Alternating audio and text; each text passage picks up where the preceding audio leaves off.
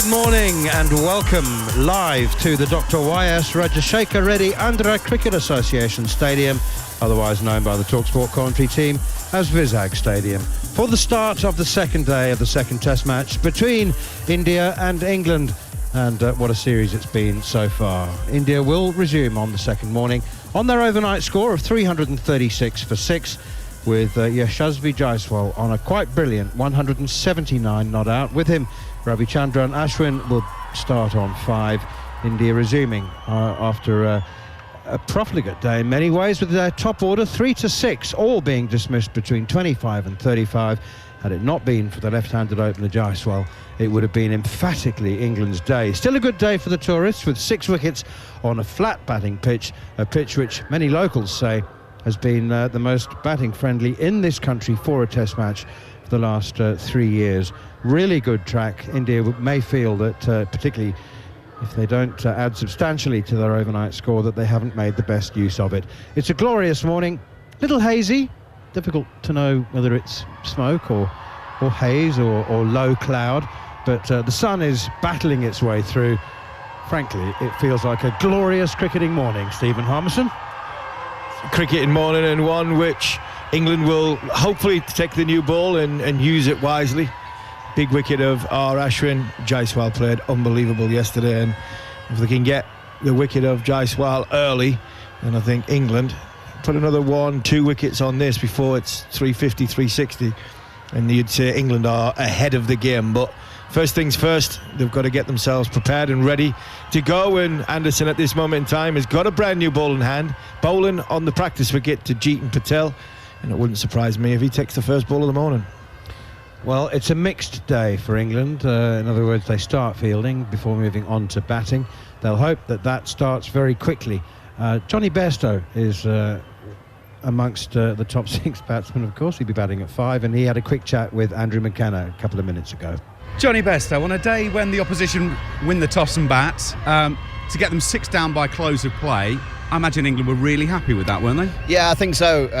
I think taking those couple of wickets later on in the day was something that was really pleasing, and we got our rewards for the hard toil that we put in throughout the day. And the little things that we speak about in the dressing room, the chasing the ball to the boundary, the diving around in the field, that was right until the end of the day where we got our rewards. Hopefully today will be a batting day pretty soon.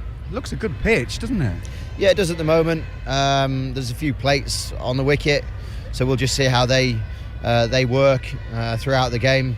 But at the moment, yeah, as I say, Jaiswal played really well yesterday. I think a huge amount of credit has to go to him in the way that he played, because the way in which we bowled to the rest of their batting lineup, I think, shows that the way in his approach to batting on this wicket was the right one. He also plays quite a similar way to how England are going to play, so actually he's giving you a real look at it for, to take into your innings.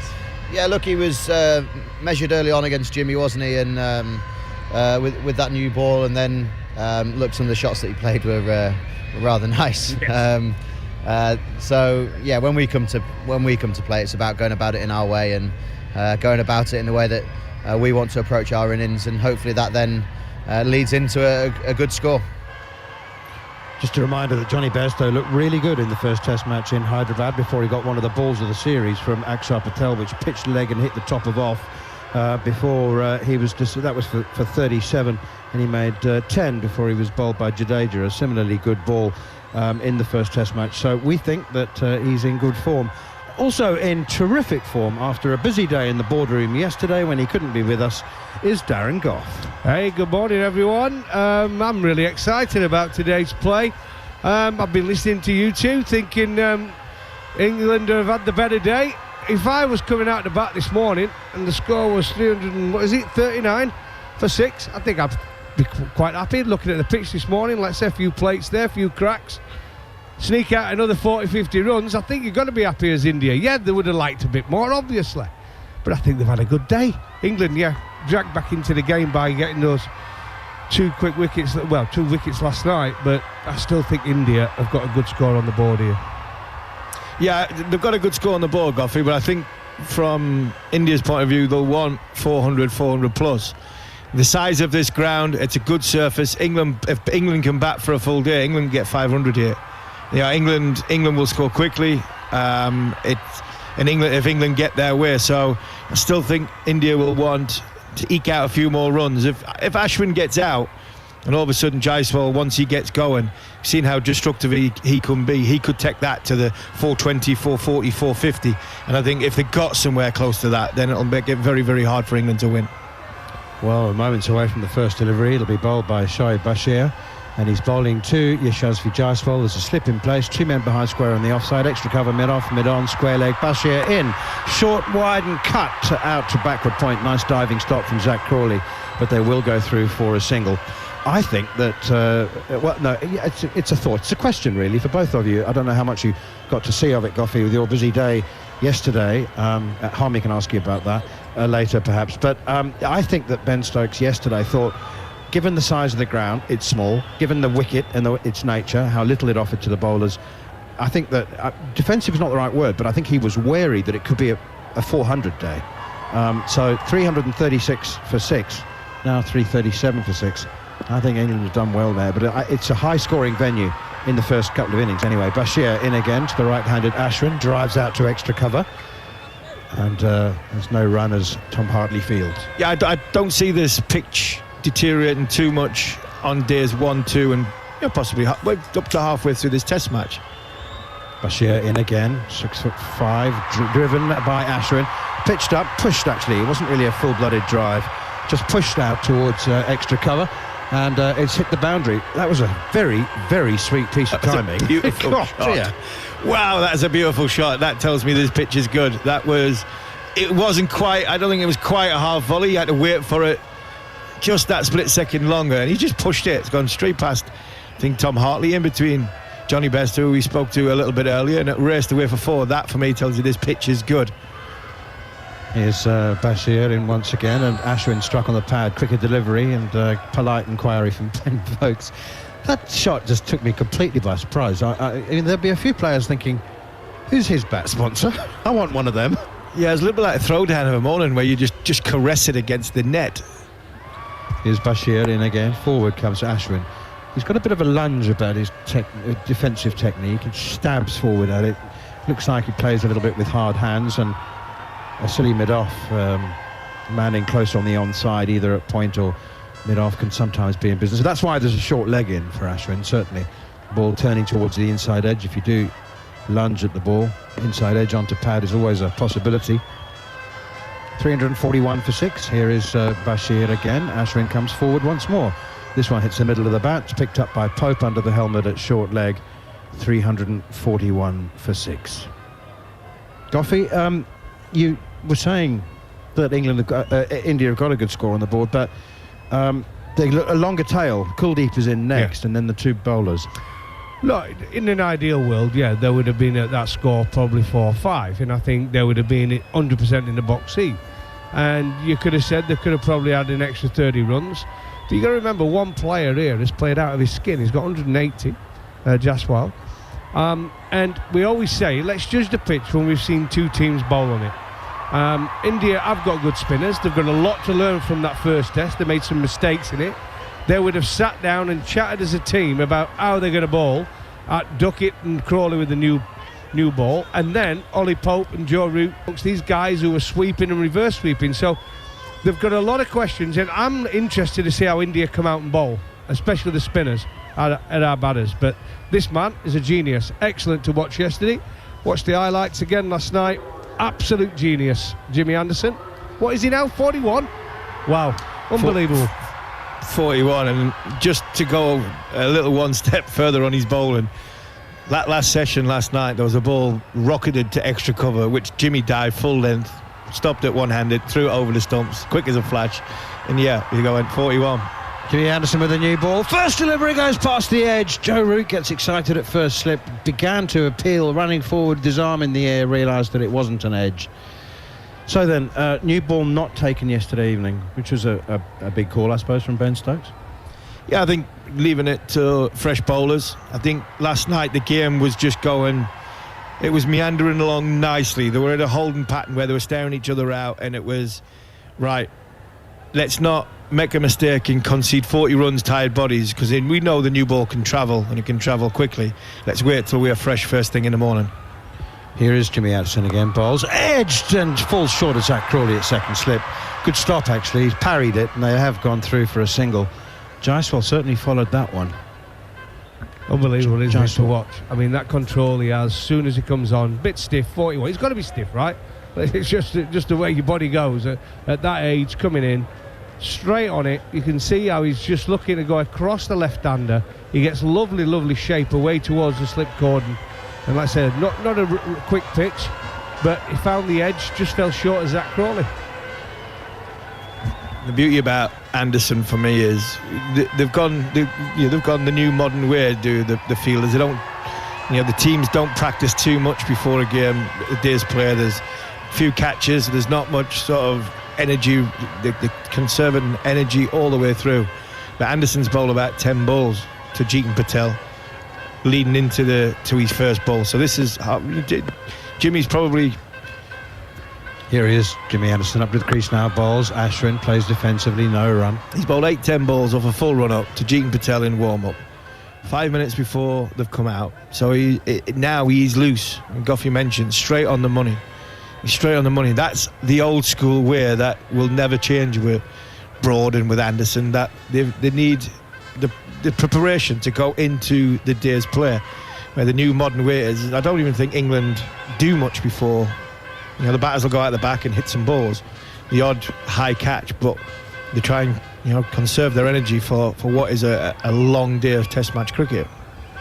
Jimmy Anderson in once again, and this one is tucked away off his pads by Ashwin down to long leg. They go through for a single.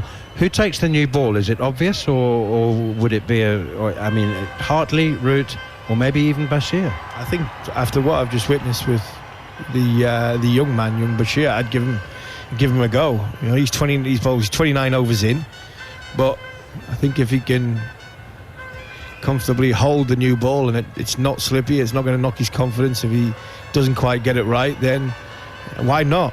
He's answered every other question with a positive tick, so I would give Bashir the new ball.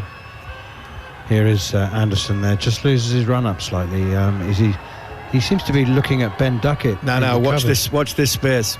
Anderson and Ashwin are at each other. Last night, Anderson must have said something to Ashwin.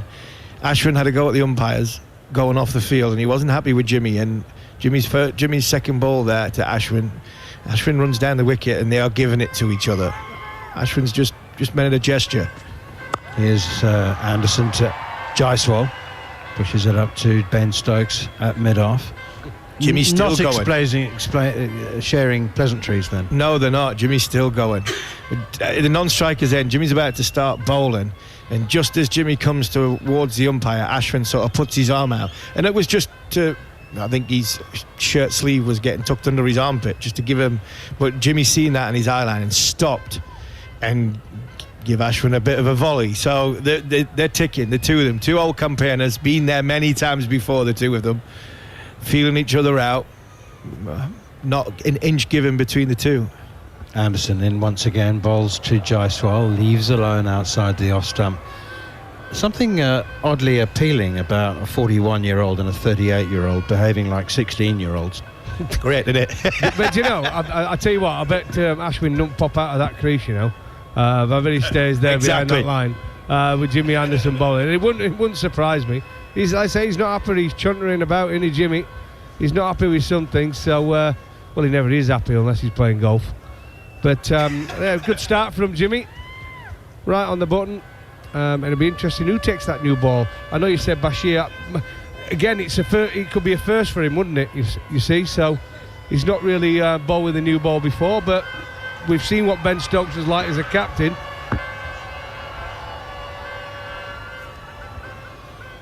So, Bash, have you ever bowled with a new ball before?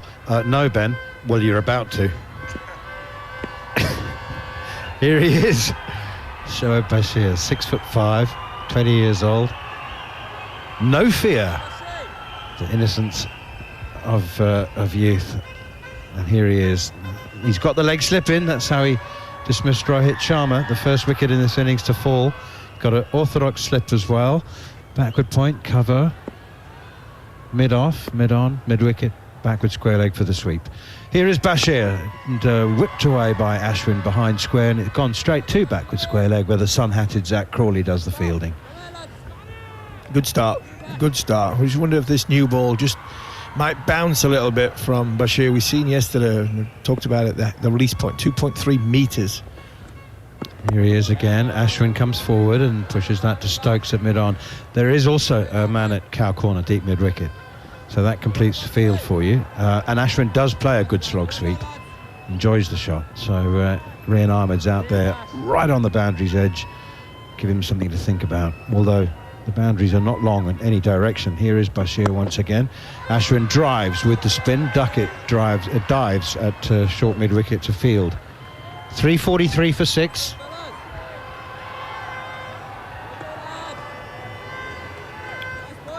Much written overnight, much discussed about Yashasvi Jaiswal and this remarkable innings. Career best, but he has scored 171 already in Test cricket. Slower one from Bashir and pushed away by Ashwin just for a single out to square leg as Zach Crawley runs around to do the fielding. You were doing your own reading about Jaiswal last night. It's an extraordinary story. Well, as it is, an extraordinary story left. The travelled 1,000 miles, left the family village to go to Mumbai when he was 10 years old. Lived in a tent on the Maidan from, I think, 11 to 14. Street food and everything, selling street food to sort of get by, to pay for, where he was living. Bashir around the wicket to Jaiswal, pushes it to Crawley at cover, no run. His dream to be a professional, or the dream to be a cricketer, was a 10-year-old. His family asked him, begged him to come home, and there was a coach who took him under his wing. Mentor coach. He took him into the family home, became his guardian. Here's Bashir again round the wicket, very wide of the crease as well, driven straight to Duckett at cover, and there's no run. India 344 for 6. And from the age of 14 to 17, his mentors looked after him. He became his legal guardian, and he went on to forge a way through the Mumbai school system, got into the Mumbai under-19s, India under-19s when he was 17, and he's now playing in the IPL. He's now 3 test match hundreds, and he looks a wonderful player, and you see the hunger, the drive that he's shown over this series when he's been batting, and the determination in the first innings, and even more determination in this innings. You can see what it means to him, not only to play for India, but to follow the dream, which the dream of many, many young cricketers in this country is to play cricket at the highest level. So fair play to the lad. And when you read stories like that, I just think it makes the game that we love and the cricket that we play also all more special. Jimmy Anderson begins his second over with a new ball. Ashwin punches it off the back foot to cover. Rian Ahmed fields. 344 for 6. And a very good morning, and a special good morning to our listeners on TalkSport, joining us here on TalkSport 2, where we ride full-time while England are playing this Test series. Every ball live and exclusive on TalkSport 2, and we have the pleasure of the company of TalkSport listeners as well for the first session from 4 a.m. to 6 a.m. UK time. India resuming this morning at 336 for 6. They've added 8 runs on 344 for 6. Jaiswal on 181, but Ashwin on strike now, and once more he punches out towards extra cover, and Rian Ahmed dives to his right to do the fielding. You know who Ravi Ashwin reminds me? There's a kind of archetypal number 8 who is has a very simple method. He's a good boundary hitter, tends not to move his feet very much. I mean, I was only a lad when John Embury was playing, but I remember him just standing quite still at the crease and whacking it. And then fast forward a couple of generations, Ashley Giles was very effective as well. Very simple technique at number 8. Here's Anderson again. That one strikes Ashwin on the pad, doesn't swing away. It hits him heading towards leg stump, and there's an aggressive piece of fielding from Ben Duckett. He picks up and throws the stumps down at the non-striker's end. I think the whole team are getting quite prickly with Ashwin. Yeah, Jallo didn't move his feet. Great hands, like Ashwin. Somebody else that didn't move his feet that well. Go for you, Shayat, coming forward, will you?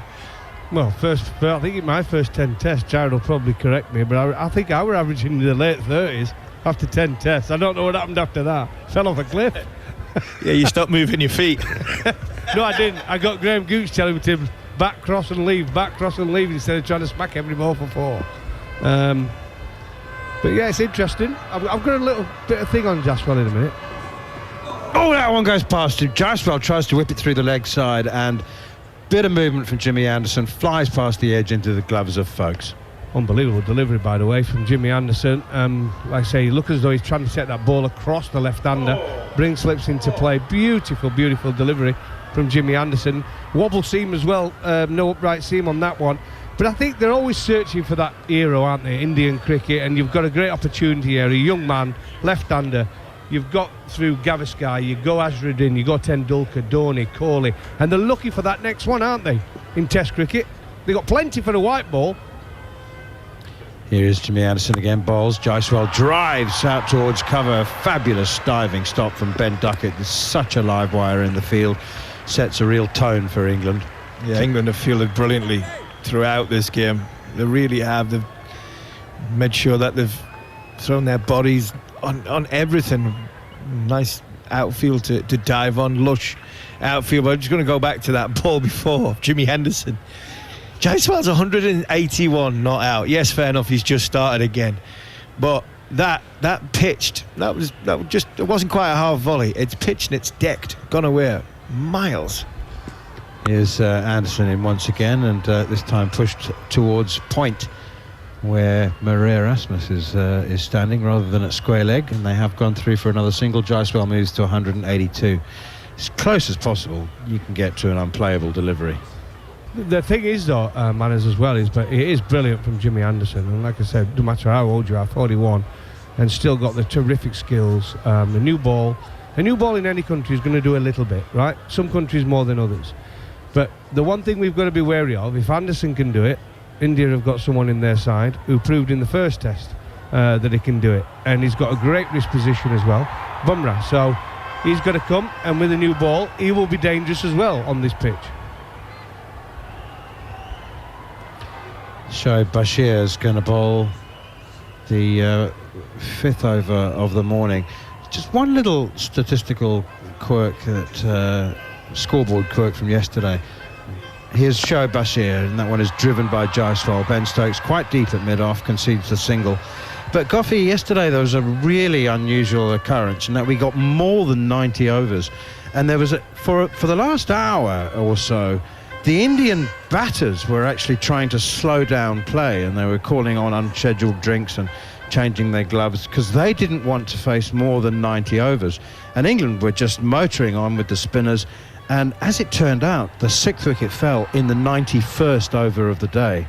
So they say hard work pays off, but extra work clearly pays off as well, and I just think that was really interesting. England were pushing to bowl more than 90. India tried to stop them. Driven by Ashwin, glorious shot for 4 through wide long off, just full enough for him to lean into it again. Silky drive. Yeah, great shot, really was. This time he went a bit harder at it, didn't he? The first one he just pushed at it in time, a little bit more of a sort of flourish of the bat from Ashwin. A beautiful shot. Ben Stokes is going berserk down right in front of us at Ben Folkes and Joe Root, making sure Tom Hartley's in the right place. Needs him on that, in that drive area to stop that big shot going for 4. More loop from Bashir. I mean, not really loopy, but not his quicker one. You would have thought, I suppose, that when bowling with the new ball, that driving into the pitch, hard length at pace, maybe, I don't know, get the extra bounce from the new ball. Here is Bashir once again, turns sharply, and I think off the pad. There was some excitement for Ollie Pope at leg slip, but I think it just came off the pad. Yeah, I think it's just pad. I don't think it's got, I think if anything it might have touched the glove, but I don't think it was the bat. I think the bat was side of the pad. I think it was the glove that was the closest to it, but I don't think it's got anything on it.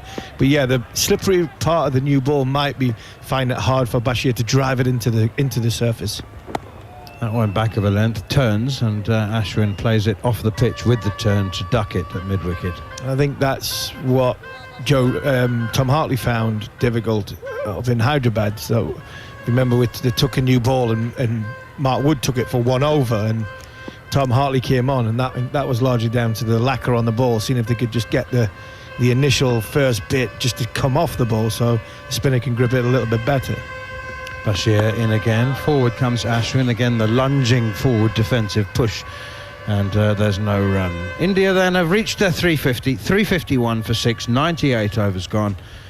More from Goffey, and then it'll be Andrew McKenna.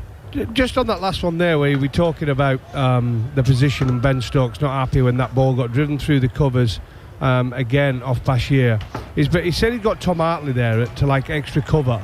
You got to remember he's left-handed, so he can afford to go a bit straighter, because everything at the minute he's been beaten on his right side.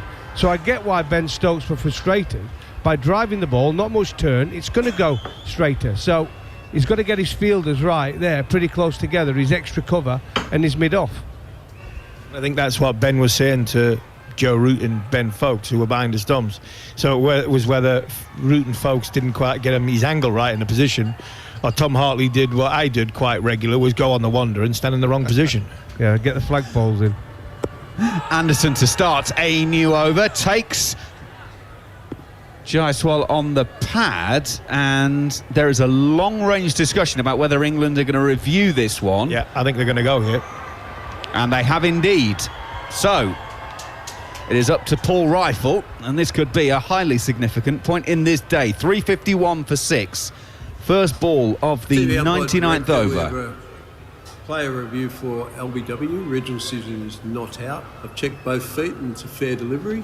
Front on first, please. Just wonder if it's bounced a bit too much. Jaiswal's coming forward. Has it gone over the top? I think it's pitched in line at deck back. Oh, it's nipped back. That's a beauty. That. There's no batter in that. And keep going through. I think it's too high. Out. It's flush on the knee roll, so height is going to be... We'll go to ultra edge just to see if there's any bat there. Looks like a clear gap. Yeah, clear gap between bat and ball. We'll go to ball tracking when ready. He's got a good stride in, as Harmy's already said. So, Okay, pitching in line. Regional decision's not out. It's missing the wickets. Go back on field for Chris. Stick with the original decision. Not out. Oh, signal now. so it goes straight over the top of middle and leg, but it jagged off the seam. It's an absolute beauty. And Jaiswal now is, he's standing there in the crease and he's thinking, even at 183 not out, which way is it going to seem? Because halfway through that last over, Jimmy's ball one middle in leg gets missed off stump, going away from him. That one is probably pitched on middle stump and nipped back, and it would have gone. It's gone over the top of middle and leg, straight over the top of the bill. So excellent from Anderson. He's on his way once again. Right arm over the wicket. He takes Jaiswal on the pad once again. England again very strong behind the stumps. Not as much from Anderson in terms of the appeal. There will be a conversation, and the power brokers get together once again, but they will break up without the review this time, Goffey. You'd fancy it again, though. That one was close. That one, just from first glimpse. But the last one, I thought it was a great shout. The nip back, and like I say, it just went over. Good call actually from the umpire, because I thought it looked pretty adjacent when I see it in slow-mo. I thought it might have been umpire's call, so they saved the review, but unfortunately it was missing. Anderson comes in once again from the far end. Ashwin is solidly in behind this, pushing to mid-on run. We've just seen the replay of the last one. England absolutely right not to go up. It pitched miles outside of leg stump, so that was never going to be out. And he's starting a good 6 inches outside the crease as well as Jaiswal, and lunging forward, trying to get forward. Knowing the short ball from Anderson's not really going to trouble him too much if he does get one. So he's trying to smother any movement, whether it's off the seam or laterally through the air. Skill sets of Anderson's been brilliant this morning. Anderson in once again. Ashwin weight on the back foot, punches. Rayan Ahmed at extra cover will do the fielding. 2 slips. A point, well, backward point. Rayan at extra cover. Ben Stokes at mid-off. Mid-on, mid-wicket, square leg. And a long leg, who is Hartley, almost out of vision round the corner down beneath us. That's what England have got in this situation, Goffey.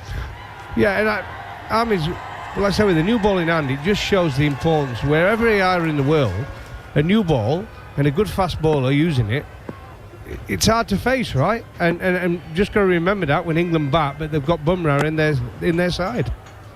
Absolutely. Anderson in, and Ashwin plays to mid-off, and there's no run. Yeah, and Darren, yesterday, the thing for me with Jimmy is what England captains have had with Broad and Anderson for so many years. You know, we went to the Caribbean and they tried to move on from Broad and Anderson, didn't take them. They were going at 6 and over from right at the start of the session.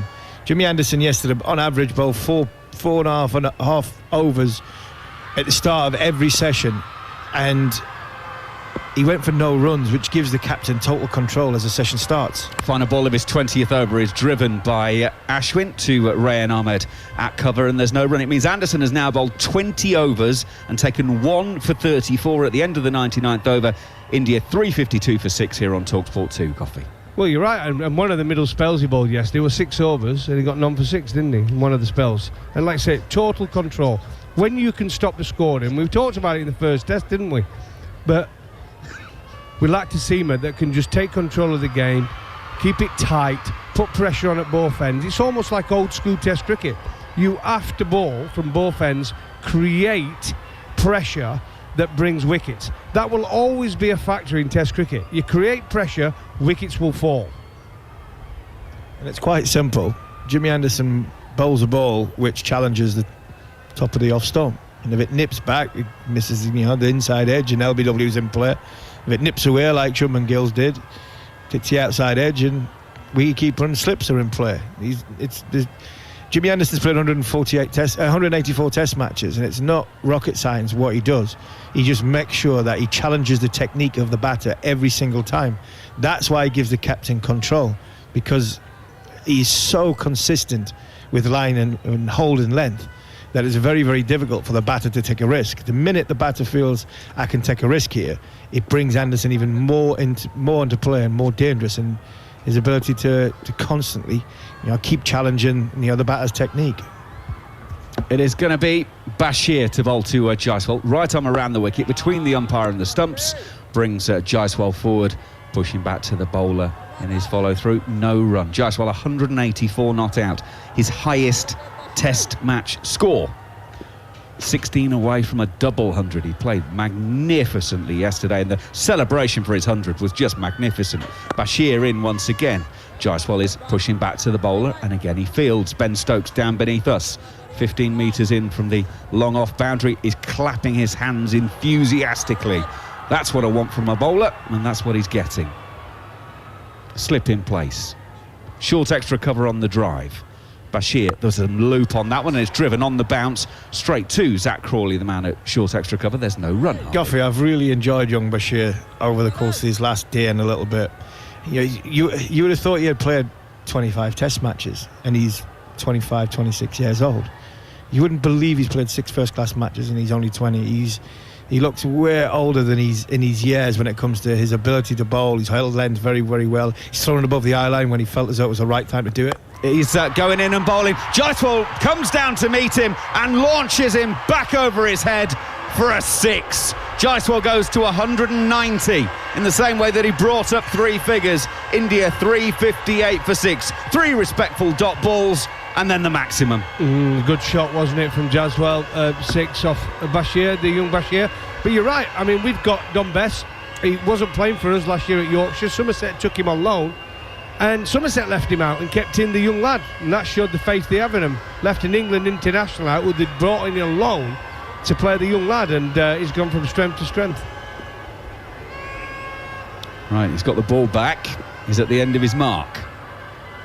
Comes in once again between umpire and stumps, and Jaiswal will flick this to square leg. They will take 1. They will come back. They won't come back for 2. Jaiswal slipped a little bit on turning there, so it's a single takes him to 191, 359 for 6. If you haven't seen it yet, by the way, the close of play interview that we did with Shoaib Bashir is on our YouTube channel, the TalkSport Cricket YouTube channel. It's also on the social media platforms.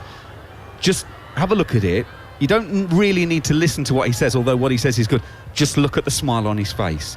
It's a wonderful, wonderful thing. He is so excited, so happy to be an England international test match cricketer. The smile on his face says almost 1,000 words. It really was a fun interview to do with him, because just the excitement. He's about to bowl the final ball of his 32nd over to the right-handed Ashwin. Ashwin turns to Rayan Ahmed, who's coming off the deep mid-wicket boundary, and a single will be taken. 360 for 6 at the end of 100 overs here on TalkSport, TalkSport 2 and the TalkSport Cricket YouTube channel. I'll tell you what would be a concern, and it'll be interesting to watch, Army, going forward now for these young spinners who have gone to India, which is a great experience and part of their learning going forward. But you're going to have Tom Hartley, who's going to go back to Lancashire and probably be the second spinner behind Nathan Lyon, right? And he might not play the first 6 games of the season, but we'll have to wait and see, depending on the weather. And then you've got young Bashir, who's going to go back to Somerset, and Jack Leach is going to be the first spinner. So he might not play either. So there's a very, very interesting story coming out of this. But we've got 2 spinners who are playing Test cricket, we've been very impressed with, especially Hartley in the second innings, who might not play at the start of the season for their counties when they get back. It's a good point, and it's a one that I'm sure the counties have thought about. You can't. It doesn't matter. First 6 games is going to be played in the temperatures and the amount of moisture that's around. You can't prepare pitches which are going to spin. But I think the guys that they're playing with. As Anderson starts a new over, Ashwin defends back to the bowler, no run. If you're playing with Nathan Lyon, even in nets, and if you're in the practice and you're in his ear all the time, it's going to make you a better bowler. So I think there's a fine balance. Do you chuck him in the deep end and say, right, you're the only spinner, sink or swim in April and May when there's no real assistance for you? Or do you have Nathan Lyon, Jack Leach with their respectable their spinners to bounce ideas off, to work with it in nets? I think the experience that's alongside them will help them far much more. Anderson in once again. Ashwin just clips that one a little bit uppishly. Oh my goodness, he's timed the cover off of it. It goes wide of mid-on and away for 4. England for a second thought that could be a catch at close-ish mid-wicket, maybe through mid-on, but it disappears for a boundary. 364 for 6, Goffey. Wow, wonderful shot, wasn't it? Just leant into it, Ashwin, middled it through the onside. Always hated that as a bowler. When I used to get driven straight back past me or past mid-on, it's always the sign of a batter who's in decent form when he can play a shot like that. But I tell you what, one thing at the start of next season, I think the first 2 games are with Kookaburra. We're using Kookaburra as the first 2 games of the season. Anderson, it's edged by Ashwin, and it's taken by folks low down. Now Ashwin's reviewed it, which I think he thinks it didn't carry. It was a low catch. And we're going to be bringing in Paul Rifle once again. The umpire to director, we have a player review for caught behind. Original decision is out. I've checked both feet. It's a fair delivery. Front on first, please.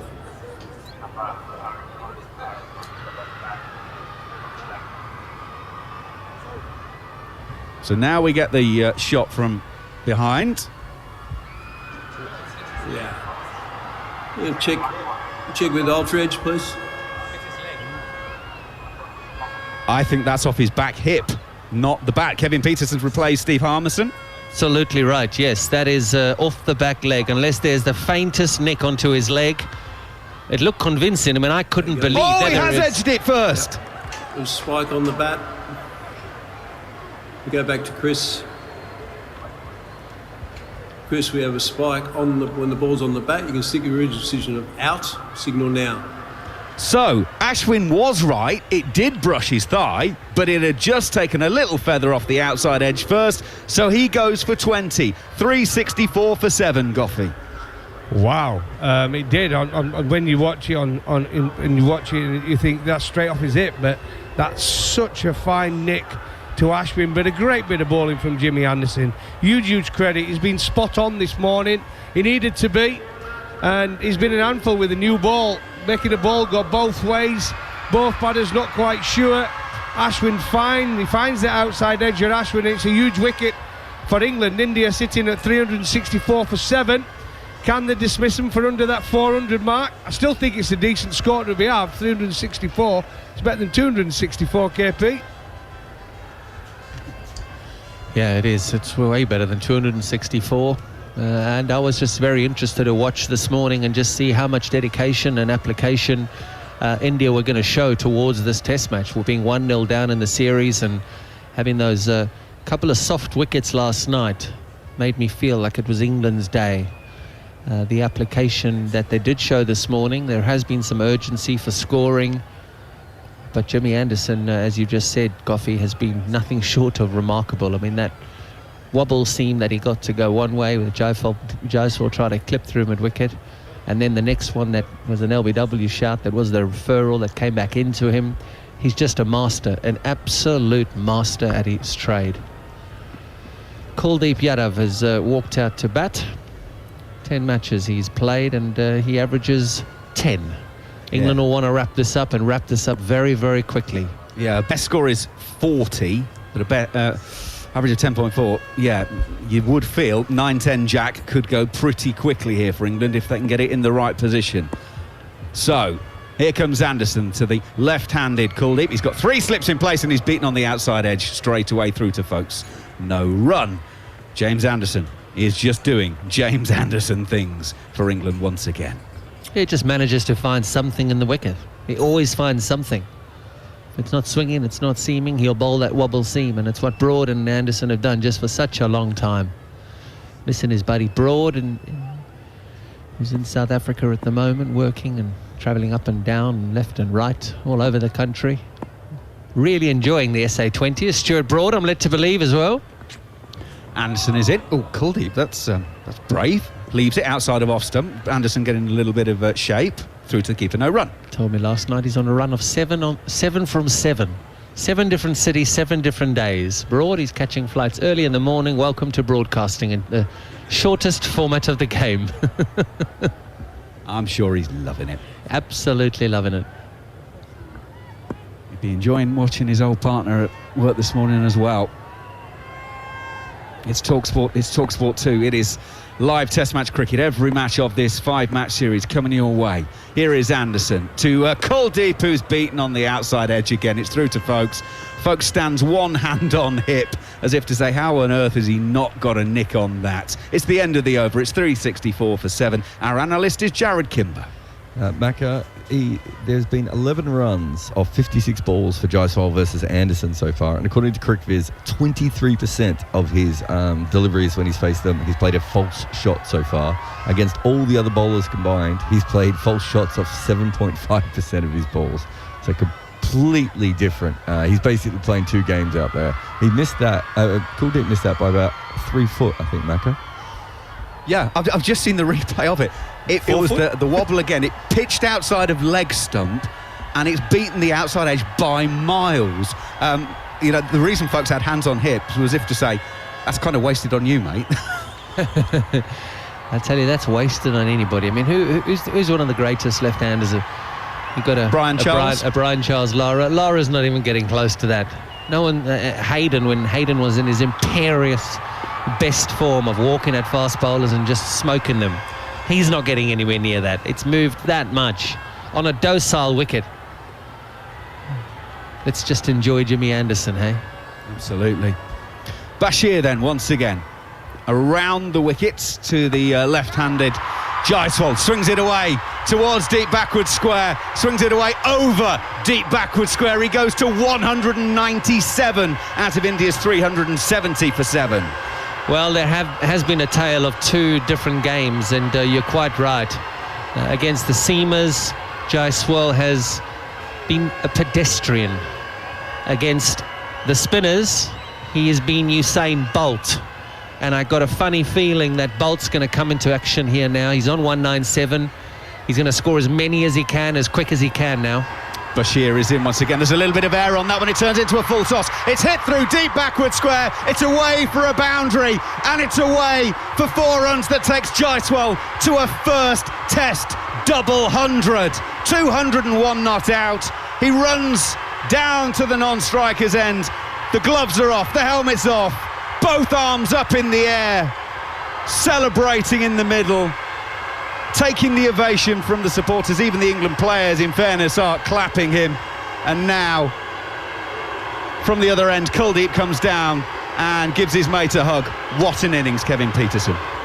If you just want to hop on, I tweeted or retweeted a thread on Yashasvi Jaiswal that I read this morning. Hop onto social media, and if you hop onto social media and go and read that thread, you will be as happy as anybody that knows his story with the success from where he's come from and the dedication and the application that he has showed to get to this very moment. It is a huge moment for him. What he has done in his life and the sacrifices that he has made in his young life so far, to have scored 201 here from 277 deliveries, is nothing short of remarkable and nothing more than he deserves. It is quite amazing, and it's an even better story. He's facing, as Shoaib is in, it's wide of off stump. It's a late sort of square drive. Rayan Ahmed will feel at deep backward point, and they will take a single. And the most remarkable thing about him, he's 22. Realistically, he's only going to get better. This is a kid, Jared, who could break all sorts of records. Yeah, and we're seeing another proper all-format batter as well. You know, KP would have seen him in the IPL. That's where most people got to see him the first time. You know, he can play in different modes and different speeds, and we're now seeing in different wickets. He's an incredible player. Yeah, penny for Jos Buttler's thoughts right now. Did a lot of work with him, of course, at Rajasthan. And he's watching as Bashir goes into bowl to Kuldeep, pushes out on the offside, no run. 12 years ago, Jaiswal moved 1,000 miles from his home in rural Uttar Pradesh to Mumbai to try and become a cricketer. He moved by himself. He was 10. At first, he lived with his uncle, but that didn't last long. His uncle lived in Dadar, a northern suburb. Bashir around the wicket to Kuldeep, defends no run. The Mumbai commute being what it was, Jaiswal was losing hours each day in travel. So he started working in a dairy shop in the city in exchange for living space. He couldn't work enough, but he couldn't work enough because he was playing so much that the shop owner threw him out. He was 11. He ended up living on the Azad Maidan in the... Carry on, mate. I thought Bashir was just running into bowl. Yeah, they just brought a fielded that. It's that James Anderson at leg slip now. Bashir goes into Kuldeep, squeezed, but just out on the offside to slip. So he ended up living on the Azad Maidan in the Muslim United club ground staff's tent. His parents asked him to come home, but he wanted to stick it out. So he did for 3 years, aged 11 to 14. Now, I have a 13-year-old child at home, and he's not leaving home. He was living in a tent. Jaiswal eventually made an impression on his coach. His coach, Jwala, had himself come to Mumbai from Uttar Pradesh, recognised Jaiswal's struggle. He also saw a talent. Jwala had Jaiswal move in with him. He eventually became Jaiswal's legal guardian and guided him in his career through the very, very competitive Mumbai scene. Widely reported that Jaiswal sold pani puri, a street food snack, to survive. Apparently that's overblown. Jaiswal would sometimes help out with street food vendors, but his focus was cricket. He did it, though, occasionally ending up serving his own teammates, and with a little bit of stability and support, Jaiswal thrived. He blitzed Mumbai's school club scene, making his way into the Mumbai under-19 side and eventually India under-19s, and made his senior domestic debut aged 17. He's now an IPL superstar, one of the most dominant players in Indian domestic cricket, and his 2 test hundreds in his 6 tests. Add a double 100. If you've listened to that and you're not happy for this lad, well, I am. I think it's remarkable. The desire, the hunger, and the sacrifice. We all talk in team meetings about sacrifice, playing for your country. This is one of the most greatest stories in world sport. It's been a remarkable day for Indian cricket, a great day for Indian cricket, as James Anderson bowls to Jaiswal, who gets a thickish edge past the slip cordon and gets a boundary there, 206. He moves on to 379 for 7. As I was saying, It's been a remarkable day for Indian cricket. This youngster coming from humble backgrounds, and when I say humble, very, very humble backgrounds, as Kevin Peterson just explained to you. And now he is a superstar of Indian cricket. 171, his maiden test innings against the West Indies in Dominica. And now a double 100, a first test 100 on home soil, and he's converted it into a double. Anderson once again from the far end, fuller delivery this time on the middle leg, and he's driven it down the ground. Bit reticent to take the single, but he will take it. 380 for 7 now. Yeah, just reticent because he is batting with Kuldeep, and Jimmy Anderson is getting the ball to move a long way. He's caused Jaiswal issues. He got rid of Ashwin. So he's just going to hope now that Kuldeep can survive this over. Maybe get an inside nick on something or drop it into the offside and get back down on strike. But I think the runs from Jaiswal's perspective are going to come from the spinners, and they're going to come quick. Anderson to Kuldeep Yadav. There's a third slip in position for him now. Bowls on the middle leg, and it's turned towards Ben Duckett at mid-wicket. Jaiswal in 2020 was playing the Under-19 World Cup for India, and he finished the highest run getter there, 400 runs in that World Cup. India didn't win that, lost in the final to Bangladesh. And then at 17 years and 292 days in 2021, as Anderson comes into bowl to Kuldeep Yadav once again, huge appeal this time. Kuldeep Yadav squared up, beaten, but I thought there was just a little extra height as it was angling across the stumps there. Ben Stokes doesn't look interested, and Anderson has started his walk back to the run-up. So no, England not taking the review there. They have 2 remaining.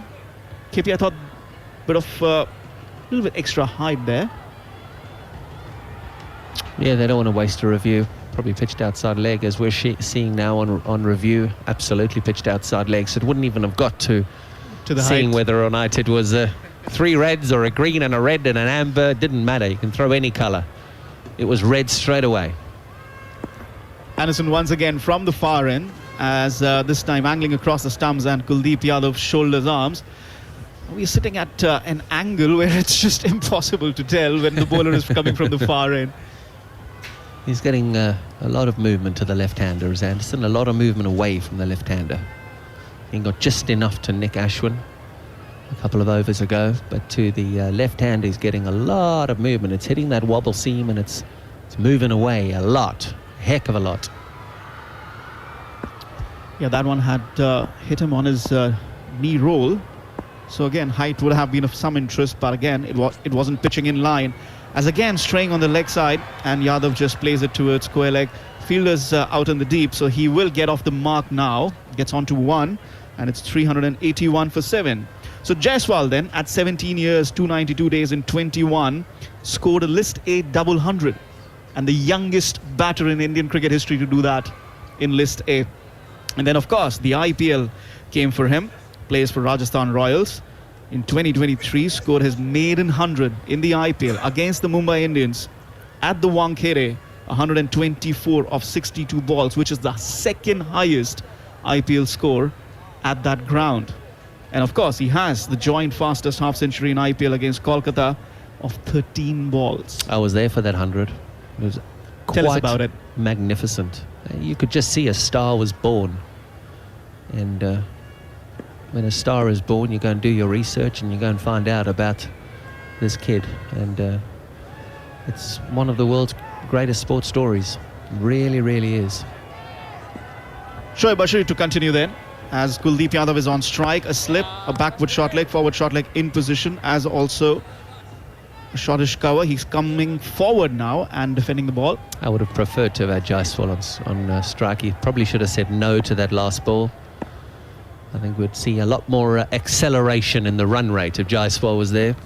Bashir again to Kuldeep, who's tried to turn it towards the leg side. Not much bat on that.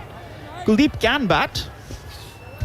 He has decent scores in first-class cricket, but it's been such a long time that he's played this format, Test cricket. Bashir once again to Kuldeep. I think 2022 was the last time he played. Yeah, it's just boring though, isn't it? Block, block, block. With Yashasvi Jaiswal now on 207. We might have seen 6, 6, 6. You just want more of Jaiswal, that's all. That's all. I think we all do. Who doesn't? Well, that's true. That's true. But India do need some sort of a partnership here, as Kuldeep Yadav is forward and defending it. Yeah, and I think what they want to do is they want to try and get spin from both ends. How long can Anderson go? Anderson's bowled now for 50 minutes. There's 10 minutes till an hour's been bowled in the day's play. England probably know it's one spell that Jimmy are going to bowl today, or they want Jimmy to only bowl at one spell. Well, this one a little more bounce, a little flatter from Bashir. Kuldeep is forward, but it hit him a little higher. And you're right. I mean, yesterday he was bowling 4-5 overs in each spell, start of every session. Just in the morning session, he bowled a little spell before lunch where he got Shubman Gill, but otherwise, just at the start of every session. Bashir once again, just the last ball remaining in this over. A little more flight to that one, but Kuldeep is forward and no run. KP doesn't like that over. Too many dot balls. Too many defensive strokes. But you can see why. They just want to get through Anderson. They're not going to get through him yet because Jimmy Anderson's cap's come off. Ollie Robinson with his peroxided hair has run on. I don't know what's more bright. He's wearing a Lumo yellow bib. And he's got some very, very peroxided hair. But Jimmy, more importantly, is taking his cap off, giving his cap and his glasses to the umpire. And he's going to run in and bowl again now this morning.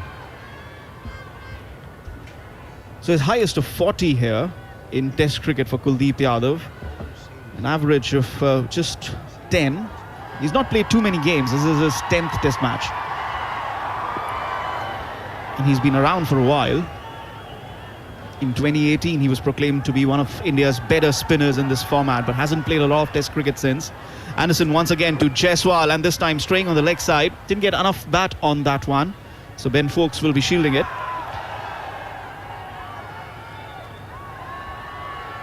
His last Test was against Bangladesh in December 22. I mean, it seems like it hasn't been too long, but he doesn't get too many chances, just far and few in between. And there's a reason for that. Yeah, and I'm just having a look at Anderson this morning on replay. He has been just so brilliant, really has. He's been outstanding with the ball. Anderson once again, this time Fuller as Jaiswal is forward. Ball goes to the deep, towards point region. But he's not running. No, and all the fielders are back. So Jaiswal obviously wants all of Anderson here, and they want to get rid of Anderson. Getting rid of Anderson will open up spin from both ends, and I think Jaiswal fancies that. This ground is very small, 57 metres to one side, 60 to the other. It's a chip shot for 6. We just saw one where he did hit 6 of Bashir a little bit earlier. Came off the inside half of the bat. He didn't get anywhere near it, and it still went over the boarding, not just over the ropes, but over the boarding. So there's a tactic here now. Get through Anderson somehow. Anderson once again back of length. Jaiswal again forward. Again big space open, but he is not going to go for that single. I think this will finish Jimmy Anderson as well for this spell. He's at 129 kilometres per hour now, so his speeds have dropped, and they're going to drop against Jaiswal. Probably pick up against Kuldeep. Do you fancy another over from Anderson, or that's it? Not so sure. I don't think he will. His speeds are down now, but you never know. He might just say, well, if I'm going to bowl today, this will be my bowl. Anderson once again, 3 deliveries remaining in this over. Again back of length, and Jaiswal has gone to his back foot and punched it towards extra cover, and he's taken a single now. So 2 deliveries for Kuldeep to fend off. Yeah, a couple of deliveries here. Let's monitor the speeds. So 129, 131, 130 has been Jimmy Anderson's operating to Jaiswal. He's in his 23rd over. Kuldeep has now faced 16 deliveries, so he's going to get a couple here from Anderson. Stokes has brought the field right up. Deep square leg is staying back, so he's okay with giving Kuldeep a single to square leg if he chips one out there. 3 slips in position for Kuldeep, and well, bit of edge was there. He was trying to shoulder arms. Look was at the late. speed. Look at the speed. 136. 136. So he's gone from 129, where he's just bowling within himself, to Jaiswal, who's in, he's set, and he's seeing the ball big. And yeah, that's why you can just see where the effort is now. Get rid of Kuldeep. And Kuldeep was late on that. He was trying to shoulder that one. Yeah, he was. Right. So one delivery left in this over. 3 slips. There's also point in position. As well, this is angling across the stumps, outside the off stump, and Kuldeep lets it go. We'll wonder if we'll see Anderson again in this spell, but it's 382 for 7 now at the end of that over. 12 overs this morning, 1 for 46. Long conversation now with Stokes and Anderson, and there was a tap on the back there, and I don't know whether that was Ben Stokes saying thank you so much for putting in such a shift this morning, because it's very humid. I did the pre-show out in the middle and I was sweating profusely. It was just crazy, the amount of sweat that was knocking around there. We stood out there for 45 minutes on TV, and it was warm. It was actually so warm that the jacket had to come off. Couldn't wear the jacket this morning. Yesterday there was a bit of breeze around lunchtime, but not this morning. Yeah, lunch was different. Lunch was a lot different. It was very, very pleasant. You're listening to us on TalkSport and TalkSport 2, and you can also join us on TalkSport Cricket's YouTube channel. You can leave your comments and your question marks on X, as well as on YouTube. As Shoaib Bashir comes in round the wicket to Jaiswal, who's driven it straight down the ground towards Ben Duckett, who is at deep extra cover, and he takes a single first ball. So he's happy to take that single because it's a spinner bowling. But you'll expect more action from Jaiswal whenever the spinner is bowling. He'll be looking for runs and scoring opportunities. Well, you saw that. You just saw the way he played and how hard he hit it out into the sweeper on the offside. And the field has come in for Kuldeep Yadav, of course. There'll be a slip, there'll be a backward short leg, forward short leg. There's also cover and catching position. Mid-off has also come in closer. Bashir once again to Yadav, but his line is down the leg side. Kuldeep tries to pluck it, but straight to the fielder at forward short leg, so no run there.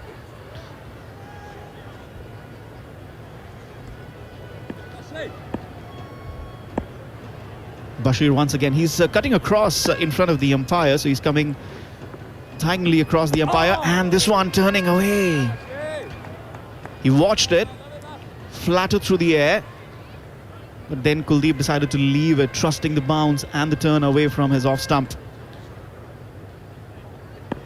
Session run rate so far for India, 3.86. Shoaib Bashir once again flatter, and Kuldeep is forward and defending it. There are also fielders at backward point and point. There's nobody in the deep on the offside, so they're inviting Kuldeep. At the same time, a very, very good cordon on the offside for him. Bashir once again, a bit more loop, but Kuldeep is happy to just fend it off defensively. He's batting on 1, has faced 22 balls now. At the other end, of course, the double centurion on his first 100+ score on home soil. Yashasvi Jaiswal, 209 not out at the non-striker's end, and a loud appeal there from Bashir. But Ben Foakes at he stopped midway. It was back of length, a little bit bounce on that. Kuldeep was forward. Now they're taking the review. Ben Stokes has just joined Foakes and Bashir in the middle, and they say no. So no review on that one. That's the end of the over. 106 now in the Indian innings. 383 for 7, and a very good morning to Jarrod Kimber. Jedvan, I think that was pretty close. I'm surprised that they didn't go for a review there, considering where the game is and everything else. Be interesting to see what Ben Foakes said. He seemed to think it was outside off stump, but I thought that was very, very close to the line of off stump. Yeah, there was a loud appeal from Bashir, but Ben Foakes started appealing and then stopped, and his hands went on his head, which shows that, obviously the keeper's not very confident. And we are getting another over of James Anderson here, and he's going to be bowling to Yashasvi Jaiswal with 2 slips. Jaiswal is forward and defending it towards extra cover. There's nobody there. Ben Stokes has to run it from almost long off to stop that one. And Jaiswal is not going to take the single. And on replay, well, umpire's call that would have been. Ooh, just on height, wasn't it? Yeah, I thought the line was fine. Yeah. Because that seemed to be what Ben Folkes was worried about. No, Ben Stokes is saying height, so it's fair enough. Yeah. I still think I would have reviewed it. Yeah. There was some bounce, extra bounce on that from Bashir. As again, this is Fuller from Anderson. Jaiswal is forward and plays it down towards third man, but again, not interested in the single. It's one thing I noticed about Bashir yesterday. I thought he bowled quite well, probably between that 10 and 30 over period.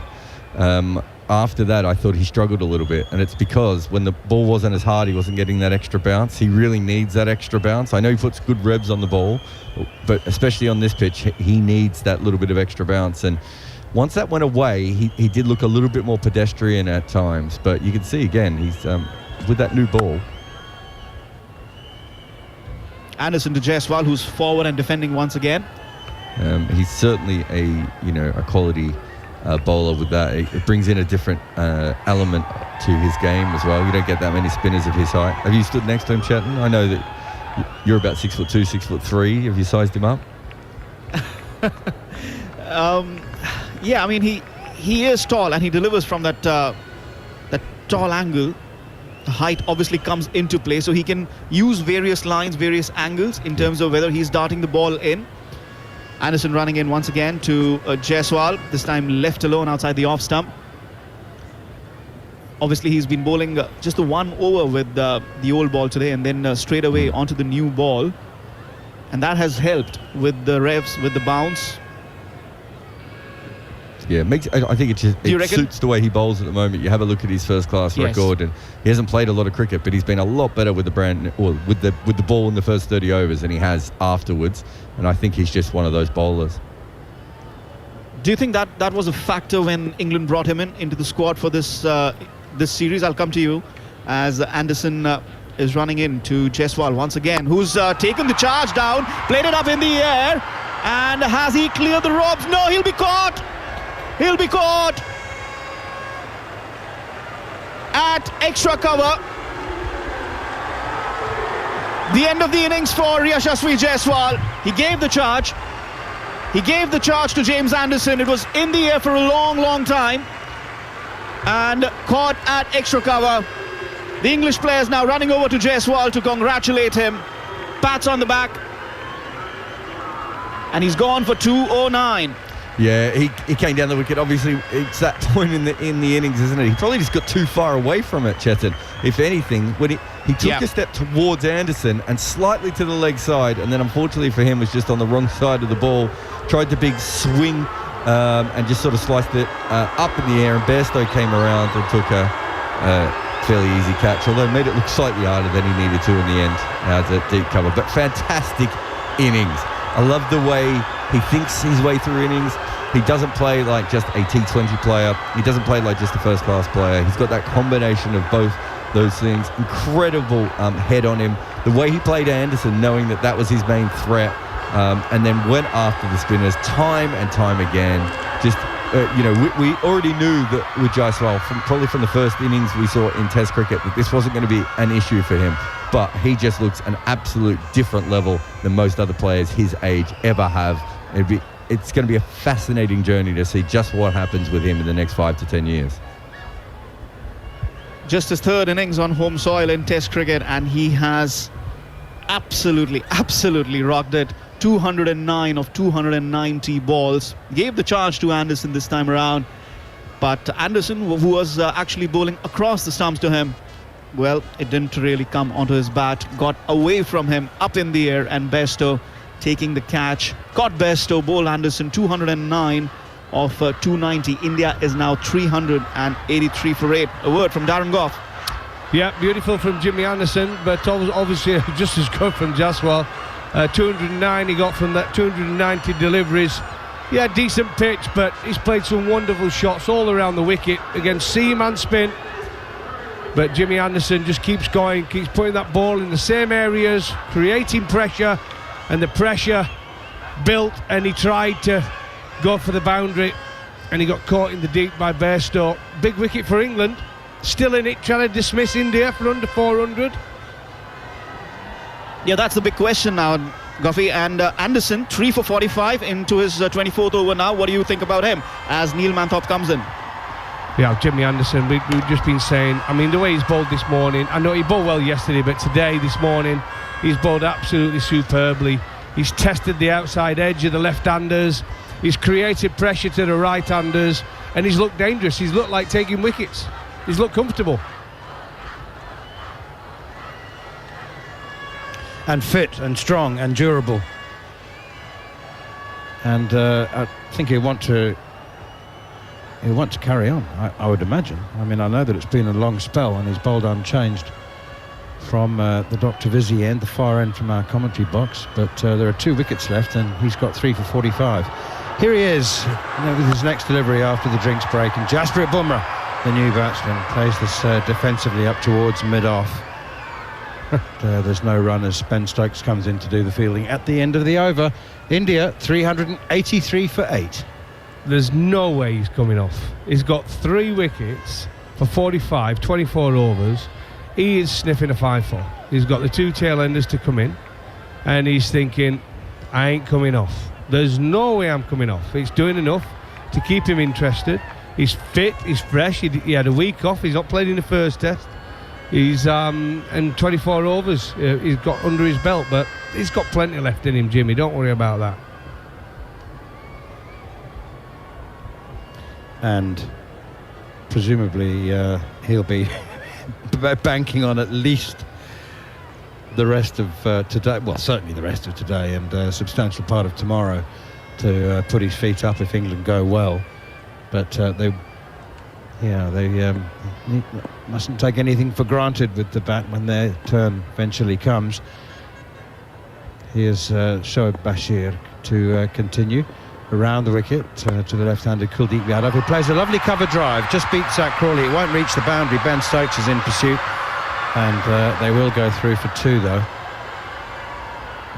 I think India just need to keep batting here, and there aren't undue problems for any of the batsmen. Yesterday there was no more than gentle turn available to encourage the spinners, apart from Jimmy Anderson with the new ball.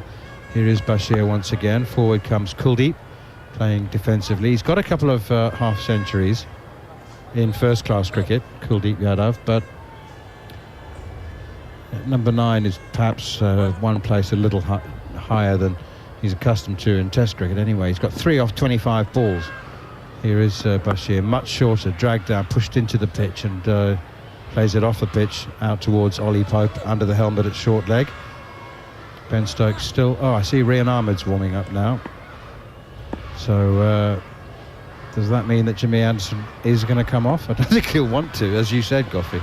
Bashir in again, right up in the block hole, driven. Zach Crawley dives over the ball. Stokes fields at mid-off. They scamper through for another single. I'd be hugely surprised. Batting... Usually surprised if he comes off. Usually, I think he'll replace the off-spinner Bashir. I really do. I think Jimmy will carry on bowling. What batting world record does Jasprit Bumrah hold, Harmy? I mean, Goffey.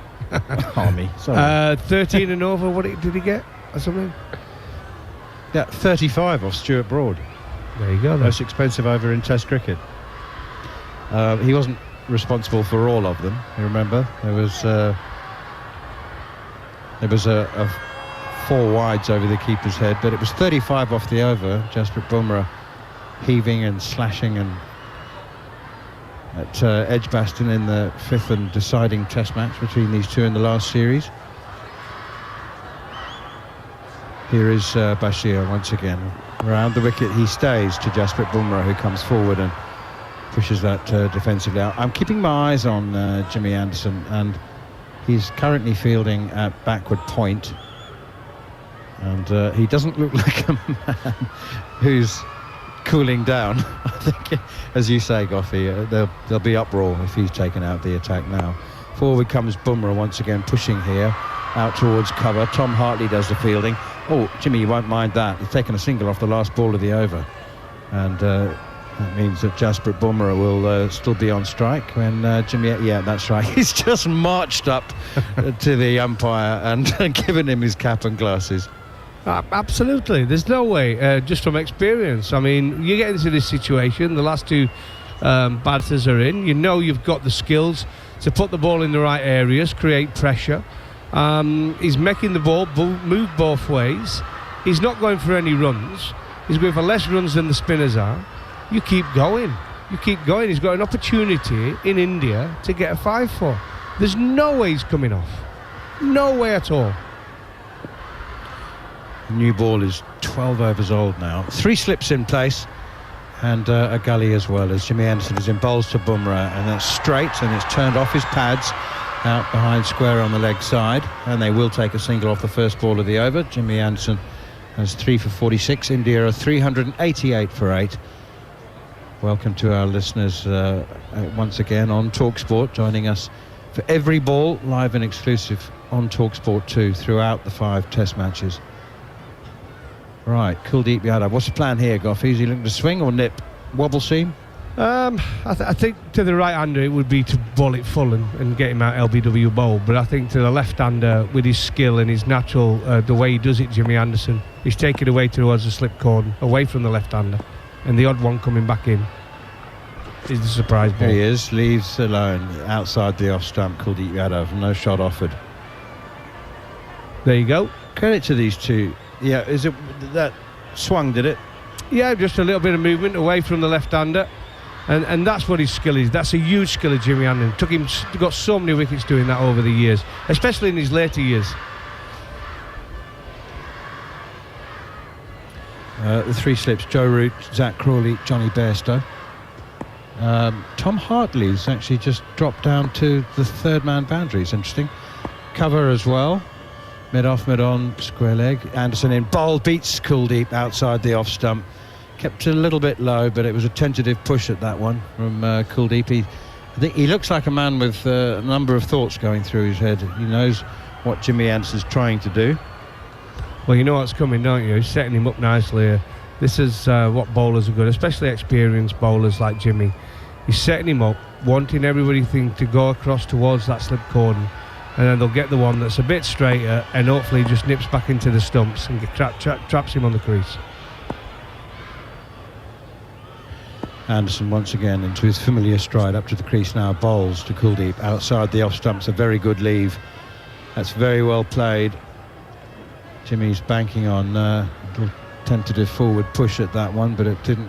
Why is Tom Hartley at 3rd man? I'm trying to work out why he's feeling down on the 3rd boundary. Is he there for the catch? Thinks Kuldeep might have a little slash. Well, I don't think Ben Stokes will be. Yeah, it seems slightly incongruous. There's a long leg as well. Shoaib Bashir, square leg mid-on, mid-off cover, 3rd man, 3 slips. Here is Anderson again, bowls. Kuldeep beaten, all ends up here outside the off stump, and Jimmy turns away, wheels away, as he has done many thousands of times during his career. That was too good. Absolutely wonderful, wonderful delivery. It is a pleasure to watch, and as an ex-bowler myself, and I want a bad bowler, but when you watch Jimmy Anderson, he makes you look pretty average, really. His natural skills, for him to keep going 41 and still keep delivering and still wanting to improve, is a credit to him. But that delivery as to the left-hander, going across the left-hander, is just quality. Anderson into Kuldeep, straightens up and it hits the middle of the bat defensively. Anderson picks up off his own bowling, swivels, has a shy at the stumps, but Jasprit Bumrah had scuttled through and was safely into his ground. A couple of observations there, Goffey. You're never an ex-bowler. Once a bowler, always a bowler. You were a little above average yourself. Yeah, but like I say, I've got a decent record. But like I say, when you just watch Jimmy, you do nothing but admire him. Manners. His record is remarkable. And for him to be doing this now, like I say, I mean, there was calls for him to be playing in the first test, but England went for the Mark Wood. But he just shows what he brings to the team. He brings accuracy, he doesn't go for any runs, he creates pressure, he's unbelievable against left-handers, slips are always in the game, and he has that art to bring the odd one back into the left-hander as well. He tried it that last ball of the last over, didn't quite work, and the tucked it away for a single, but it's quality. All around the world, he's got a good record. I've learnt very quickly that there's no point trying to second guess Ben Stokes as captain, but he did tell Rian Ahmed to warm up and over Bashir it is, because it's the left-hander on strike presumably, and Kuldeep comes forward and nudges that one out to Zach Crawley at extra cover. Rian Ahmed is still loosening up, he's still throwing his arms around, and I'm sure that's not of his own volition. He's not trying to tell the captain, can I have a bowl please? But because the left-hander is on strike, Bashir's turning it away from him. That's short, wide and cut, not timed. Trickles out to Duckett at cover. Very good crowd in today. And they've managed to get into the stadium a little bit more efficiently than they did yesterday on the first day when the scanners weren't working. Some number of them weren't. Bashir in again. Kuldeep comes forward. He looks very organised, Goffey, Kuldeep Yadav. He does. He can bat defensive, like I say, in these conditions. The pitch, they're not rapid pitches, are there? And there's a lower order batter. If the pitch is not going to be rapid and you can't get it on the head, it makes you a lot more comfortable at the crease. Ooh, lots of air this time from Shoaib Bashir. He's tossed that right up above the batsman's eye line, but it's turned out to be a low full toss. And it's clipped out to Tom Hartley, who's sweeping on the leg side boundary.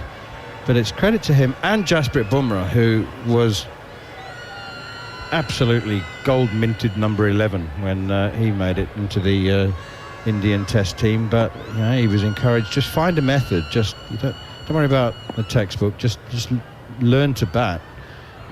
Don't be a rabbit. Outside the off stump, kept very low, left alone. Nicely taken by Ben Foakes. And the same applies to Kuldeep Yadav, who was also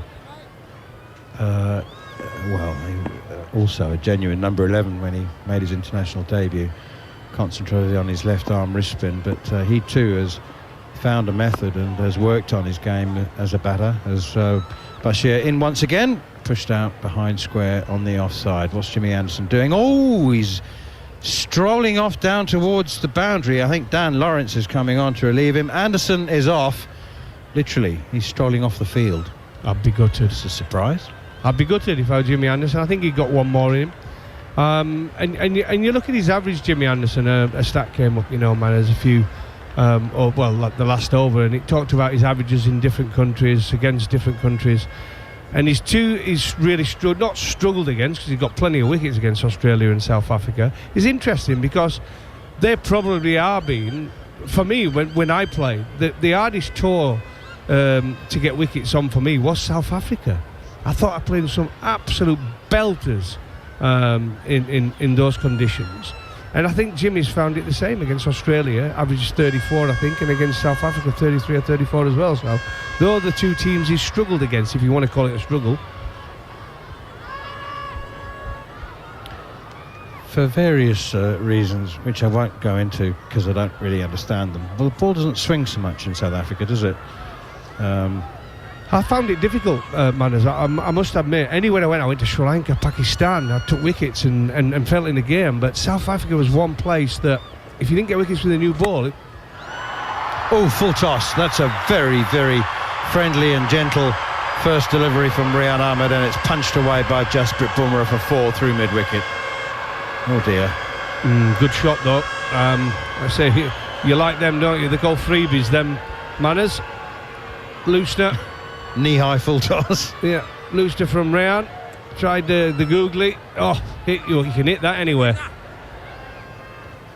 And he picked the gap at mid-wicket. It's gone for 4. 395 for 8. Rian Ahmed in. Good delivery this time. Bumrah is reaching for the leg spinner and is well beaten outside the off stump. And he has a chuckle at himself at his own expense there, Bumrah. He's got a big grin on his face, and that's all you can do. He's missed that by a long way. Slipping a short leg for Rian Ahmed. Mid-on and mid-off, halfway back. Sweeper on the cover boundary and square leg boundary. And this time Bumrah again grasping for this one. And now rehearses the leave alone. Well, yeah, I mean, don't push defensively. Don't be beaten. Don't provide a soft edge to slip. If you're going to hit it. And if it's, I don't know whether he's picking the leg spinner or not, but I'd rather leave that one. Here's Rian Ahmed in, quicker one, top spinner, pushed away. Bumrah, bat and pad together. Duckett comes in to do the fielding. As I said, man at backward point. 2 Indian batsmen yesterday out cutting late in the day, cutting the spinners to backward point. Ball turning away from them. Here is Rian Ahmed in again. Edge gone! Joe Root takes a simple catch at slip. Beautiful bowling. Rian Ahmed's got it bang on target this time. Bumrah pushed forward. Simple as you like. Leg spinner outside edge. Joe Root slip catch. Thank you very much. 395 for 9. Well, that's why they bring the mystery on, isn't it? When they're creating pressure from Jimmy Anderson, who's been fantastic, but the leg spinner comes into the attack. Not quite sure as a lower order batter which way the ball's going to go. It creates anxiety for the batsman. He tries to play it through the leg side, gets an edge, and a comfortable catch for Joe Root at slip. It's a big wicket again. Rian Ahmed picked up his 3rd wicket now. 9 down India, 395 on the board. Can they get that magic 400?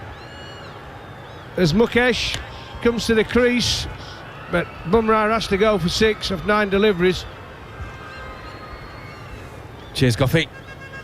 Well, great morning's work for England so far. 1 more to go. 395 for 9. We are an hour and 20 minutes into day 2. And Mukesh walks out to join Kuldeep. If you are just joining us early on a Saturday morning, Jaiswal completed his double 100. 209 from 290 balls before he was very well caught by Johnny Bairstow. Deep out on the mid-wicket side off the bowling of James Anderson. Ashwin caught behind off the bowling of Anderson for 20. He was the 7th man out, and Bumrah there becoming the 9th. So England are on the verge of wrapping this up and getting themselves out into the middle and starting the reply. 1-0 up in the series, of course. Second match of this 5-match series. Rian Ahmed then. 3 for 65. Comes in from the far end. It's the googly. Takes Mukesh on the pad. A strangled appeal. Let's just keep it at that.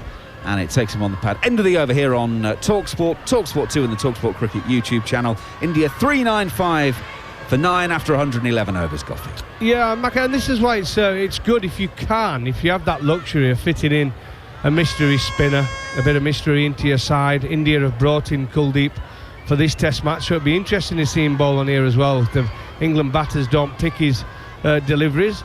And same for England here with Rehan. He comes into the side. He played the last test match, but he's got a little bit of a pitch here. If you can get the chance to bowl at the lower order batters, the ones who are going to struggle to pick, you can be as good as any fast bowler with that mystery. And he's picked up the wicket of Bumrah, and that's why Stokesy's brought him into the attack. Bashir to start a new over to the left-handed Kuldeep. Aims an expansive cover drive, well fielded by Zach Crawley at short extra cover, straight into the floor. Manages to knock it down as it is coming towards him. So there's just a slip in place as a direct close catcher. Crawley's actually taken 3 or 4 strides further in at short extra. It's hit straight to him, the next one, as Bashir is around the wicket to Kuldeep. And now actually Zach Crawley is going to go back to his original position, constantly changing the field. Ben Stokes. Bashir around the wicket, running away from us. Kuldeep aims a big shot off the back foot, but with no timing whatsoever. And Zach Crawley will do the fielding, and Ben Stokes is now signalling to Johnny Bairstow at Long Elm. Come in to a normal mid-on, please, as they try and tighten the ring around Kuldeep. Bashir around the wicket. Kuldeep plays forward, opens the blade, beats Rian Ahmed at point. They take one, they're going to try and come back for a second, but they won't get there. Ball well fielded by Dan Lawrence, who is out doing the cover sweeping duties, and it will be a single, so Mukesh will be on strike. 396 for 9.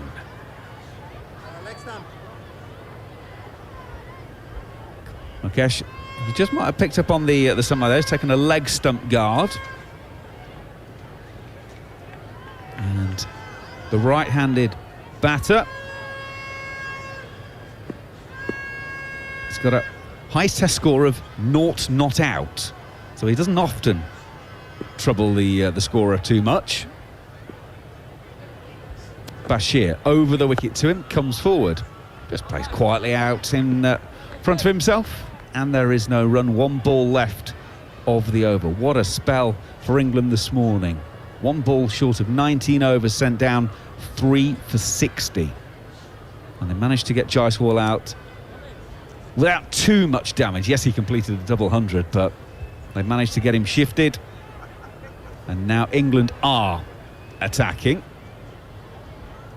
There's a slip, leg slip, and short leg around him. Bashir is going to bowl around the wicket, coming between the umpire and the stumps to the right-hander, and it's edged and caught. Bashir ends up with a 3 for India, 396 all out. Mukesh comes forward, takes the outside edge. Joe Root has another catch to his name, but 396. India resumed today 336 for 6 after yesterday's efforts, but they are cleaned up. It bounced, it took the shoulder of the bat, and Joe Root takes a very, very good catch at England. Players are walking off as India bowled out in 112 overs for 396. Darren Gough, your thoughts? Yeah, interesting one, the 396. You would say normally you get 396 in the first innings of any game, you're well and truly in it. And I think India will be a little bit disappointed they didn't get to that 420 mark. England seemed the happier of the two teams coming off. Stokes is charging off, clapping his bowlers. And he did a similar thing with Bashir, didn't he, today? He kept him on, gave him overs, thinking he can benefit from it when he comes to the second innings. It's his first ball on tour and first ball in an England shirt this test match, and he's kept him going and he's picked up 3 wickets. So well done again, Ben Stokes. And it'll be interesting how England go about this, chasing down that first innings total by India, 396. Again, it's a decent total, a good total, but I think realistically you'd have been looking around that 420 mark, so probably 30 odd 30 short of where they wanted to be. Anderson was magnificent this morning, in fact the whole match so far. He bowled beautifully to pick up 3 wickets. Ahmed 3 wickets and Bashir 3 wickets, so good performance really from England's bowlers, seam and spin.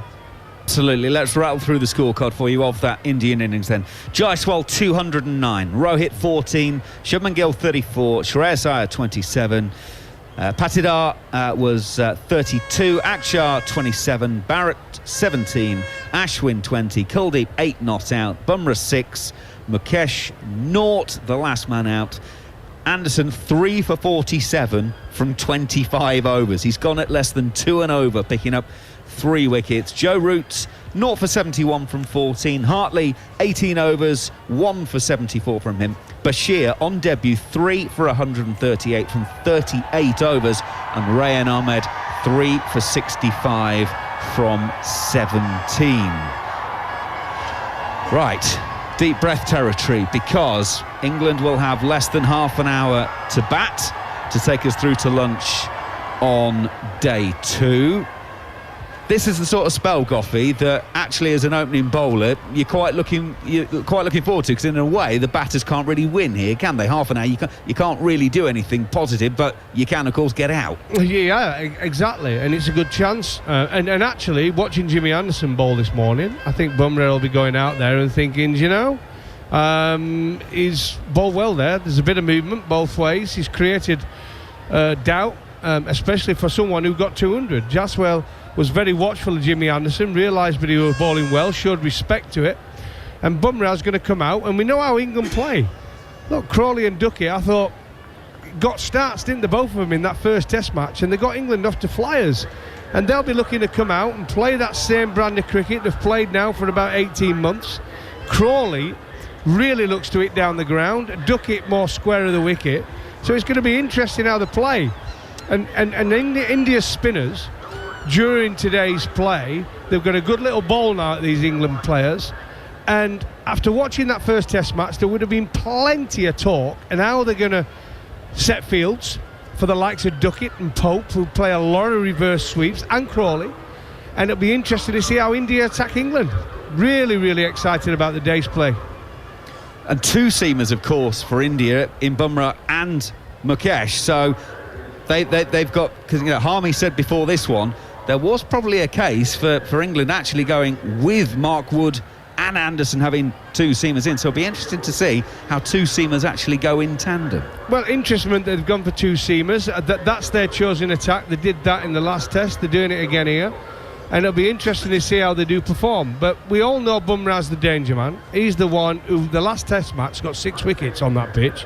It was a featherbed. This one, it's going to get slower. It's going to get more uneven. There's a little bit of movement.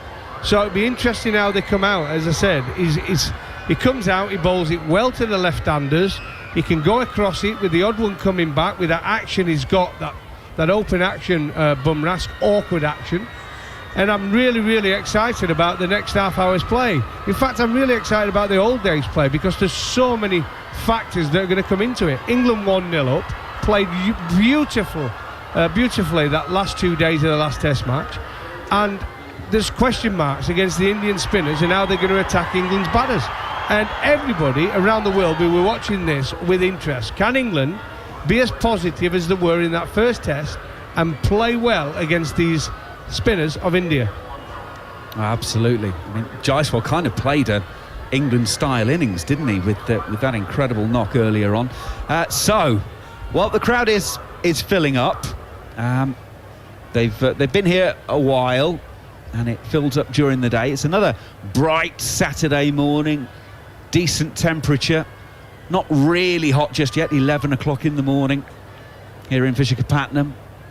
Looking around, the school children are in today. There's plenty of school uniforms on site as we look around, and they're watching at the moment as the Indian players come out and do their warm-up fielding drills and bowling. Every time someone comes vaguely near one of the stands, the cheers and the screams go up.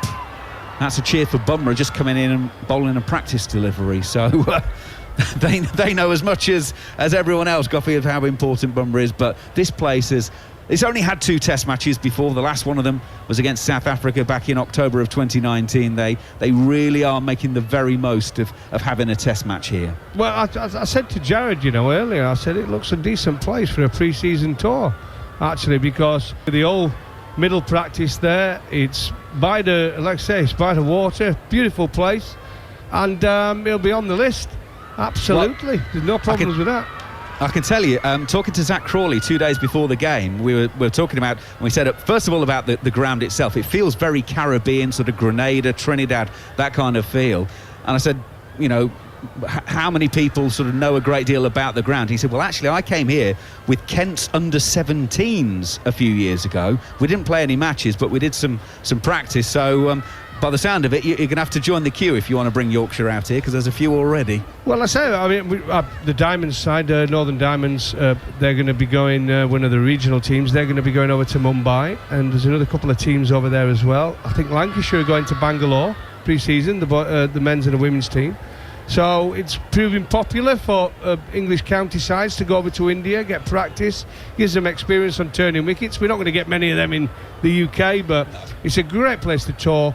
So much interest in cricket. You get so many net bowlers who want to come as well and have that experience of bowling at first-class cricketers.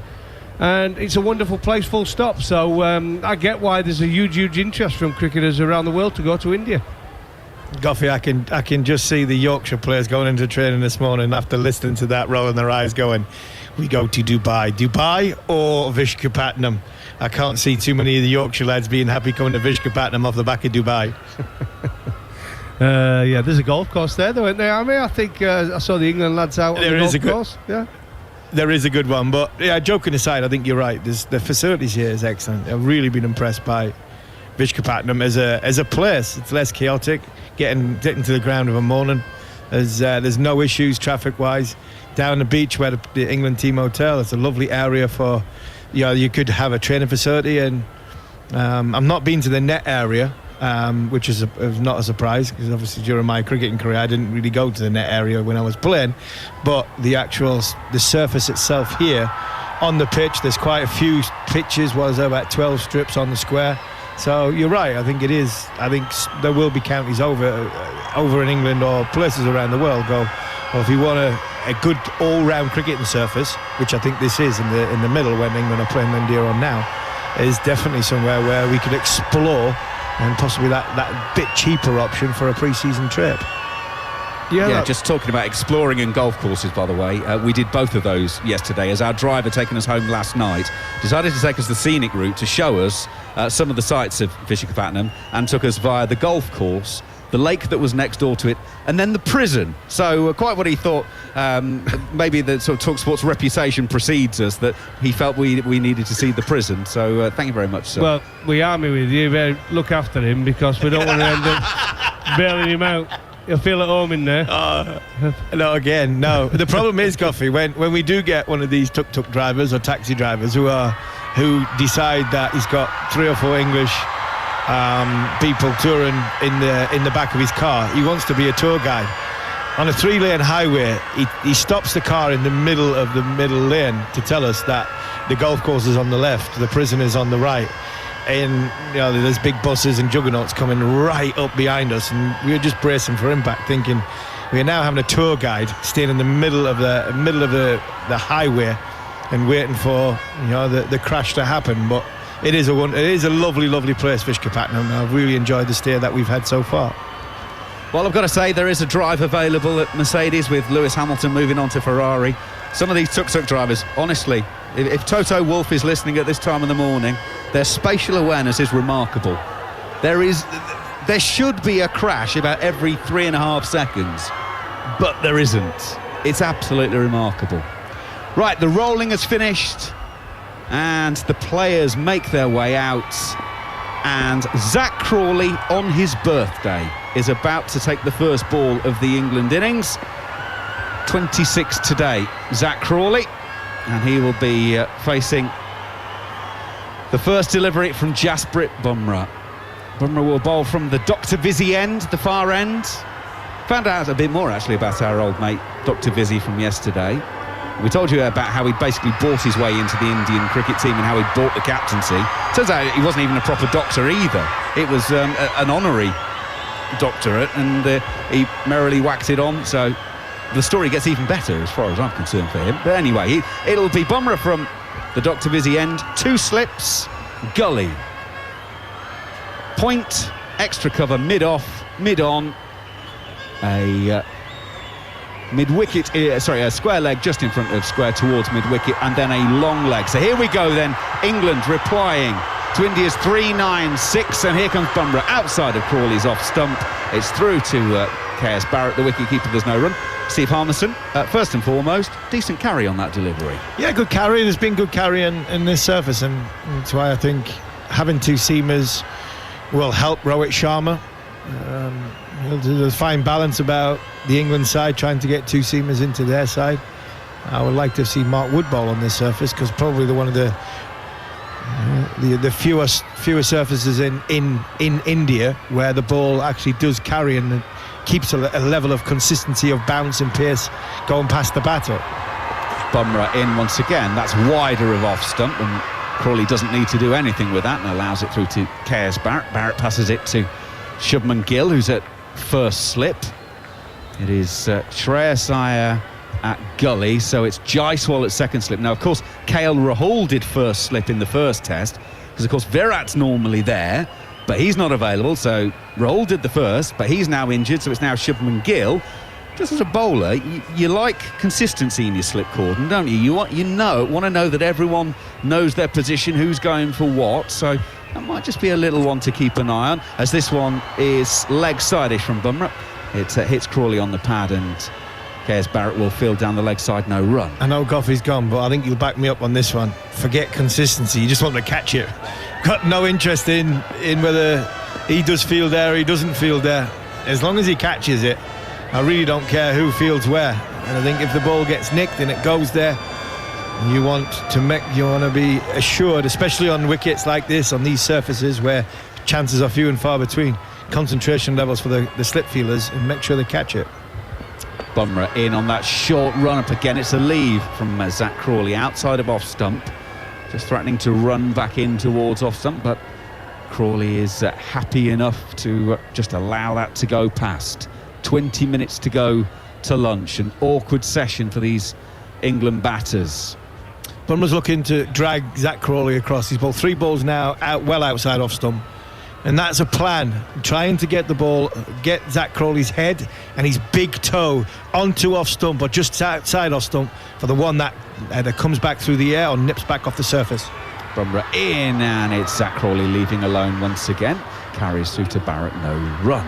So this is not Bumrah wasting the new ball. This is their plan. This is how I would bowl to Zach Crawley early in the innings. You want to try and get his big toe from pointing at sort of cover point, as opposed to pointing more or less straight back down the wicket or to wideish extra cover. If it's pointing towards cover point, then his head goes over, and when you see Zach Crawley's head go over, that's when he gets off balance. In comes Bhuvaneshwar Kumar, is edged, and no, there was definitely a noise of a swish of a bat, but thankfully Crawley doesn't edge it. It goes through to the keeper, and there's no run. So the first over is completed. England have nothing on the board. Some more thoughts from Harmy, and I'm going to get out of the way. Chetan Narula will take over the ball by ball. And also, when you do bowl it wide to Zach Crawley, he can throw his hands at things with no feet, and exactly what he did there. That was a carbon copy. First ball of the Ashes, Pat Cummins outside off stump, a little bit fuller, a little bit wider, and Zach Crawley at the middle of the bat for 4 and got the Ashes off and running. There, no real foot movement, hands played away from his body. But like I said before, it's not going to be about Jasprit Bumrah wasting the new ball bowling wide of off stump to Zach Crawley. There's a plan to get the body weight and the transfer leaning over towards off stump. And when you do that, when Zach Crawley does that, he's always vulnerable to the one that hits anywhere near the front pad, or when he tries to hit it through mid-wicket or straight back down the ground, when his right shoulder comes in and then he nicks off. So that is a plan that Bumrah's trying to get the England batter out. 2 slips and a gully in position for Mukesh Kumar, who's running in from the D.V. Subbarao end as he bowls to Ben Duckett. That's an inside edge. Inside edge from Ben Duckett, goes past his stumps and runs away for 4. So England, as expected, have started dangerously the way only they can. First runs on the board, 4 for no loss. Yeah, 4 for no loss. Just jagged back a touch, cramped Ben Duckett for a little bit of room. Inside edge goes past the wicketkeeper. No fielders down there, raced away for 4. Little foot movement, very little foot movement. Not a big foot movement for Ben Duckett anywhere, but that there, he just got caught on the crease. Over the wicket is Mukesh Kumar, as again an inside edge of Ben Duckett. If Hyderabad it was all about reverse sweeps, it's been inside edges here so far. It was again on the middle stump, right about the middle stump there, and inside edge which goes towards square leg region. It's a good line and a good length for Ben Duckett, in and tight, in off stump. Don't want to get outside from a line point of view, you don't want to get outside off stump, because if you do, he can punish you through. He gives himself natural width. Talked about him not moving his feet that much, and that's a plus thing for Ben Duckett, because he keeps himself leg side and he naturally gives himself width. Bowling first time to Zach Crawley, then gets a good shape outside the off stump going, bowls with 2 slips and a gully in position, and that's left alone by Zach Crawley there. So just like Yashasvi Jaiswal, Mukesh Kumar is also playing his first test on home soil. Made his debut in the West Indies, played 2 test matches there, then played a 3rd test match in South Africa, and he gave a very, very good account of himself in South Africa in that 2nd test at Cape Town. Kept it tight, bowled with it himself, good movement away from the off stump. He's not your hit the deck hard kind of a bowler. He's just going to run in nicely, just chugging along as Zach Crawley is waiting for someone to move away from the side screen. He's just going to chug along nicely. Bowls at 100, 133, 135. and just a hint of movement, not exaggerated, just a little hint. As Jimmy Anderson's just shown, that's what you need on this surface. Kumar once again, as the side screen is in order, this time strays on the middle and leg, and Crawley has just flicked it off his pads, and that'll be a first boundary hit to him towards mid-wicket. It's the second 4 in this over now for England. They've moved up to 9 for no loss. We talked about Zach Crawley's balance at the crease, and when he plays shots like that, you know he's in total control of his movements. There's no falling over there. He times it absolutely perfect. Middle of the bat. It wasn't a half volley, it was just a ball coming on to middle and leg with the angle, and he just helped it through mid-wicket, eased it through mid-wicket. That was a glorious shot from Zach Crawley. 2 slips and a gully in position, and Jasprit Bumrah is at a slightly deeper backward point as Crawley comes forward and plays it defensively towards cover. And that there's where you want to be bowling to Zach Crawley, more on off stump. Just stopped his right shoulder coming in too much, just squared him up a little bit. A thicker outside corner of the bat, rolled off to extra cover, but he's, the way the shape of the shot was and the way the bat angle came down, that was trying to hit it on leg side again, trying to force himself to play straight, to force himself early in his innings to get his movements down the ground as opposed to across the stumps. Kumar once again to Crawley, as this was back of length on the off stump, and he stood tall and punched it towards the cover region, and the fielder will cut it off. They'll get a single to end the over then. It's 2 overs done in the English first innings. It's 10 without loss. And if you're just joining us on TalkSport and TalkSport 2 this morning, India have been bowled out for 396. Yashasvi Jaiswal 209, and the second best score there for India, Shubman Gill's 34. That disparity on a first day track where India opted to bat first, that's staggering. James Anderson finishing with 3 for 47. Rehan Ahmed picking 3 for 65. Shoaib Bashir in his maiden test innings picking up 3 for 138. England in reply, 10 for no loss. And Harmy, that disparity, 209 and 34. Yeah, when you see a scorecard like that, Jet, it's either the pitch is doing a bit and there's something there for the bowlers and one player's played unbelievably well, or we'll come back to that as Bumrah continues from the far end. 2 slips and a gully in position, played with soft hands towards mid-on, but no run. Like what I think has happened in this first innings is that the pitch is good. There's one player decided that, by hook or by crook, I'm going to make sure I don't give my wicket away, and 10 others did. Let's get Jared's thoughts on that as well. Jared, what do you make of the disparity? Obviously, Yashasvi Jaiswal a double 100, but then Shubman Gill the next best at 34. It's not ideal. Isn't it the first time an Indian player has made a double 100 without anyone else making a 50, I think, as well? Bumrah to Crawley, and there's a thickish outside edge. It was outside the off stump, bit of width there, and he's guided it into the gap between gully and second slip.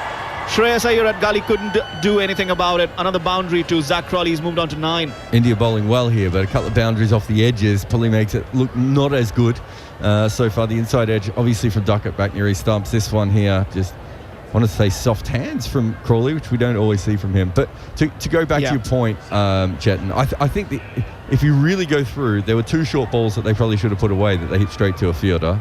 And they had another one that was punched onto their stumps, and somehow someone got caught behind of a ball running along the ground, which I still didn't understand, Harmy. As Bumrah bowls and Crawley comes forward this time, firm defensive prod towards the mid-on region. No run there. See it run along the ground. It was a great catch. Oh, no, but that's what I mean. But how often do you think anyone's going to get caught behind off that ball? Yeah, right? absolutely, If you drag that back onto your stumps, you go, well, that's fair. But getting caught behind off that's ridiculous to even get an edge and for it to carry to the keeper.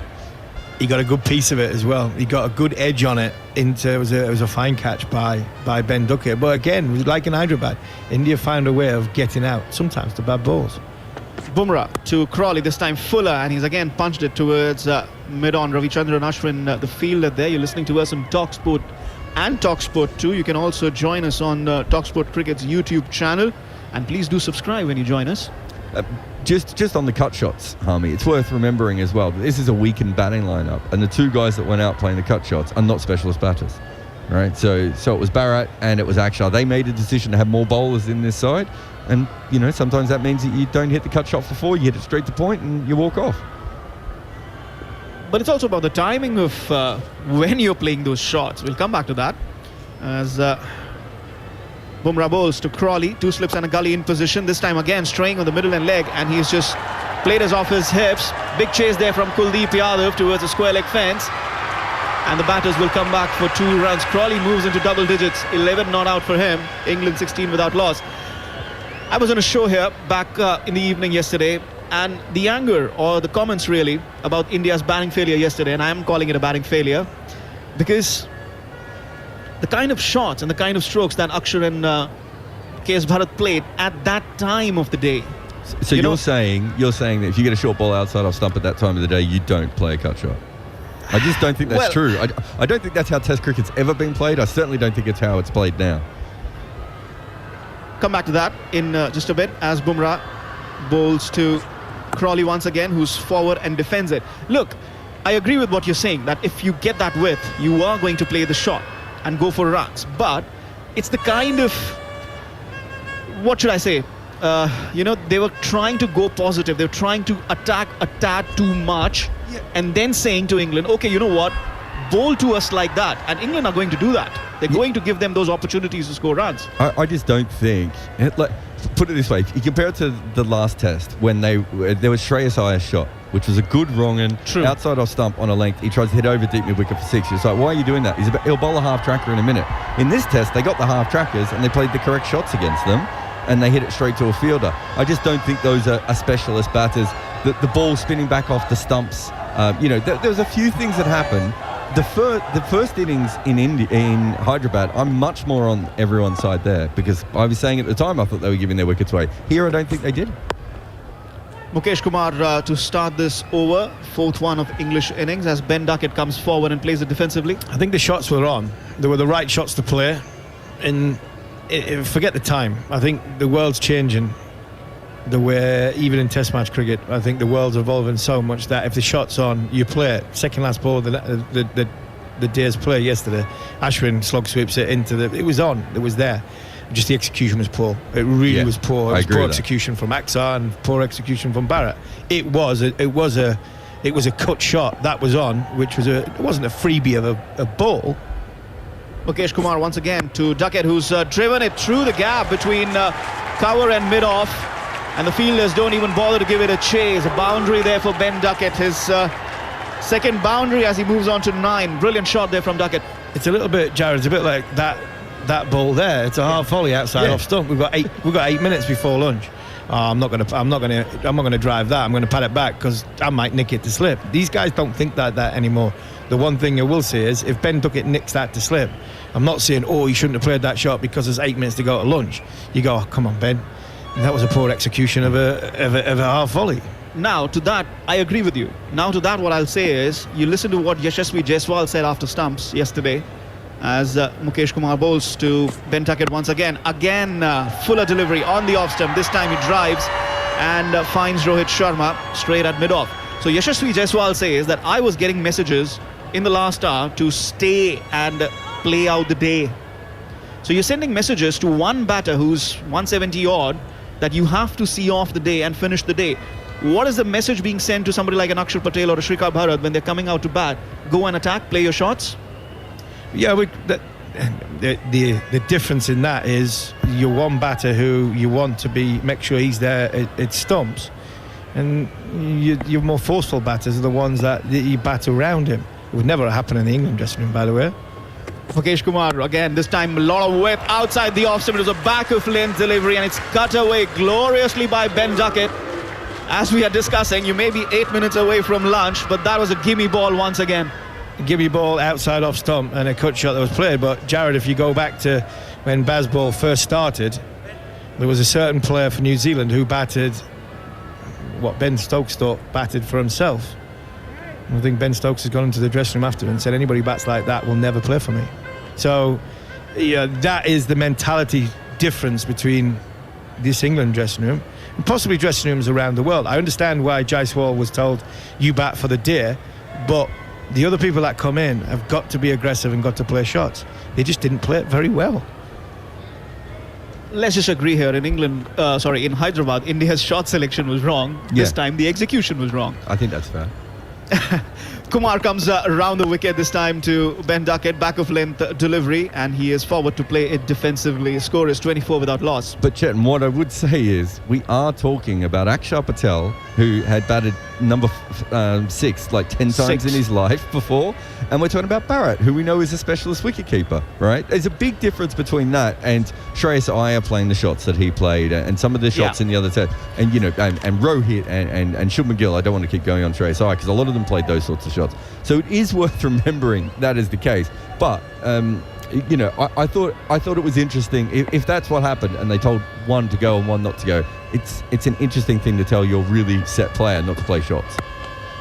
And again, a Fuller delivery, half tracker on the off stump. Again, width there to Ben Duckett. And Mukesh Kumar has been smashed to the cover boundary for yet another boundary. It's 4 overs gone. England motoring on at 7 and over, 28 without loss. Yeah, good shot from Ben Duckett. As a bowler, that's not a bad ball, That's not a bad ball in a bad area. But it is to Ben Duckett. You've got to be tighter to off stump. You really have got to be tighter off stump. Your lines and your lengths have got to be... There's a margin for error bowling at Ben Duckett is so small because of the way he doesn't leave the ball. He always wants to be on the front foot attacking the ball, and he plays that. So Joe Root plays a shot which goes down to third and gets a lot of joy for that. Ben Duckett's go-to shot is to play the ball through sort of cover point with an angle bat. It has got him in trouble. It has got him in trouble in the past, and he has nicked it back onto his stumps. But because the pace on the ball and his natural width, I didn't think that was too much of a bad ball. It's just a very, very well executed shot from somebody who plays that shot a lot when the ball is probably in a decent area. Loud cheer going around the crowd here at the ACA VDCS Stadium in Visakhapatnam because India have made a bowling change and they've got in a spinner, and it's not the spinner that you would expect. It's not Ravichandran Ashwin. It's one who's bowled in Test cricket last time in December 2022. It's Kuldeep Yadav who's going to be bowling from the Dr. Vizzy end to Zach Crawley, bowling with a slip and forward short leg in position. Left arm unorthodox coming from over the wicket. He comes forward, does Zach Crawley, plays it defensively. Hami, what do you make of this change? Interesting change. Yeah, I think it's the one I would go for with 3 minutes to go before the break. Potentially can turn the ball both ways. Started well. Very, very good delivery first ball. Kuldeep Yadav, once again, not much loop there. The ball stayed low. It was much outside the off stump and Crawley had to almost dig it out. But he gets a lot of bat on it, so it runs away towards deep backward point, and Akshar Patel has to field it. And they come back for 2 runs, 30 without loss. That one stayed low, Jared. I mean, that's a concern for England, isn't it? Because they've started brilliantly here, but they're still 396, and that one really just didn't get up at all. The ball is just 5 overs. It was a short ball. It was a real drag down with no real pace on it. Didn't get up. Kuldeep Yadav this time much fuller, and Crawley plays with soft hands towards backward point.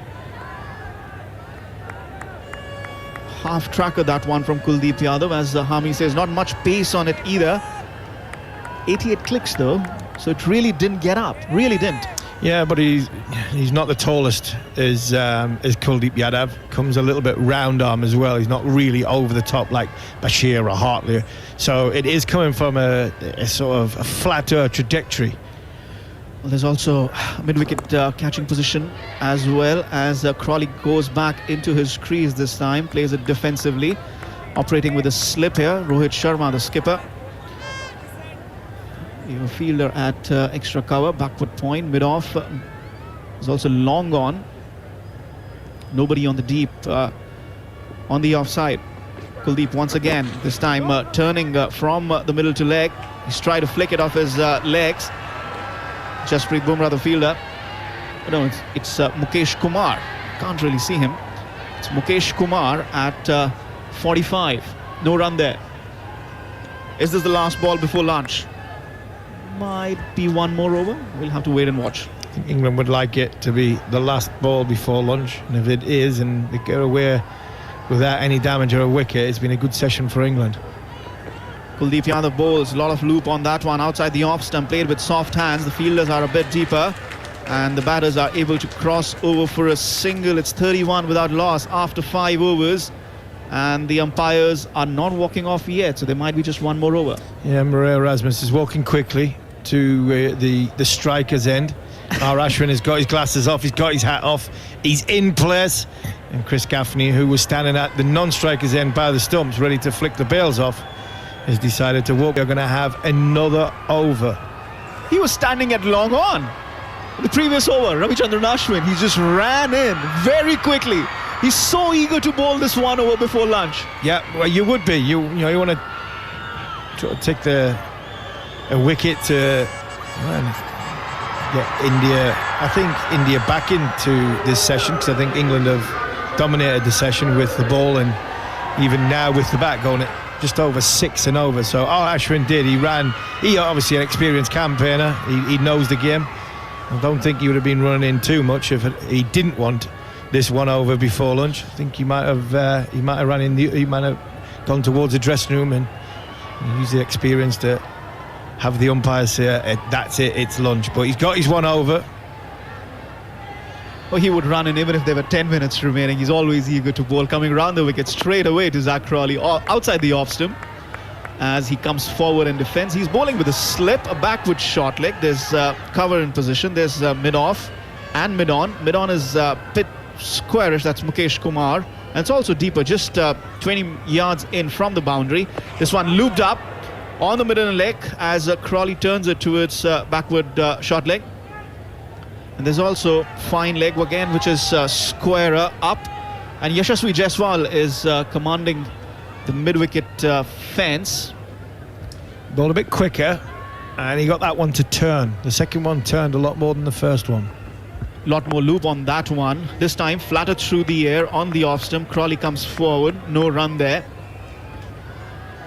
So now spin from both ends for India, and you would think why, because we're just about to go into lunch. It's been an absolutely fascinating session of Test cricket once again. Again, outside the off stump, Crawley is putting in a big stride forward, well forward, and defends it towards the cover position. Again, like we talked about the seamers, Ashwin's trying to get Zach Crawley across for the one that comes back onto off stump. Ashwin once again looped up, and Crawley is forward. Well down the wicket though, well down the wicket, which is good from Zach Crawley. Getting a good stride in forward, coming at the ball so he can smother any bounce. Long levers that Zach Crawley's got, long legs, hands out in front of himself, doesn't want to get the sort of pad in the way. And Ashwin's getting a lot more bounce than Kuldeep did. Once again to Crawley as he comes in forward and drives, finds the gap between cover and mid-off. Kuldeep Yadav with the chase, puts in a diving effort there, and they are able to cross over for a single. That should definitely be lunch. It's 32 without loss as the players start walking off. Steve, what did you make of that session? England session, again, I think England have had a great start to this test match. 4 wickets in the session. Anderson was brilliant. 2 young bowlers, and Bashir and Ahmed, 3 wickets apiece for the 2 of them. And England, not surprising, come out. People saying it's a tricky half an hour. That old cliche, tricky half an hour before lunch. The batters don't like it. Not this team. They play each ball on its merits, and if it's there to hit for 4, which Ben Duckett's done a couple of times, they've put pressure, right back on India. So far so good. I agree with Jared and I agree with Goffey. 400 is a sizable first innings score, but the way England bat and this ground, the pitch is still playing relatively well. If England have another good session in the middle of the afternoon, I think it sets this game up for an absolute humdinger when it comes to the latter part of the game, because England will be looking to somehow get 400 plus. Obviously they'll have to bat last on it, and they've had a very, very good start in trying to do that. Well, a long way to go in this second test yet, but we have just finished the first session on day 2 here. So just to round it up, India began the day on 336 for 6. Jaiswal was unbeaten on 179. He went on to score his maiden double 100. He scored 209 runs of 290 balls. India were bowled out for 396, added 60 runs this morning. James Anderson finishing with 3 for 47 from 25 overs. Shoaib Bashir in his maiden test outing finishing with 3 for 138. Rehan Ahmed also picking 3 for 65. So India bowled out for 396, and England had to face 6 overs before the lunch break. They're 32 without loss. Zach Crawley 15 not out of 28 deliveries, 2 fours in there, and Ben Duckett 17 not out of just 8 balls. He smashed 4 boundaries. England again 32 without loss after 6 overs. They're trailing India by 360. England 32 without loss. It's been another crackerjack session.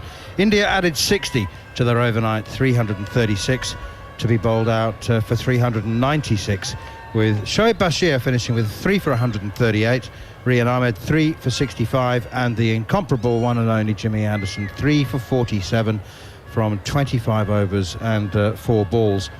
Still no real signs of deterioration in the pitch, although there have been 1 or 2 more deliveries that have kept low, and the suggestion was always that the deterioration would manifest itself in low and uneven and unpredictable bounce rather than an extravagant turn. Darren Gough is with us, having, I suspect, had a rather different lunch experience to the one that we had, which was outstanding. Goughy, very, very exciting session coming up, no doubt. Absolutely. I've said in the morning session, Manners, I think it's all set for a great test match, and it's interesting to see how India are going to attack this England batters, because we know how England are going to play. How can India bowl better than they did in that first test, because they know what's coming now?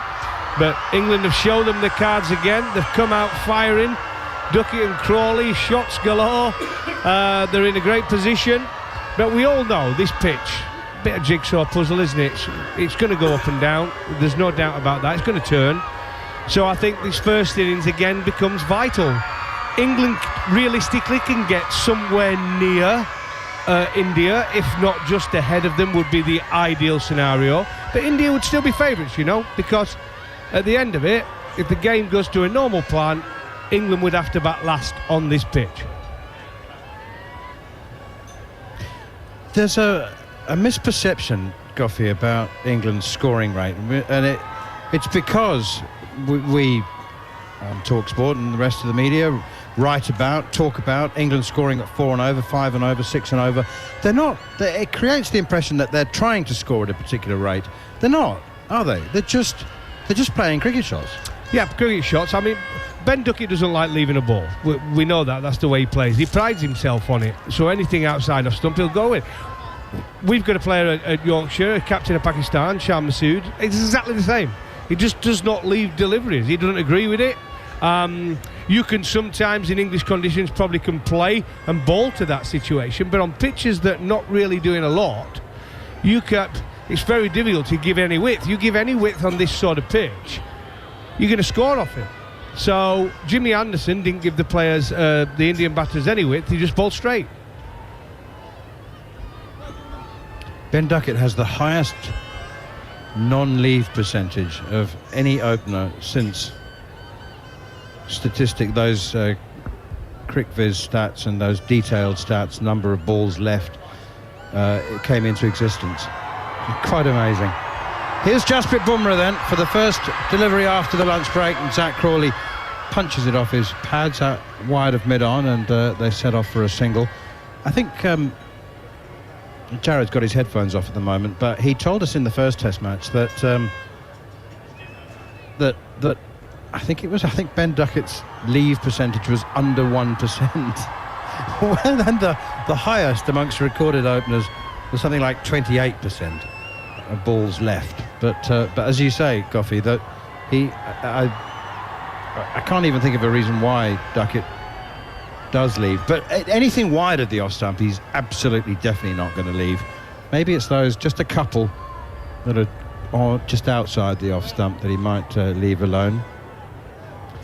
Welcome to our listeners on TalkSport, joining us for live exclusive commentary on every single ball of this 5-match test series here on TalkSport 2. It's lovely to have TalkSport listeners join us for the second over after the lunch break. It's Ben Duckett on strike. England are 33 without loss in reply to India's 396 all out. Here's Jasprit Bumrah around the wicket to Duckett now, and flicked away off his thigh pad down towards deep backward square leg, fielded by Akshar Patel, and they go through for another single. Alongside us as well is Chetan Narula. Yes, Goffey? Manners, I was just going to say, I said it in the first test match, and I was lucky enough to see Ben Duckett from being a young lad. He opened the batting with my oldest son Liam at Stowe School, and they opened the batting together, and he played exactly the same way then as he is now. He never left the ball. The spinners come on, and he was sweeping and reverse sweeping straight away, way ahead of any other kid his age. And he's carried that on to his professional career. He's matured as a person, and that's why we're seeing the best of him now. When he was at Northampton, he was all over the shop. But since he's gone to Notts, he's matured so well. Punched off the back foot by Crawley to extra cover, straight to the field and no run. Just help, I suppose, if you set the tone for yourself when you're still at school.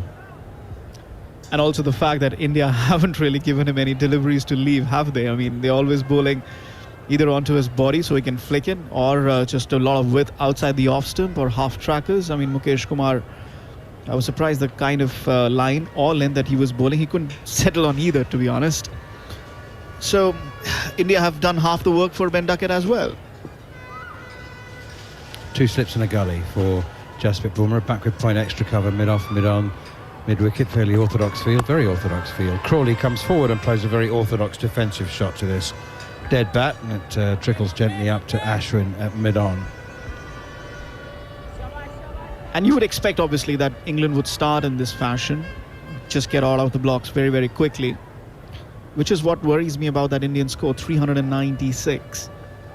Day 1 wicket, probably the best batting wicket in Test cricket since 2021, after that Chennai Test, where Joe Root got a double 100.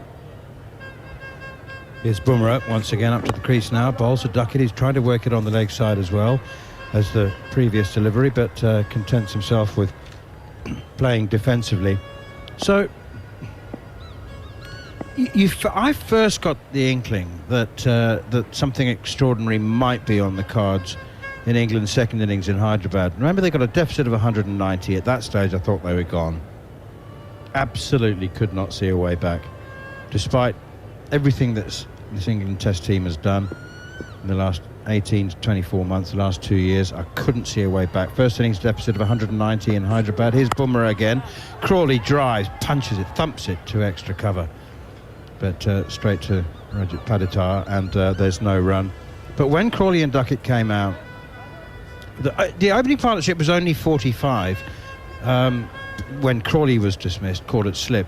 But Goffey, when they reached 113 for 1 inside 20 overs and Duckett was still there, suddenly, and it did feel like sudden because it was just over an hour.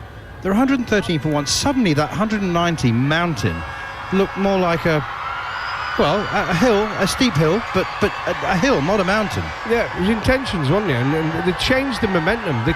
Straight away, England came out on the front foot, put India on the back foot, and that's professional sport. That's why we love it. And instead of 1 or 2 players in each team being able to do that, and every country's always had it, every team always has it, you've got now a team that every single one of them is in it together, and they're all playing the same way.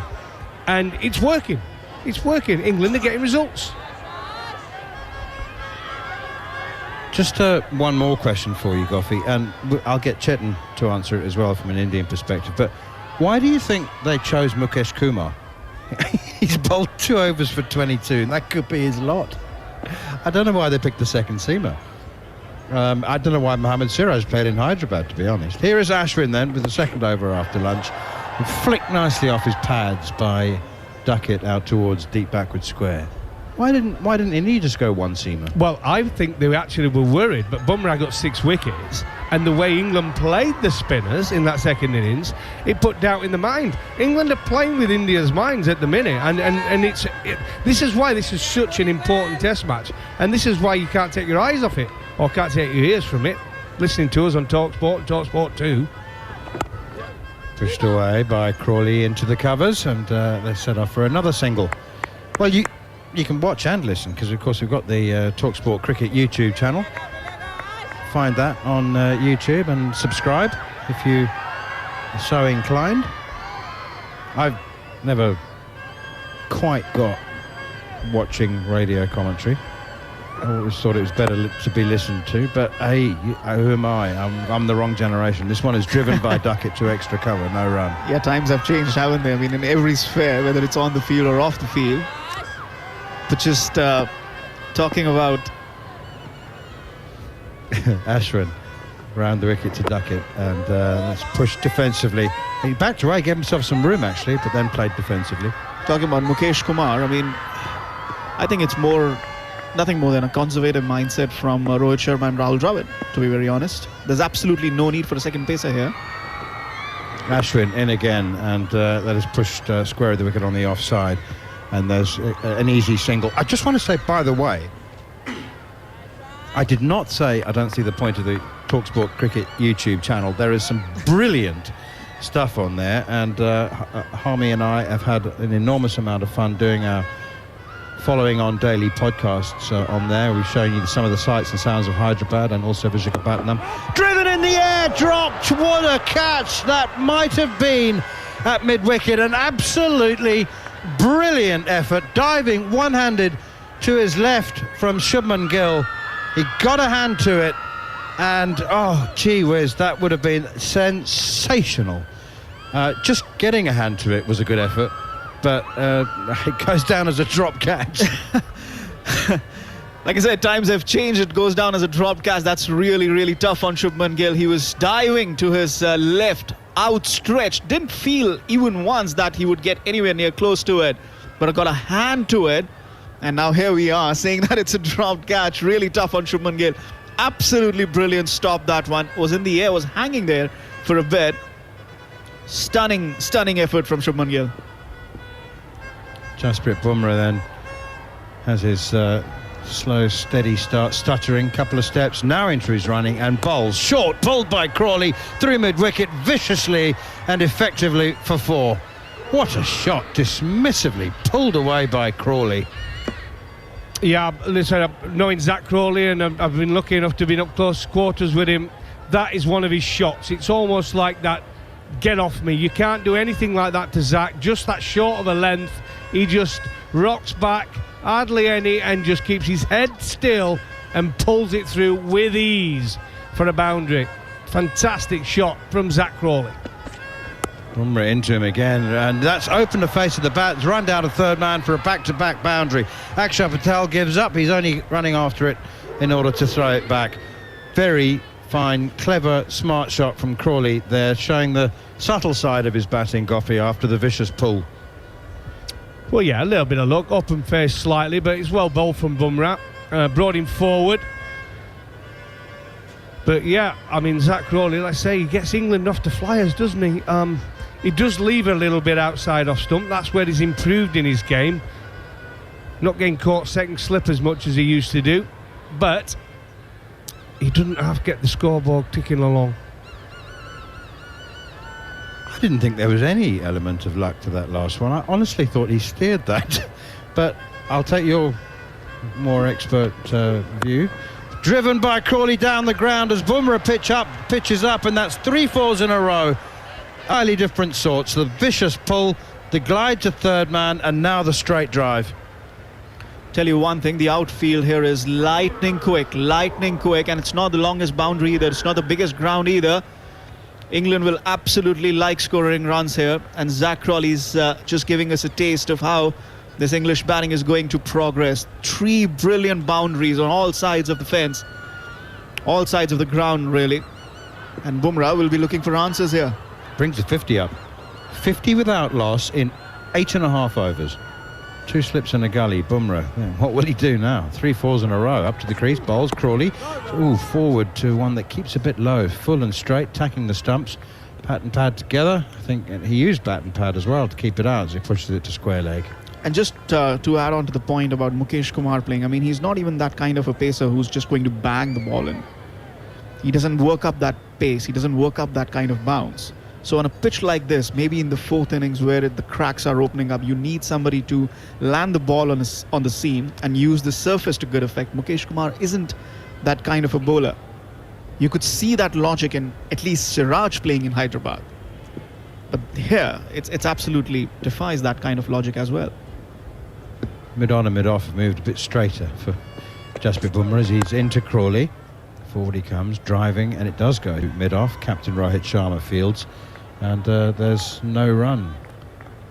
Not playing Mukesh Kumar and bringing either Sarfaraz Khan, extra batter in, or a Washington Sundar, who's a bowling all-rounder, or Saurav Kumar, who could have been a test debutant, that would have been an aggressive move, a positive move.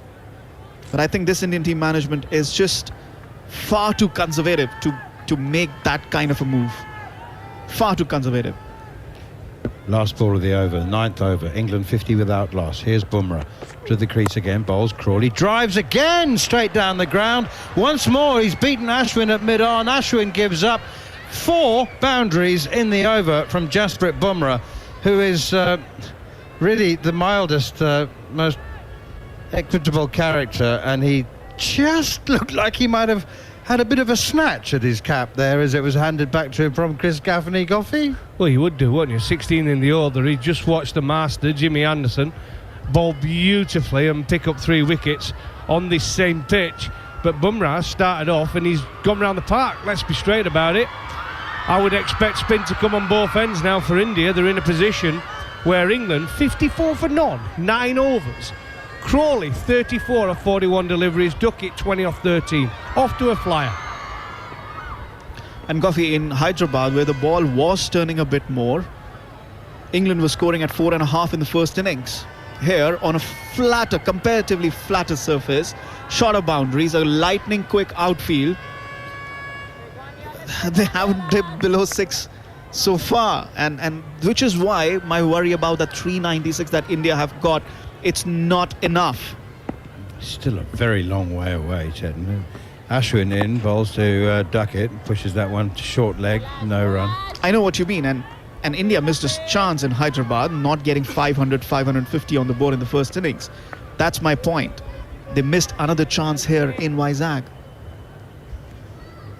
Ashwin has got a slip and a short leg in catching positions, and that one's punched off the back foot by Duckett out towards mid-on, and go through for another single. I think you've got a point, and I think realistically the position they were in, batting first, winning the toss, getting off to a decent start, you would have been looking at minimum 420, 430. So yeah, 30 runs short of what would have been an expected score for India in that first innings. Jasprit Bumrah, by the way, had bowled 3 overs for 8, is now 4 overs for 24. That's flicked off the pads by Crawley. Gone very fine. There's a leg slip in place, but it went too fine for him. He's a couple of yards to the keeper's left. That leg slip there, Rajat Paditar, and that's flicked very fine with the spin. A fine leg glance in both senses of the word, and it's 4 more for Zach Crawley. He's now picked up 5 boundaries in his last 8 balls faced. Yeah, the runs just aren't stopping at the moment, and I think that's going to be India's biggest worry. They have responded, from Hyderabad in terms of the reverse sweep. They have put in station fielders there for both Crawley and Duckett. Ashwin around the wicket. Crawley drives down into the ground, up into the hands of Ashwin. Some of the crowd cheer, but Ashwin and the Indian players do not. Wow, what a start for England. Here is Ashwin again. Pitches that wider outside the off stump deliberately and spins it back into Crawley, who guides it to Shubman Gill at backward point. England 59 without loss, scoring at 6 and over in reply to India's 396. They didn't kill the game off when they had the chance to in Hyderabad, and it's too early for me to ask the question, but I'll ask it anyway. Have they made the same mistake again? Crawley plays defensively out on the onside. Chetan Narula's nodding alongside me. It's daft, Goffey, talking about. It's daft. I mean, it's a cracking start. 59 without loss, but there's still a long way behind. Absolutely. And in any test match, and having played a few myself, if you get 396 in the first innings, this is how it used to be, and you get 396, you're in the game, right? Your favourites to win it. But we've seen the way England play and the dominance and the way they've started and the way things happened in that first test. It creates doubt, and there's doubt in the Indian media now. There's doubt in the Indian cricketers themselves. They've had these injuries. They've had some experienced players who have been left out of the side now by India, and England have found an opening, and they're going to go for it. There's no doubt about that. Goffey, just a question. I mean, forget factor, forget the fact that Yashasvi Jaiswal got a double 100 and no other batter got 40 odd.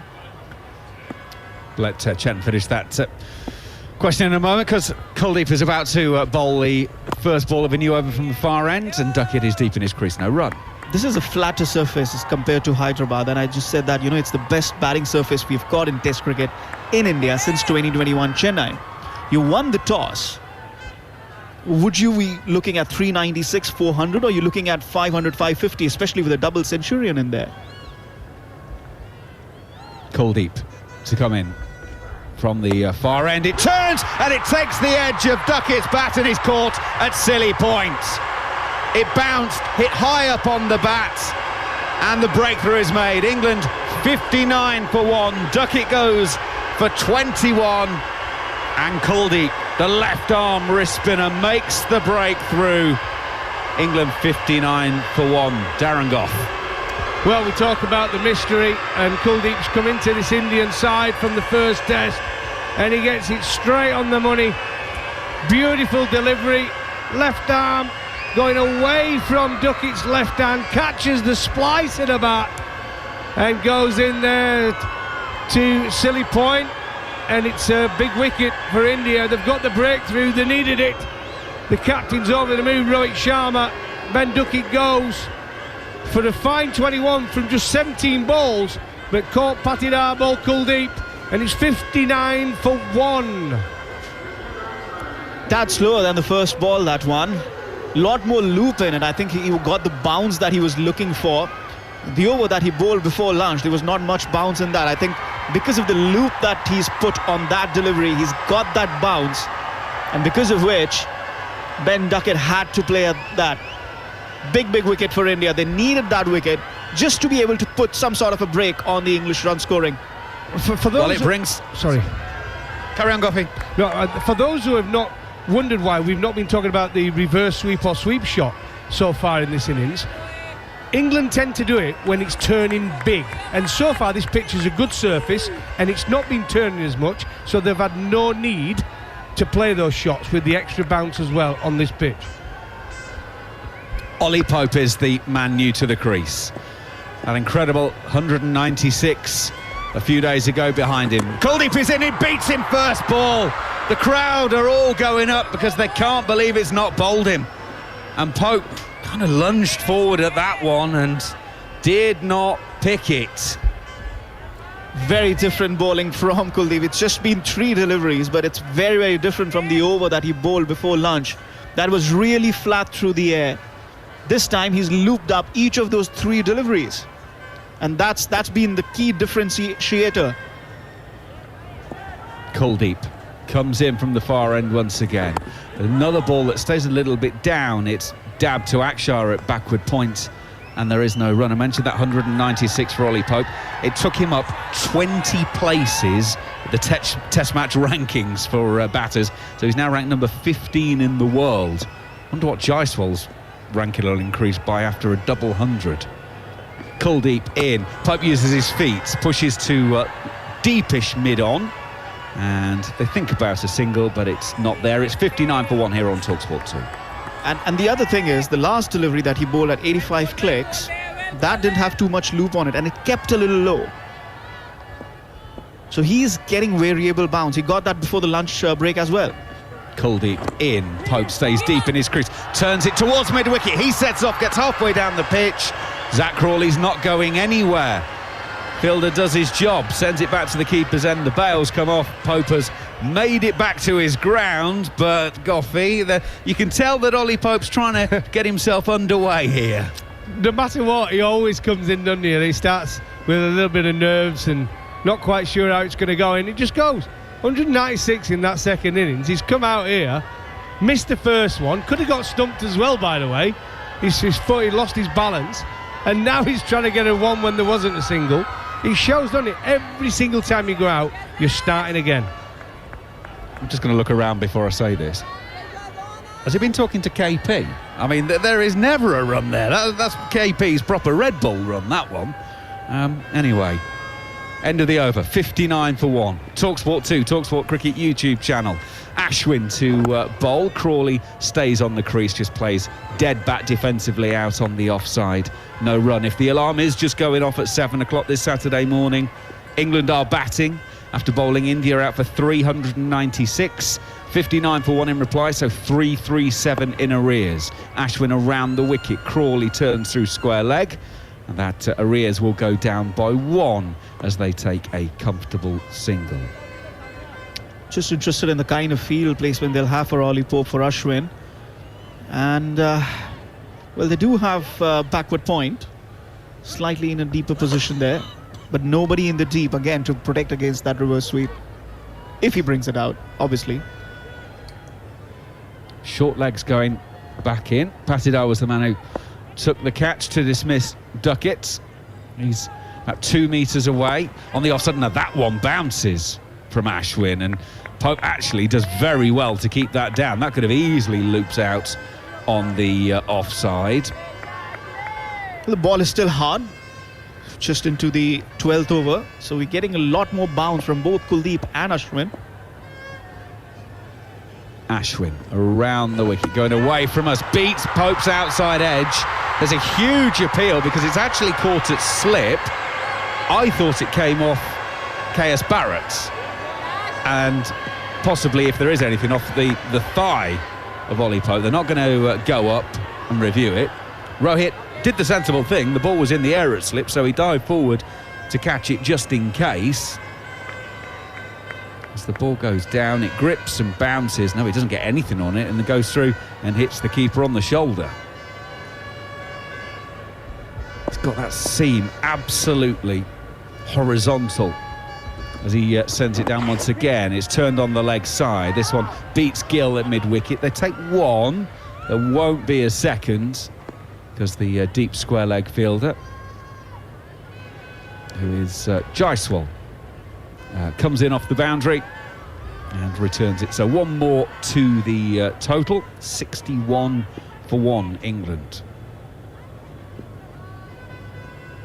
Ashwin around the wicket. Now that one's wider of off stump. They take a push single to mid-off. Kuldeep can't get the ball back in quickly enough, and Zach Crawley will complete over. So 3 singles off the over. England 62 for 1 here on TalkSport 2. Darren Goff.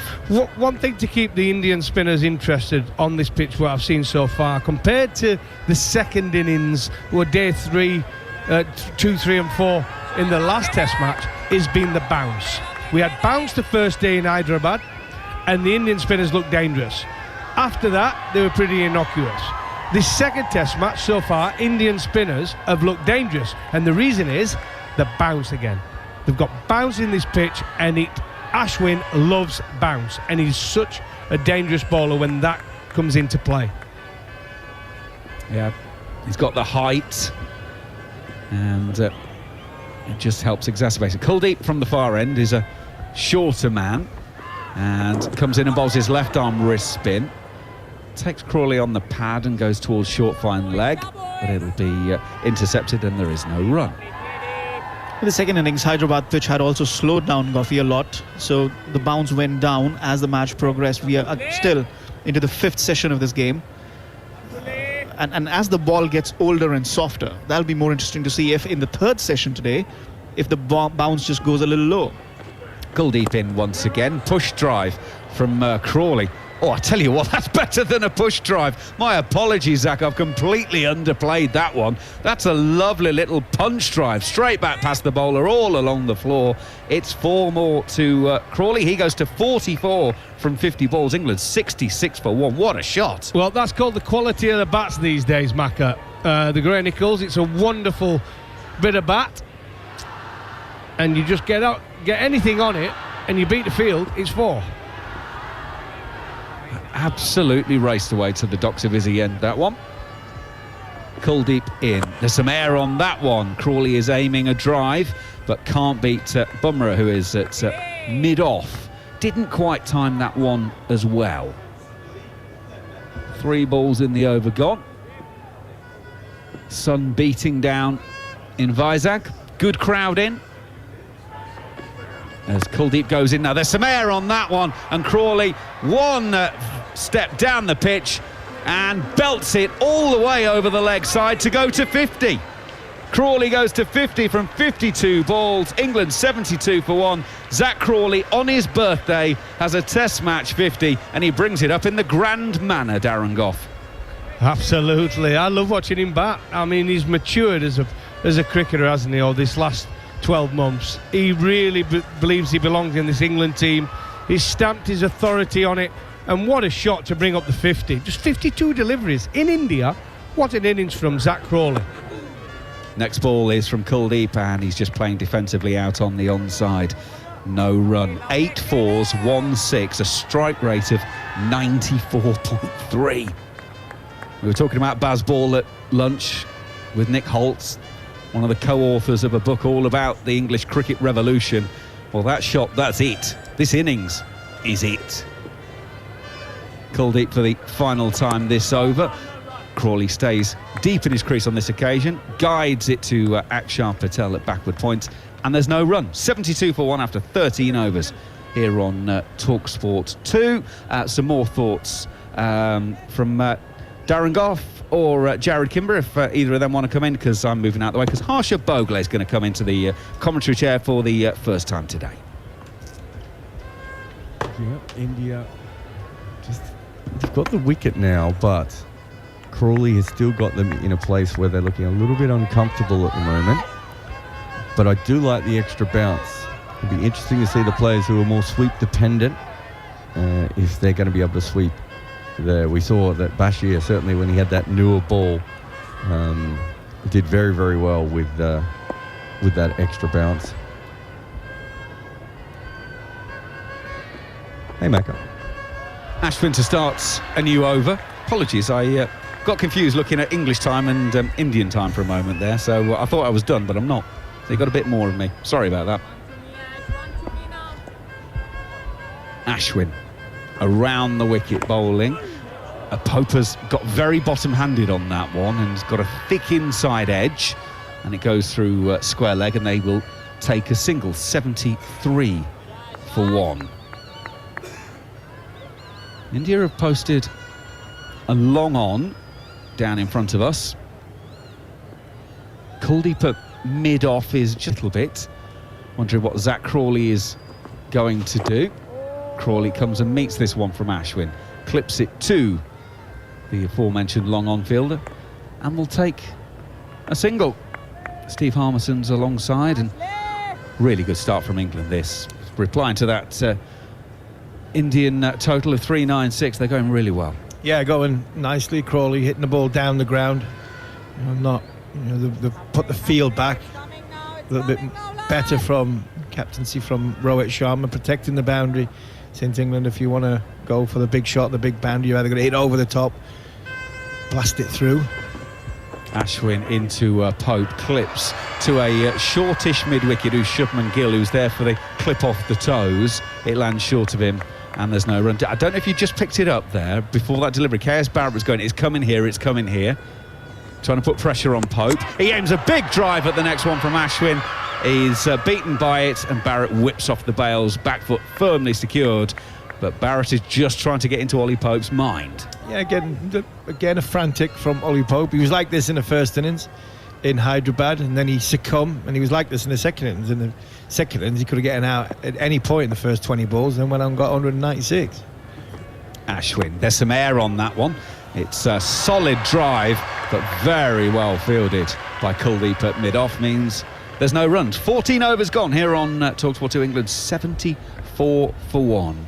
The man dismissed, Duckett caught under the helmet off the bowling of Kuldeep. 21 from 17, the wicket going down for 59. It's 74 for 1, as I say, after 14 overs. Jared. Harmy, do you think we haven't seen the reverse sweep as much at the moment because of the extra bounce? Or just Pope doesn't think he needs it? Because that's one way he certainly put some pressure back on early on last time. Yeah, the reverse sweep was lucrative for him.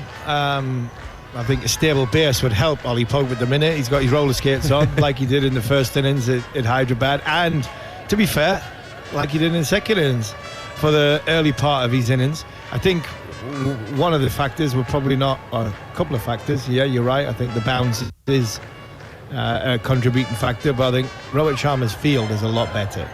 He's not got that big wide open gap saying, please reverse sweep me into that huge gap where there's no fielder within about 100 yards of each other. So I think there's a contributing factors of both. And I think Rohit's field positioning and the way he's marshalled his bowlers so far have been a lot better than Hyderabad. Yeah, Couldn't have gotten any worse, to be fair. I'm trying to be kind to him. Kuldeep to start the new over. Crawley is strongly forward, pushing out on the offside, no run. Well, Macca, I was just going to say, it's a bit like the right-hand lead by Ali to Foreman. You can only really do it in the first round. After that, they should know what's going to come. You would have thought so, wouldn't you? But sometimes people just don't get the message. Kuldeep from the far end is bringing Zach Crawley forward, and there's no run. The beauty about this England cricket team is they score all the way around the ground. But in cricket, the majority of the high percentage of the dismissals are, especially with the spinner bowling here in India, will be bowled LBW, caught behind, caught slip, or caught short leg. Kuldeep comes in, and Crawley aims a big drive. There is a long on in place now, though, and he will field it as it comes all along the carpet to him. 75 for 1. So in Hyderabad, there was fielders close in, but not right under the bat. But there was nobody in the deep, and there was big wide open spaces. And I think because of that, England exploited that very, very well, aggressively, where this is a more balanced field. Saying to Ollie Pope, right, we're not bothered about you trying to defend, because we know you don't want to defend. But we're not going to give you them boundary options, which is going to build your confidence. Kuldeep goes in once again. Ollie Pope, big stride forward on this occasion, just covering up defensively, and there's no run. As you can hear, the trumpeter has fired up in the afternoon session for the Barmy Army, feeling hot, and indeed it is. It's approaching 1 o'clock in the afternoon here in Visakhapatnam, and it is a hot one today, but England are enjoying themselves at the moment. Kuldeep in, and again Ollie Pope is committed to the front foot very, very early there with a big stride, pushes out on the offside, and there's no run. Again, Rohit Sharma, he took leg out 2 balls ago, put him on the drive on the leg side straight, because that's Ollie Pope's shot coming down the wicket, and just playing it through, straightish mid-wicket. No fielders around the bat. Kuldeep in. Pope again. Huge stride forward defensive. Ends the over. 75 for 1 here on TalkSport 2 and the TalkSport Cricket YouTube channel. England 15 overs into their reply. And so far so good. Crawley 52 from 58. Pope 2 from 15. Jared. Yeah, just yesterday I talked about Silly Point becoming more of an impact position now, because batters have got their bats so far ahead of themselves against the spin, and we saw another wicket there today. The other thing that is worth mentioning is, because the new bats just have a little bit more ping off them, especially off the edges, that you can actually do that. So if you look at that last one, I think perhaps with a poorer bat of 20 or 30 years ago, that probably hits the edge and maybe doesn't go anywhere. But now they actually rebound to those close-in fielders. So a lot more catches in close now are more off the middle of the bat bouncing a little bit more rather than the old-fashioned bat pads. But there's still chances in there if you have an attacking field. Ashwin to start the new over to Crawley. Around the wickets, and he goes in, and Crawley is playing defensively off the back foot. And it's to the first of two close infielders on the leg side. Short mid-on is about 3/4 of the way down the pitch and about 2 metres off of the playing surface. Ashwin is in. Crawley is playing just wide of the second of those fielders, who is Shubman Gill at a sort of straightish mid-wicket. Again, also on the drive ball for a little clip off the toes. They take a single, 76 for 1. And it's better from India from a field position point of view, because they're putting men round the bat for that bat pad like Jared's talking about, inside edge onto pad to short leg or silly mid off that. England don't play many defensive shots, so they don't play many defensive shots where they're in the game. So if you have 2 men round the bat, the likelihood is them 2 are out of the game because of the way England are trying to play. So on the drive is actually a better fielding position. Ashwin to Pope, pushes out on the offside. He's really timed that push well, and it will get to within a couple of feet of the boundary, and then it gets tipped over the boundary by the substitute fielder, who's chased it all the way back, but has then got his hand on it, but flicks it onto the rope. So Pope will get 4 to go to 6, and the total will go to 80 for 1. Wow, that's a lovely shot. That is an excellent cricket shot from Ollie Pope. He's got him in position early. It's like the forward press. He's got in a position early, waited for the ball to hit the pitch, and then readjusted again. Ashwin to Pope. Pope forward, place with a dead bat, no run. Really was a fine cricket shot. And leaning forward, not off balance, but waited for the ball to pitch, get it to its highest point, underneath his body and his body parameter, and bang, extra cover drive. It's a fantastic shot against the spin. Ashwin was about to deliver, and Ollie Pope backed away, because again there's someone moving behind the bowler's arm. Been plagued by that in these 2 tests so far. Ashwin goes in outside of off stump. Pope hits hard. The fielder Shreyas Iyer at backward point got hands to it, couldn't completely stop it, and it'll roll 5 metres or so behind him, and England are able to take a single. Take whatever's there, and Pope would have thought for a moment that there was nothing on, but Shreyas Iyer wasn't able to keep it out. It goes through his hands, and 1 more goes to the total. His heart would have been in his mouth for a second because it was aerial. Pitched halfway between, but it was aerial in the air. Shreyas Iyer's a little bit deeper there. A bit like the conversation we're having a bit earlier with Chetan when Bharat and Axar got out. Pope has got another drive ball from Ashwin on this occasion. Hits straight to the fielder at short extra. Ashwin's hands went into the air thinking it was going to be aerial and therefore a potential chance, but it doesn't carry. 16 overs have gone. I got it wrong previously. It is now my time to leave. So Harmy, please give us some thoughts, and Chetan will be picking up the commentary. Yeah, gone back for more of that fish curry macca. It might be a little bit hotter than what it was before. But again, Crawley driving in the air. Ashwin thinking possibly a catch on. Rohit Sharma the same. Just trying to work out angles and how deep he needs these fielders. It's 2 balls, the last 2 balls where the ball's gone aerial towards the fielder, but the fielder wasn't quite close enough, Chetan. Kuldeep Yadav to start from the far end, bowling with Silly Midon in position.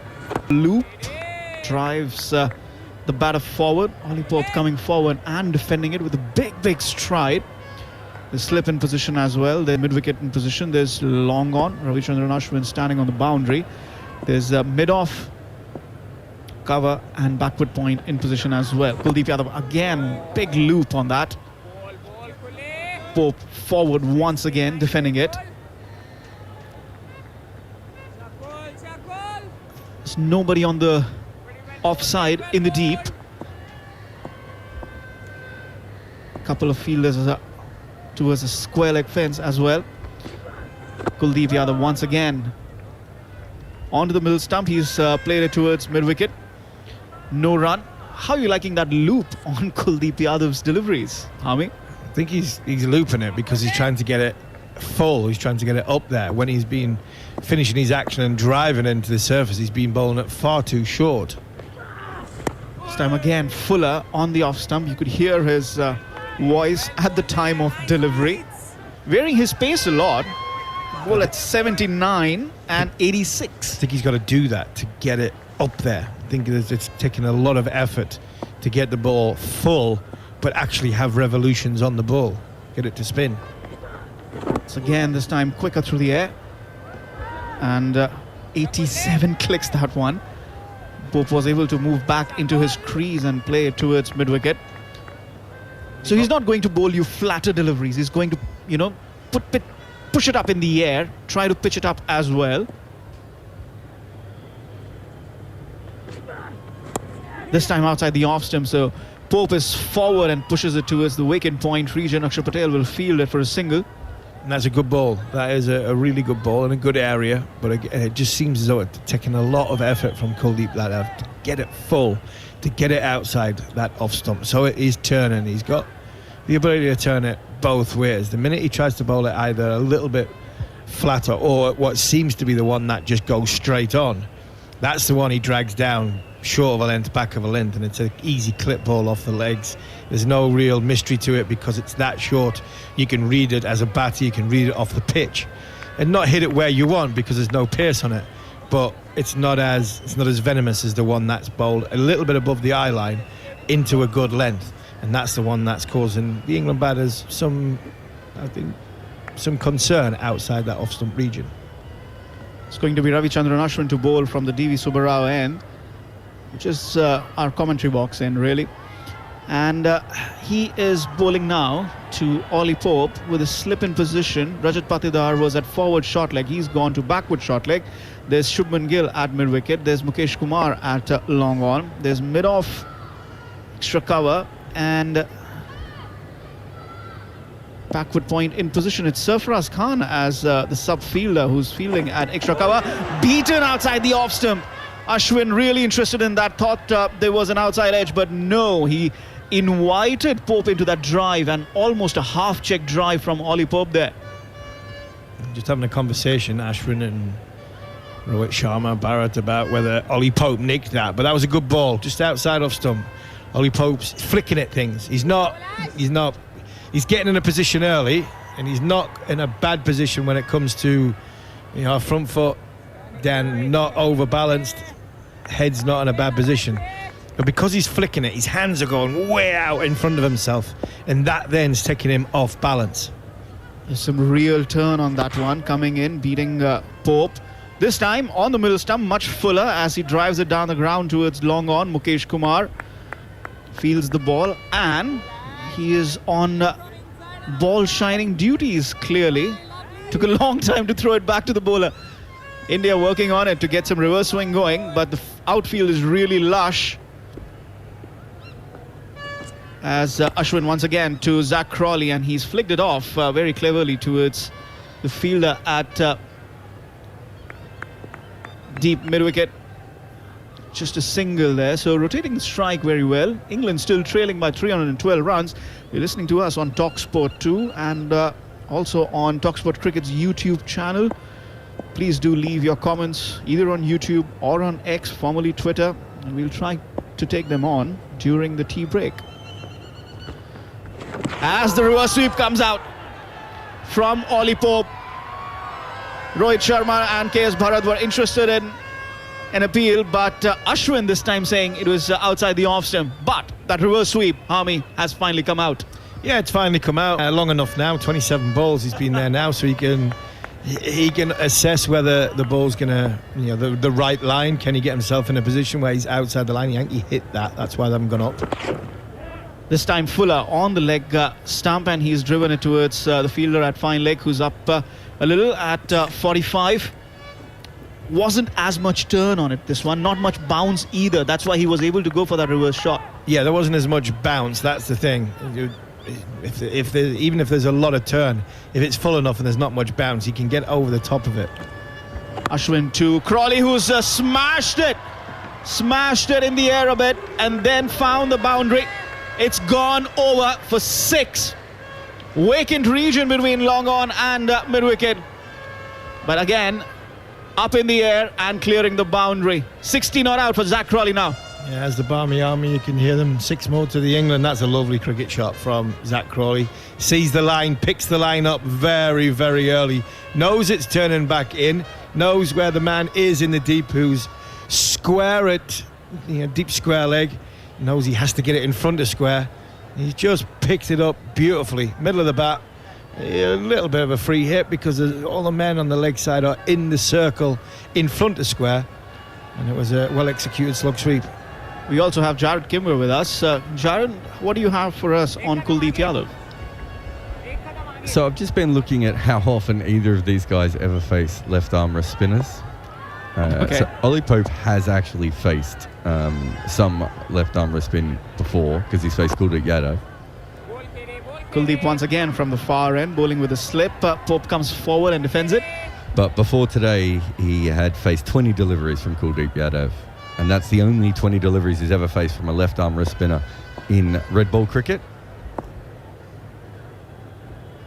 Once again, Kuldeep to Pope. This time he's flicked it.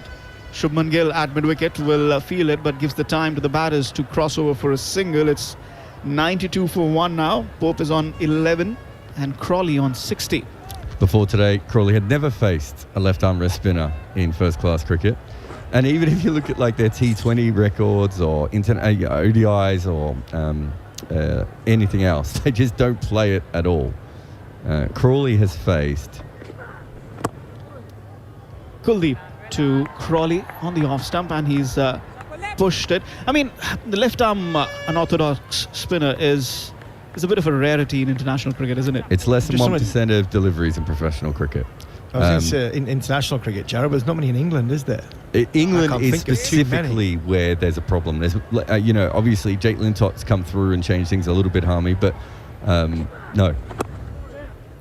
On the off stump, and a nice little push from Crawley. The fielder at mid-off was deeper. That's Sarfaraz Khan. He's on as a sub-fielder. An easy single there for Crawley. Moves on to 61. So I went through Crawley's entire T20 record as well, Harmy, and I found he faced 7 balls of left-arm wrist spin to Hinchcliffe and Dooley.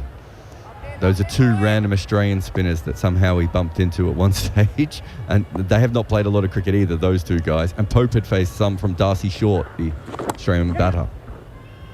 Just pulled back his length there, Kuldeep, and Pope has played it towards square leg for a single. Yeah, I can only think of a couple of left arm wrist spinners during my time. There were batters who part-time spin. Simon Katich, they played with it. Durham, Michael Bevan. He bowled a left arm spin like that, but I can't think of too many that were actually out and out frontline bowlers like what Kuldeep is. Once again, just the last ball remaining to Zach Crawley on the middle leg, and he's clipped it towards square leg for an easy single. So that's 4 runs from this over. It's 95 for 1. You're listening to us on TalkSport 2 and also on TalkSport Cricket's YouTube channel. Jared. Do you remember when Kuldeep took a lot of wickets in the one-day series against England? When he was first coming through quite a few years ago now. I looked it up at the time, Harmy, and the 2 wrist spinners who bowled the most were 2 left-arm wrist spinners who bowled the most in county cricket were Katich and Brad Hogg. So you're 100% right there. There's only one other one I could think of, and I still don't understand why he didn't have a better career around English cricket. That was Michael Rippon, who I think is South African, Dutch and New Zealander all at once, Michael Rippon, but did play some county cricket, was around county cricket for a while. But it's just not a thing that seems to come up in cricket all that much, which is why I'm really encouraging my son to bowl left-arm wrist spin, Harmy. Yeah, just in case. just in case, yeah. I knew there was a glaringly obvious one. Who could forget Hoggy? He'll nail me for that, Brad Hogg. But yeah, who could forget Hoggy? But say they didn't play a lot, Harmy. Didn't play a lot that much. No. And he wasn't around that much was it your time? Yeah. Me and Hoggy are, I would imagine. I think Hoggy's a little bit older than me. He'll nail me if he's been around forever. He's been around forever. Yeah, he must be, because he retired a while ago and he was in his 40s when he finished. I think he's 50 something now, isn't he, Harmy? So he's got a couple on you. Yeah, he's got a little bit on me. Ashwin now from our box end, and bowls to Crawley, who's on the off stump, and he's just driven it for a dot delivery. I know who I'm backing in a race between Hoggy and Harmy, though. Now, yeah, there's only one winner. This time turns it off his pads towards square leg. Big run in there from the fielder, and they are able to cross over for 2 runs quite easily. Big gap on the leg side there. Fielder had moved from square leg to the mid-wicket position, so Crawley really picking the field very well on that particular occasion. Big work from Yashasvi Jaiswal. Yeah, good running as well from both Pope and Crawley. Pope's having a little bit of a shocker at the minute with the running. He's slipping on the. He's not running on the wicket. He's running on the side, the pitch the side, which is lush green grass, and he's slipped a couple of times now. And just before the lunch break, just before the break. A lot more loop there from Ashwin, who's driven and beats the fielder at a mid-off. That's another boundary for Zach Crawley. Just comes forward and pushes it, meets the ball as it pitches, and really drives down the ground. 68 not out for him now. Yeah, excellent shot from Zach Crawley. He's total control of that. He really is. Ball in and around off stump. Not quite a half volley. He's had to come out. It would have been a different type of shot played by Ollie Pope, but the long levers getting out to the balls, excellent from Crawley. No run on that last one as Ashwin comes around the wicket, and the last delivery when he scored that 4, England's 100 has also come up. It's 101 for 1 now, trailing by less than 300, just by 295 runs. And he's bowling round the wicket with a slip. The forward short leg fielder has gone out. He's now stationed at square leg. Rajat Patidar into his 8th over. He's gone for none for 36. You're listening to us on TalkSport 2, as also on TalkSport Cricket's YouTube channel.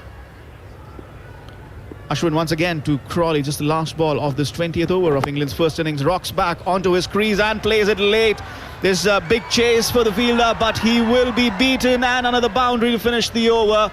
72 not out for Zach Crawley. England motoring along, 105 for 1. Excellent shot from Zach Crawley, because he used his long levers earlier in the over and got out to the pitch of the ball, drove Ashwin through extra cover. This time Ashwin has to bring his length back, and with him bringing his length back, he's just tried to bowl that little bit quicker, and it was too short. Zach Crawley rocked onto the back foot, middle of the bat, through sort of cover point region, and England now flying along 5.25 and over. And Zach Crawley will run a ball 73. He really looks in. I think his balance is as good as I've seen Zach Crawley bat. So just on the left arm wrist spinners, just to finish this off. So Yadav currently has the 4th most wickets ever by a left arm wrist spinner in Test cricket. Army, he's got 34. And he's into his 10th test. 34 wickets, Jetson. Yeah. It's not a lot. You should know number 1. Brad Hogg? No, he's not even close. Yadav to start on another over from the far end as Pope plays it on towards the offside. No run. Harmy might have played against number 1 on the left. Yeah, I did. Bit more loop on the off stump. He's driven it towards cover. Come on, tell me. Harmy? Paul Adams. Paul Adams, yeah. Paul Adams. And then Paul Adams. The other ones are Chuck Fleetwood Smith, the legendary Australian, who would have taken a lot more had World War II not come along at that time. And then Sandakan, the Sri Lankan. Paul Adams dismissed Tendulkar and Dravid in one innings once upon a time. And this one turned off the pads this time. Quick single towards square leg. Pope moves on to 12. And it was so infuriating. He's just come on to bowl. New bowler for South Africa. You don't see a lot of spinners bowling in South Africa. And this one, left arm unorthodox, and he gets Dravid and Tendulkar in the same innings. I'm not surprised. It's a bit like when Malinga or Bumrah come round. From a visual point of view, it's just so off-putting to see the action the way it is. Described as the frog in a blender? Yeah, as there's a fielder at shot mid-on now for Zach Crawley. Kuldeep bowling to him, and he's pushed it onto the offside for no run. Once had a 99-run partnership with Andrew Flintoff at the Oval against Paul Adams. I got all of the massive one. Did he bowl over the wicket or around the wicket to you, Harmy? He was trying to bowl both, I think. Much straighter from Kuldeep. and Crawley defends it with a very, very straight bat. When I was standing there waiting for him to come in, I thought he was actually going to bowl both sides of the wicket. So just didn't know what was going on. But fortunately, Fred knew what was going on, and he kept belting him for sixes and fours. All you had to do was stand there, right? Yeah, he hit. I think Mikhail hit me on the head. Mikhail Montini hit me on the head. Flatter through the air, and he pushes the ball onto the onside for the end of the over now. It's 21 been bowled in England's first innings, trailing by 290. It's 106 for 1. You're listening to us on TalkSport 2. Yeah, it was quite amusing because you had Mikhail Montini, who didn't have the, he had another one with a unusual release point, jump wide of the wicket. So when you stand there batting, it was so off-putting. You had Paul Adams at one end, not having a clue when it was going to come out of his hand.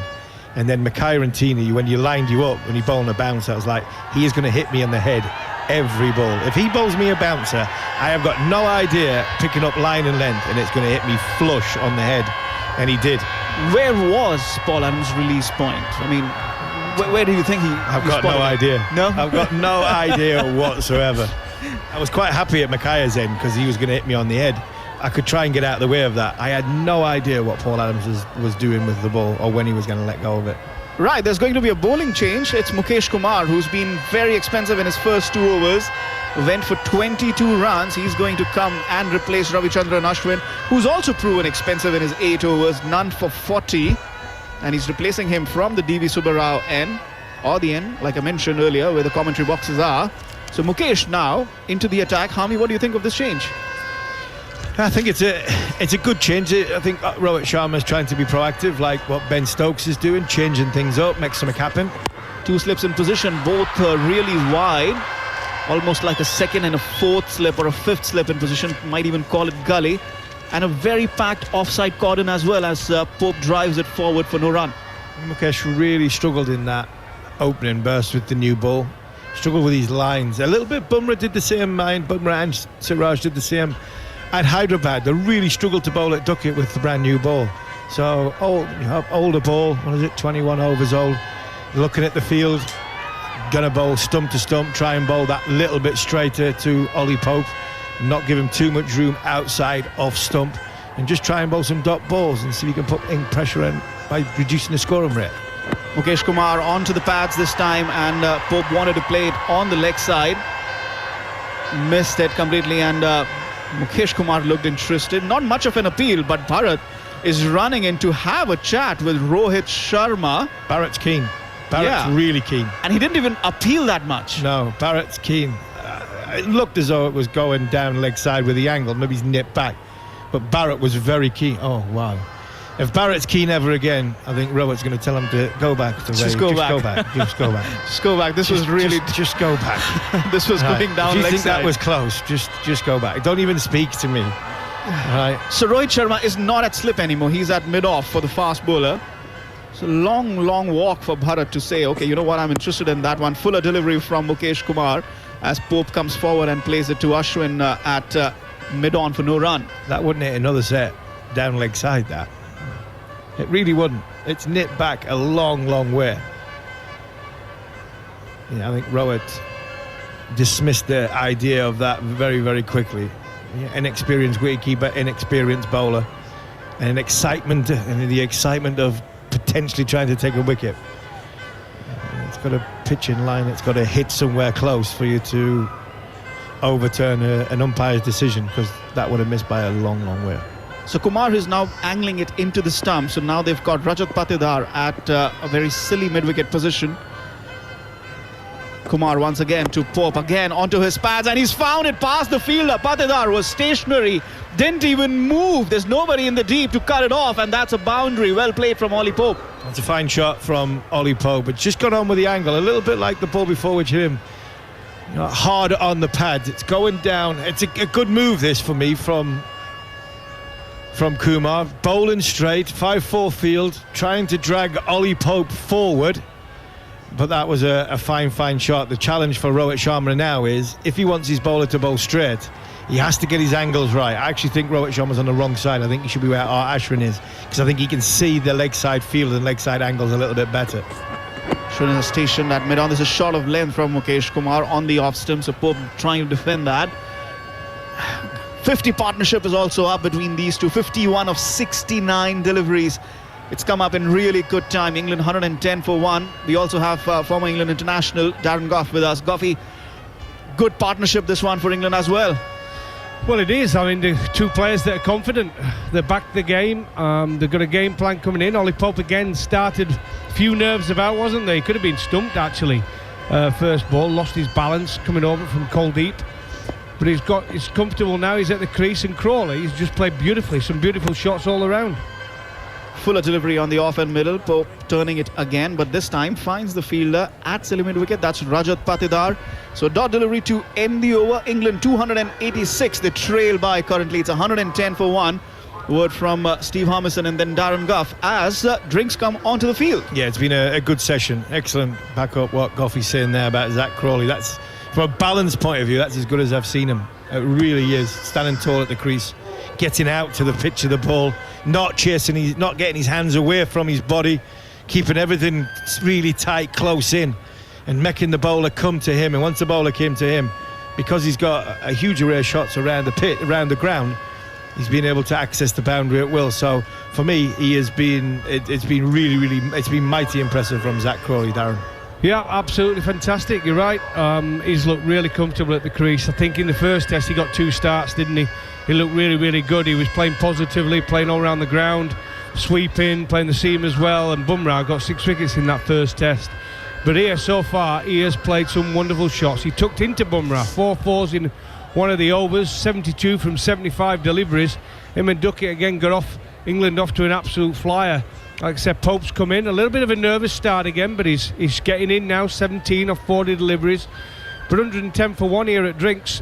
And England will be having a sniff and having a cheeky little look out the corner of the eye and thinking, India, 396, probably 30 or 40 short of what they would have been happier with. But England, still a long way away, but in with a shout. Yeah, speaking of tucking in, Gough, we were missing you out here. We've had a beautiful lunch. Nice fish curry, bit of vegetable jalfrezi. You would have been in your element. You would have had sweat dripping off your face with naan bread in. How many breakfasts you had so far this morning? I've only had 4 poached eggs, mushrooms. Yeah, no problem, mate. Yeah, listen, I wish I was there. I love India. I think it's a wonderful country. So passionate about the game of cricket, the noise, everything about it I love. And I've missed it. I've not been there for a few years, you know. So I've got to get out there at some point. In fact, I should be there in March in Mumbai with the Northern Diamonds. Got a pre-season tour there. So hopefully I'll pop out there in March. Oh, Goughy, the perils of being a top executive. Top executive. Put on your suit and sit in, Goughy. 4 poached eggs, his suit's not fitting him anymore. Yeah, there's no suit. I'll get in my shorts. I think England have displayed this passage of play well. You got the feeling when Duckett was out and when Pope was struggling a little bit, a stumping chance of his very first ball, that England might struggle a little bit. Pope is still struggling, but England has strung together a partnership of 51, largely because Crawley is playing beautifully. And he's gone up to 72 of 75. India might have missed a trick not having a leg slip early on, but he's ridden all that and he's played beautifully. Now India make the change, not at Ashwin's end for Akshar Patel, but at Kuldeep's end. Kuldeep 7 overs, 1 for 20. I thought he bowled really well. I thought Bumrah might have come on. He was off the field for a while, back on. So India went back to Mukesh Kumar just to check if there was any reverse. Right, is there some turn for Akshar? He won't mind the bounce, even if he's a slightly slingy bowler. Kevin Peterson joins me. Doubtlessly enjoying Crawley's innings of 72. Yeah, he's a tall man and he's in complete control of his game here in Vizag today. Plays the next one through the onside. There's only one thing to check. Where is the boundary coming from? And he played it so easily. There's space on the onside because there's 4 on the offside. So there's open space on the onside and he's picked it so easily. by going to the pitch of the ball. It doesn't matter if there was turn on the ball or no. He was so close to the pitch. He picks up another boundary. Now down the wicket. He's up in the air. And the catch is taken. The catch is taken at backward point. Crawley attacked Akshar Patel. Didn't quite get to the pitch of the ball. It's a lovely running catch. And England have lost a wicket. Shreyas Iyer with the catch. Crawley looked good for many, many more than the 76 has got. Is that just the moment India were looking for? It's a different angle, a different bowler, and he just hasn't watched him settle, Crawley. It was always going to present a different challenge because of where he bowls the ball. And he bowls the ball wider, and he's a left-arm spinner. But Zach Crawley decided that today was going to be in his day, and he was in complete control of that innings and the way that he played against the spinners. He'll be disappointed to go for 76, but England are racing along. England have got 114 on the board for 2 in the 23rd over. They trail by 282. It's all systems go, this team. And no doubt he'll be applauded in the dressing room. He'll be told that he played beautifully, and he did. He played really, really well. Didn't look like getting out today. He's just got himself out. I think that's been the case, hasn't it, throughout this series so far. Batters have got in from both sides and got themselves out, and he was set there, Zach Crawley, playing beautifully. But he tried to get on top of the new spinner that come into the attack, Akshar Patel. Found a little bit of turn, didn't get right to the pitch of the ball, probably hit it to the leg side like the previous delivery, and he got that outside edge, stick edge. Good catch, actually, from Shreyas. Very good catch, and now it brings Joe Root in. And if I could be a little cheeky, so far on the tour, England's bowling all-rounder. Gee, when he gets going, loves playing against India. And I've just been taking a look at his batting average. It's just dropped under 50, but it's 49.99, so we won't even count it as having dropped. Akshar again round the wicket, slip in a silly point, and Root goes off the back foot and pushes out on the offside. Might just have hastened through and a little lower. He's got a slingy action, does Akshar, and so the ball might skip through a little more than say when Kuldeep or Ashwin are bowling. So India have a wicket. It looked like the wicket might be Pope. It isn't. It's a far more valuable wicket at the moment in the context of the game of Zach Crawley.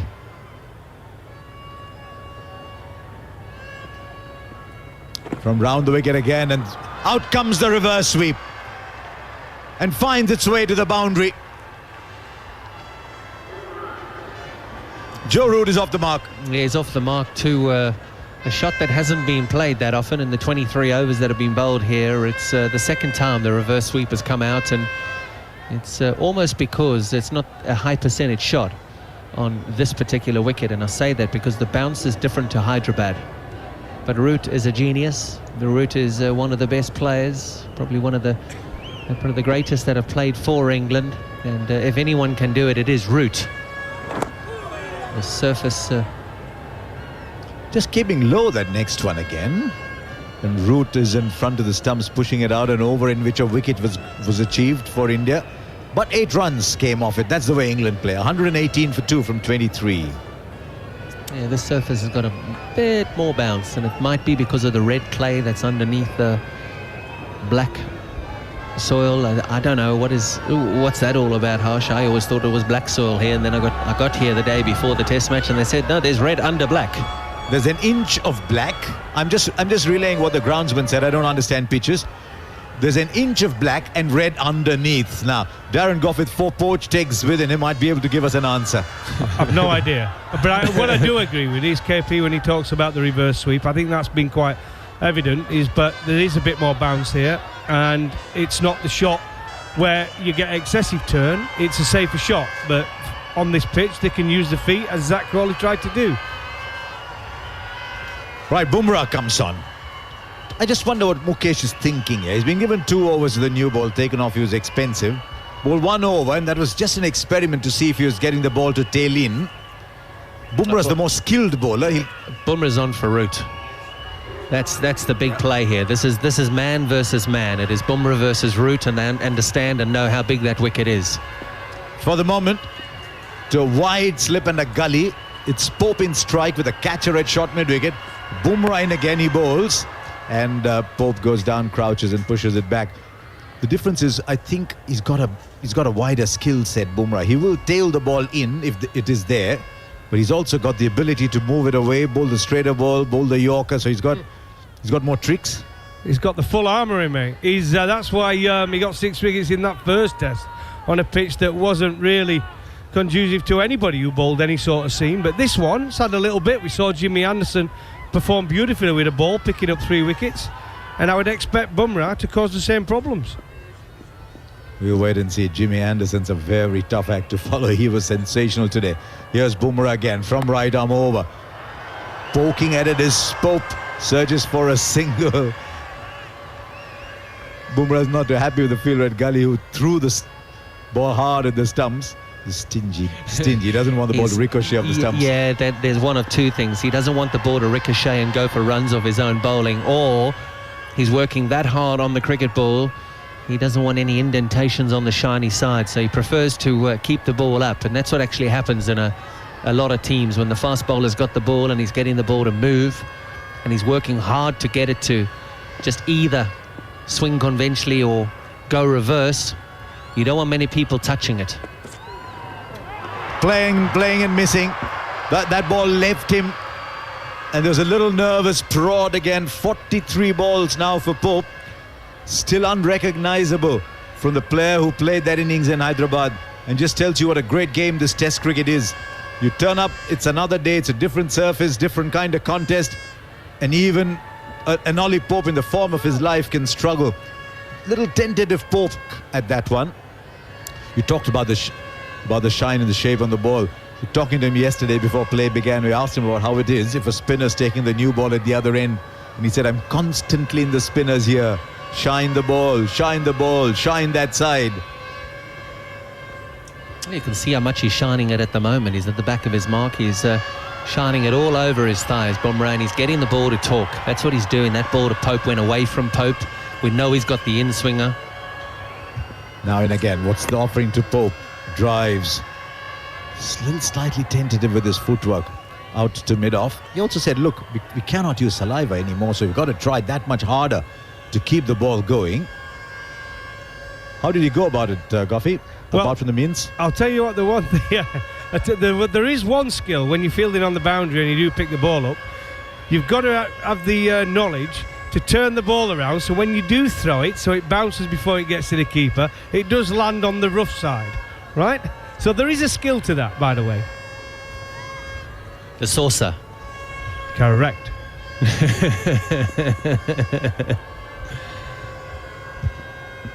2 balls to go in this over. Bumrah bowls it again. It's a tentative little prod.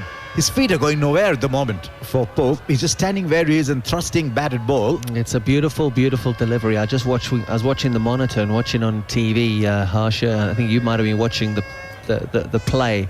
That though there is pitched on a good length and it's been taken at the left ear of the keeper. It has been bowled at good speed, 139 kilometers per hour, and it's absolutely flown. What a bowler Jasprit Bumrah is. We were singing Jimmy Anderson's praises this morning, and quite rightly so, because he was just a master at work, an absolute magician. But Jasprit Bumrah, he's not far behind with his skill.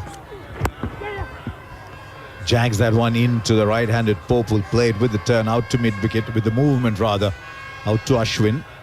He's fielding at a wide-ish mid-on, just the run of the over. But a typical Bumrah over, probing away at the batter. It's 119 for 2. Root is for Pope is 18. And this is part of it. I mean, England, people were talking about, oh, India ain't got enough there. But when you've got 396 on the board, it's a lot of runs. And England have to play well to get up by them.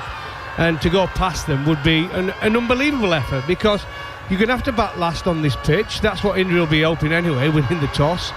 And it will do more and more as the game goes on. With those plates you've seen, there might be a little bit loose. That one there from Bumrah had the last over a bit more bounce. So a long way away, England still. Yeah, you raise a very good point. I spoke to Curator before play this morning, and Akshar starts a new over from round the wicket, and Pope goes forward and defends. And I was presenting a few different permutations on how this test match might play out, and he was firm in his view of saying, no, the wicket's going to deteriorate. We are going to see some spin probably later today, tomorrow and day 4, and he said 100% a result. Root looks to play the sweep to one from Akshar. That was pitched around leg. It's a good stop out in the deep. They'll come back for 2, but the little paddle sweep is unveiled. Bumrah, the fielder. It's a good shot. It's a very good shot. They're just using the pace of Akshar. There is no 45 in position, so it's actually quite an easy shot. Just gets down and just taps it away into the leg side, and we saw him do it all day in Hyderabad. No risk. The risk would be if Rohit Sharma takes out point and puts him catching at 45, and it's probably something that I would do. I would try and just cut out the scoring options now for Ollie Pope. I would just put a player in position and say, right, do something different. Akshar goes round the wicket. Pope drives out to mid-off. He won't get a run. Slightly more confident looking shot. Because I just don't see that silly point is in the play. The silly point is not there for me. Neither here nor there. It's not a position that you worry about when you're batting. It's almost a position that you look at and think, okay, where is he taking him from? Where is the gap? Just drags it out through the onside, searching for the single, because he knew he played it wide of mid-on. There was one there, so Pope will go up to 21. Root is 4, England 122 for 2. Just to take on what Goffey was saying a little while ago. Only once have India scored more than 400 and lost a game. That was against Australia back in '98. Most times in India, you make 400 runs, you don't lose. As Akshar goes and spins it beautifully past the outside edge of Joe Root, and it's taken by Kona Bharat. Having said that, England came to India in 2016 and got 420, 450 and lost by an innings, because that track just stayed good for a long time. And there was a statistic, wasn't there, that we were showing on TV last week, where the less it spins, the better it is for India. The more it spins, it brings the opposition in. And the opposition have inexperienced spinners, so the more the track helps them, the more it minimizes the difference. Akshar again bowls, and the little sweep comes out once again. The bowler thinks it's gone off bad, so there's a bit of an appeal, but they will trot across for a single. The umpire's not interested, and he doesn't even slap his thigh, so that's probably a run therefore. So it's 25 overs gone, 123 for 2. Root is 5, Pope is 21. Do you know, I think when there's bounce in the pitch, I think that's when India look a different animal. When you get bounce and the spinners are the quality of Ashwin, normally Jadeja, but Akshar Patel and Kuldeep, bounce brings India well into the game more than England. Yeah, because then you see the gap between the spinners and how well the Indian spinners can operate, and how they can just get, because they just get those extra revs on the ball. They were fighting a losing battle last week in Hyderabad with how slow it was off the wicket, and the ball almost moved and did whatever it was going to do, and then the batter played the shot. It's not the case here, and I think Akshar Patel is going to cause England a load of strife this afternoon. Well, they've got to deal with Jasprit Bumrah for the time being, and he goes in and bowls to Joe Root. Root punches back down the pitch, well fielded by the bowler, and he's followed through. There's no run. The technique of Joe Root's going to be tested. He fell over it in Hyderabad, and the dismissals for him were very un-Joe Root-like. So no doubt we're going to see a Joe Root that stands leg side. He's going to present the full face of the bat like he did there with the first ball that Bumrah bowled. Bumrah was straight at his stumps, and he punched it straight back at Bumrah.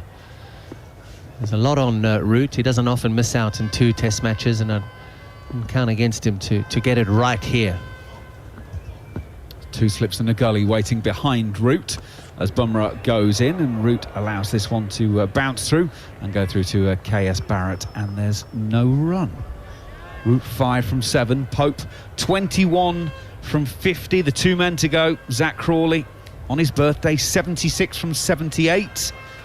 He tried to take on Akshar, but got underneath it. It's a great catch from Shreyas Iyer, running backwards, deep point, takes the catch. That made it 114 for 2 after Ben Duckett was caught under the helmet off the bowling of Kuldeep for 21, 59 for 1. That as England reply to India's 396 all outs. In goes Bumrah, outside of off stump once again. Root playing the patient game at the moment. Doesn't need to do anything with that ball, so doesn't. Allows it through to the keeper, Goffey. Yeah, and as a bowler, and obviously I know Joe pretty well. I think when you bowl at Joe Root, that LBW, as we saw him get out in that first test, is something that he's got to be steady of. He's got to stay tall in his crease, and he can sometimes fall over and get too far across. He gets out LBW. But the ball to get him out as well is that one where you just tempt him outside off stump, just short of a drive ball. He likes to go at it hard. He likes to get off to a positive start, Joe, so it brings the slips into place as well. In goes Bumrah to him, and there's a little shuffle of the feet to get himself moving in towards the ball, pushes out on the onside, no run. You're 100% right, Goffey. I think that Bumrah is good enough to drag him out there as well. Root was down the wicket on that occasion and just came out to push at Bumrah. Bumrah hasn't bowled an in-swinger yet to Root. It's all been away. We saw Jimmy Anderson nick off Ashwin this morning with an away swinger. It wasn't the in-swinger. It was across to the left-handers and then to Ashwin. He was straight and away and he got the nick. There's a little period that Root needs to concentrate big time. And he gets an edge on this one and does nick it straight to slip. Kevin Peterson just called it.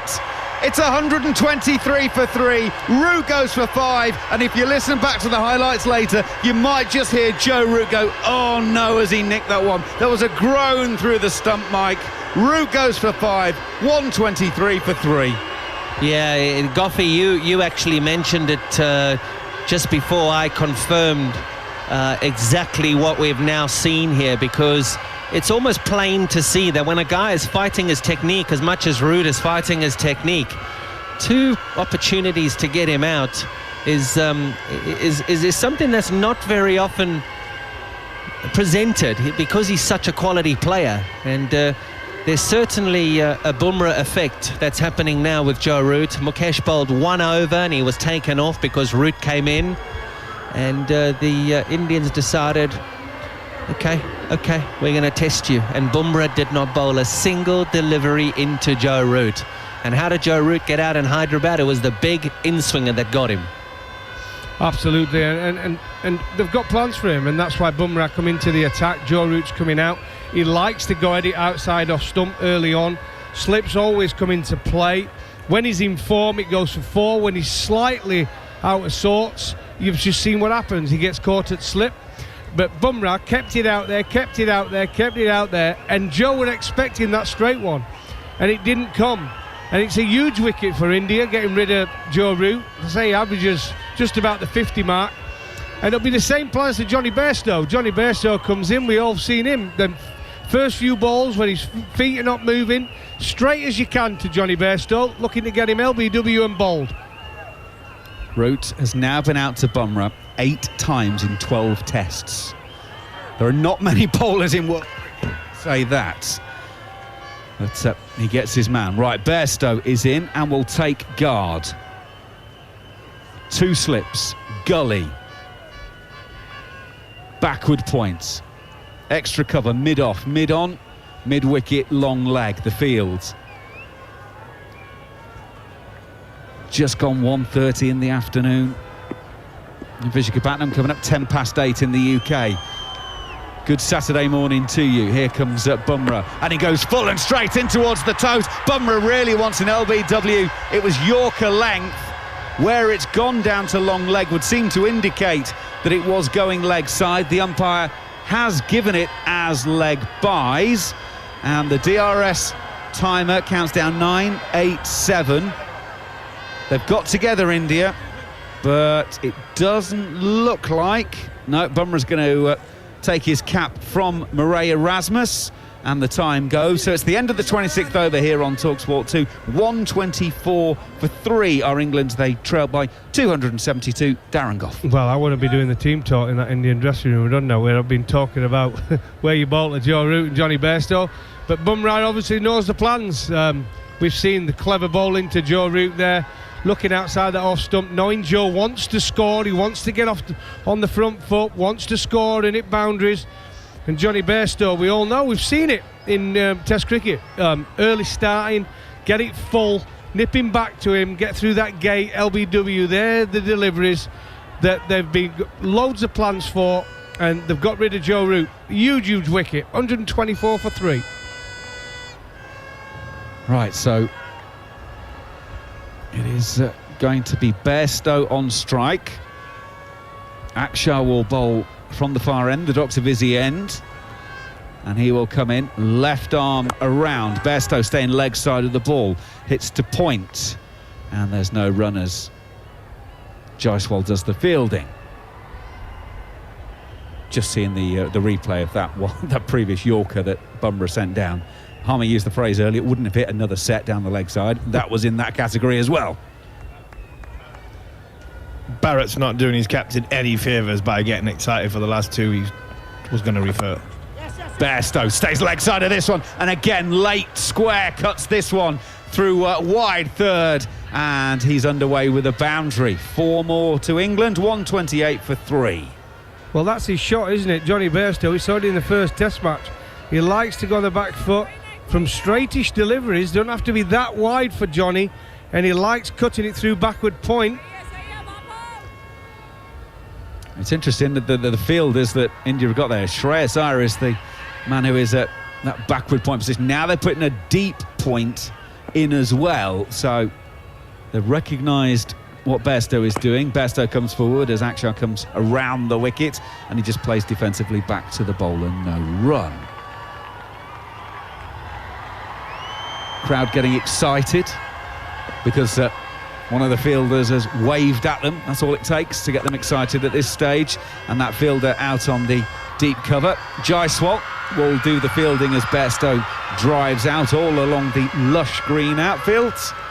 And Jaiswal made 209 earlier today, and he's getting cheered almost as loudly from a pocket of supporters in behind him for fielding a pretty routine ball, as he did, making a double 100. They love their cricket in this part of the world. Every chance they get, they're up and shouting and enjoying it. Akshar is coming in. Bairstow defends out on the offside, and there is no run. So 6 from the over so far. 1 ball still to come.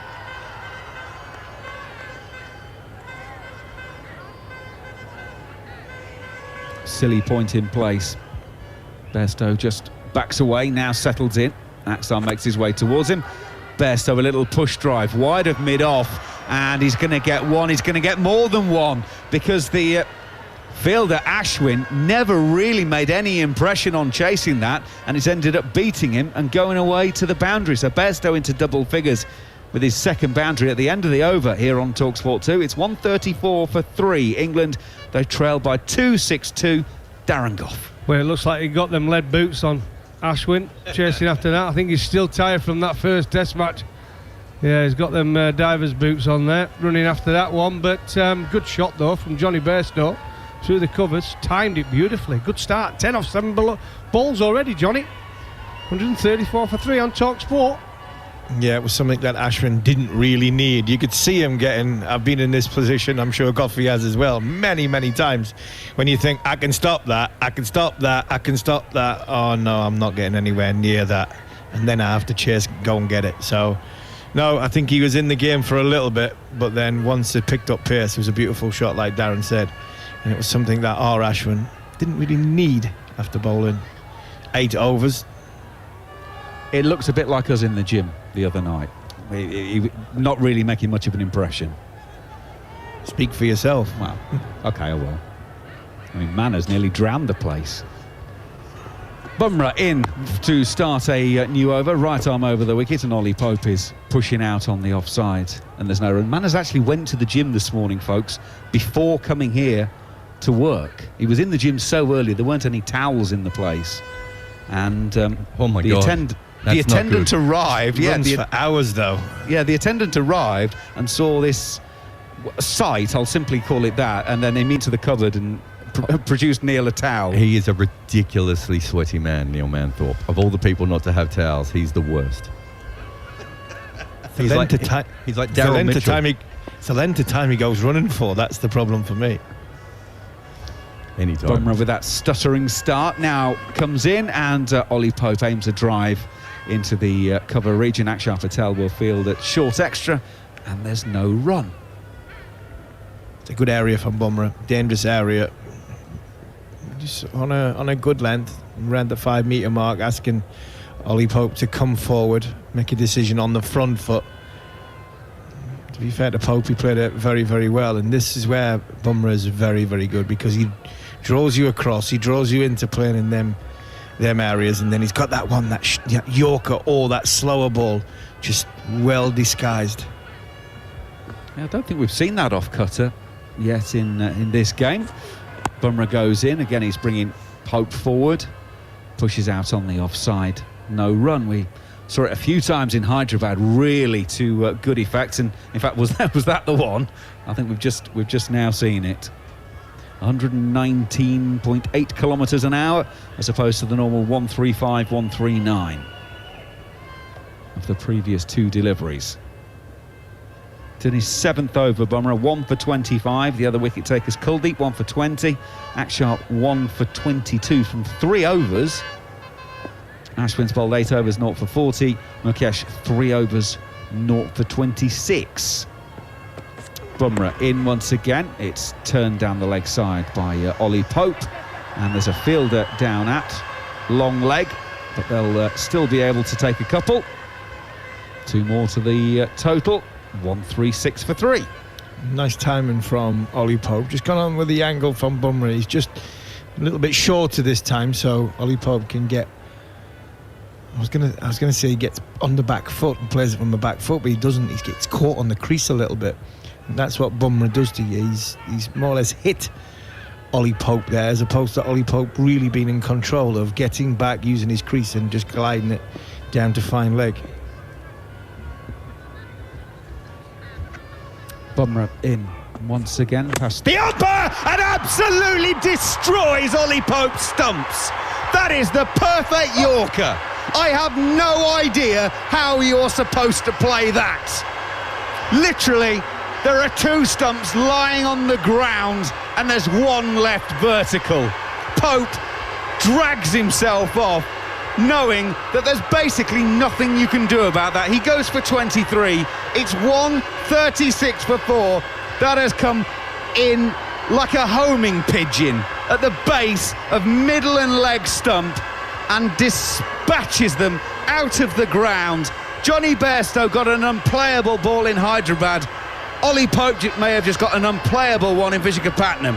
What a delivery that is from Jasprit Bumrah. Said just a second ago, he gets in around that good top of the stumps area, drags you across the crease. He's got the slower ball, and he's also got the Yorker. What a Yorker that is. Leg stump went cartwheeling, middle stump just fell out of the ground, 1 stump, off stump standing. What a ball. Ollie Pope might have fell over slightly, but I think even if he did fall over and got something in the way, it would have been his boot, and Erasmus would have put his finger up for LBW. That, for me, is unplayable. Not for a tail ender, not for a mediocre batter. That's an unplayable delivery from a man who got 196 in the last Test match, and he got nowhere near that delivery from Jasprit Bumrah.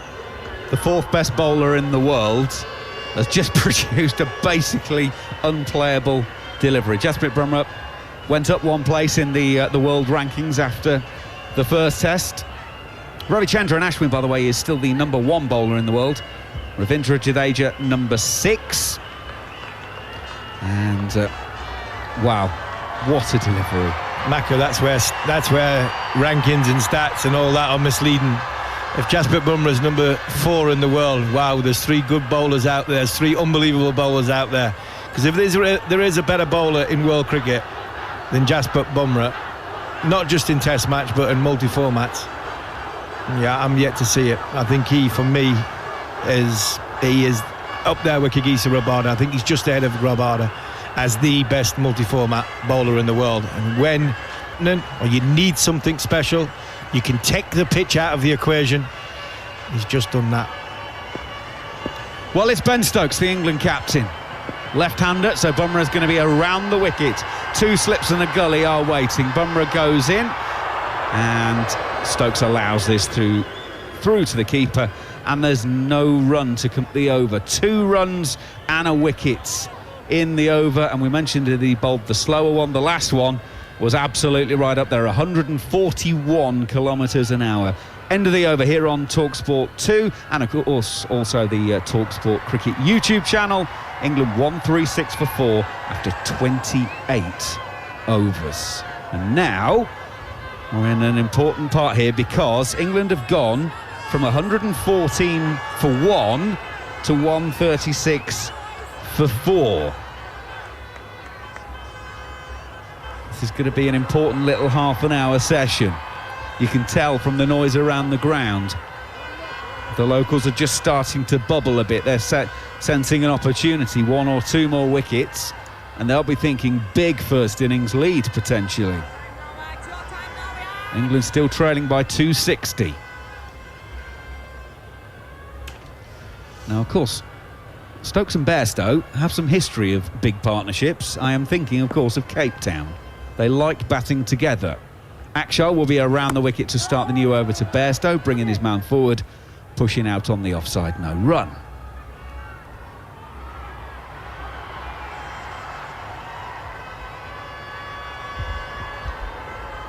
Bairstow backs away just to get himself to where he needs to be mentally. Comes back in, waits as Akshar bowls.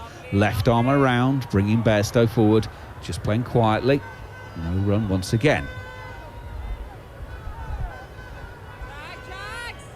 Just the slip in place for Bairstow. Rohit is at the moment standing cross-legged, hands on hips. Now he gets down into his stance at slip as Bairstow goes in, plays a forward drive to Akshar, gets a hand on the ball, deflects it onto the stumps. The bails light up, but Ben Stokes is standing at the non-striker's end, also legs crossed, leaning on his bat. He never went anywhere, no problem. Yeah, no movement from Ben Stokes. Didn't even leave the crease when the ball was bowled. Seen that the ball was hit back, and he didn't have to put a step in. I think he was already in. It just weight transfer back in place. Smart bit of work from Axar Patel. Just got a little finger on it.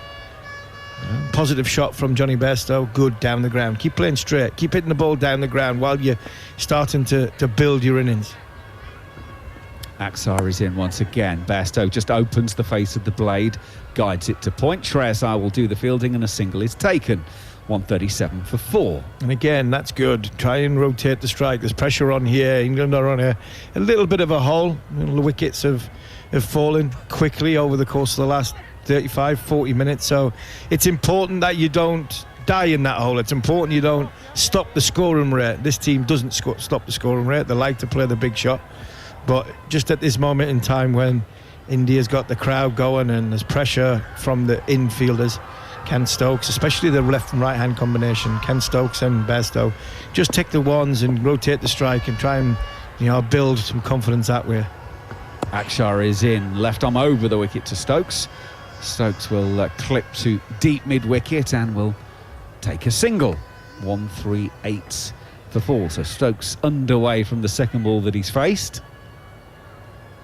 It's not done a huge amount for the spinners. They've got some good bounce out of it. There's been a few gone. I think we've had 2 balls today that have kept a bit low, but wicket playing pretty normally as you would expect in this part of the world. Bairstow comes forward to complete the over. 29 gone, 138 for 4 here on TalkSport 2. Jared Kimber. Just worth having a look at Bumrah versus Root, I think, because it's a really interesting record so far. So he's got him out 3 times in test matches in India, and in those test matches, in those occurrences, he's averaging just 15 against him in India, but he averages 40 against Root in England. And if you look at all international cricket, in the UK, Bumrah averages 35 against Root, and in India, 6 dismissals, an average of 13.33. So certainly Bumrah prefers to bowl to Root in India rather than on the lush, grassy wickets of England. Talking about lush and grassy, here's Neil Manthorpe. That's a counterintuitive statistic. I would have thought Jared so. Kimber. Yes. You need to Explain that. Here's Jasprit Bumrah bowling to Ben Stokes. Plays defensively, rock solid. Back in the cross, and there's no run. Why? Because he gets reverse swing in the subcontinent? Or? Possible. We've seen him get him out in a couple of different ways, but certainly in the last couple of years, there's been a lot more reverse swing in Asia than there has been in England, right? Because they keep the Duke balls newer now and try and use the wobble ball and everything else. So perhaps that could be it, that Root doesn't like the reverse as much. Yeah, but it's not really reverse. Well, saying that if Joe bats and he gets runs, big runs, then he's batting when it's reversing, but especially in the recent past, Joe's been at 20 for 2, so it's mean the newer ball he's faced more than the older one, I would have thought. Here's Bumrah again, bowls. Stokes plays exactly the same defensive shot, rock solid in his crease, nudging it up on the onside. I think in both cases, though, Harmy, it has been reversed because it's been closer to that 20-25 over mark. He was definitely reversing it today. So, who knows exactly what it is, but I think also, he probably bowls a very different line and length in India than he does in England, right? Like, he's a very clever bowler, so it might be something to do with that. He might go too traditional in England, and that's what Root's best against. Whereas really, he should just bowl 90 mile an hour. That Yorker, that was reversed. Yeah, that reversed. Definitely. Yeah. It was... it was a good ball, wasn't it? Here's Jasprit Bumrah, bowls again to Stokes, and the back leg splays out. He plays defensively up on the offside. There'll be one of those occasions where Joe Root goes into the dressing room and doesn't throw the gloves anywhere. He just lay them down gently, sit down, mop his brow, and say, "That was a good ball." Yeah, it's one of them ones where it reversed and it hit middle and leg. If it didn't reverse, it definitely would have hit middle. It was getting, the minute it left Jasprit Bumrah's fingers, it was getting Ollie Pope out. Very, very impressive delivery. Here's Bumrah once again, running away from us. Up to the crease now, bowls, and for the fourth time in a row, Ben Stokes plays a very studiously defensive shot, and he's almost emphasising, re-endorsing his defensive shot by holding the post for a second longer than he might ordinarily have done, just indicating you may have bowled a couple of good balls, but you're not getting past me in a hurry.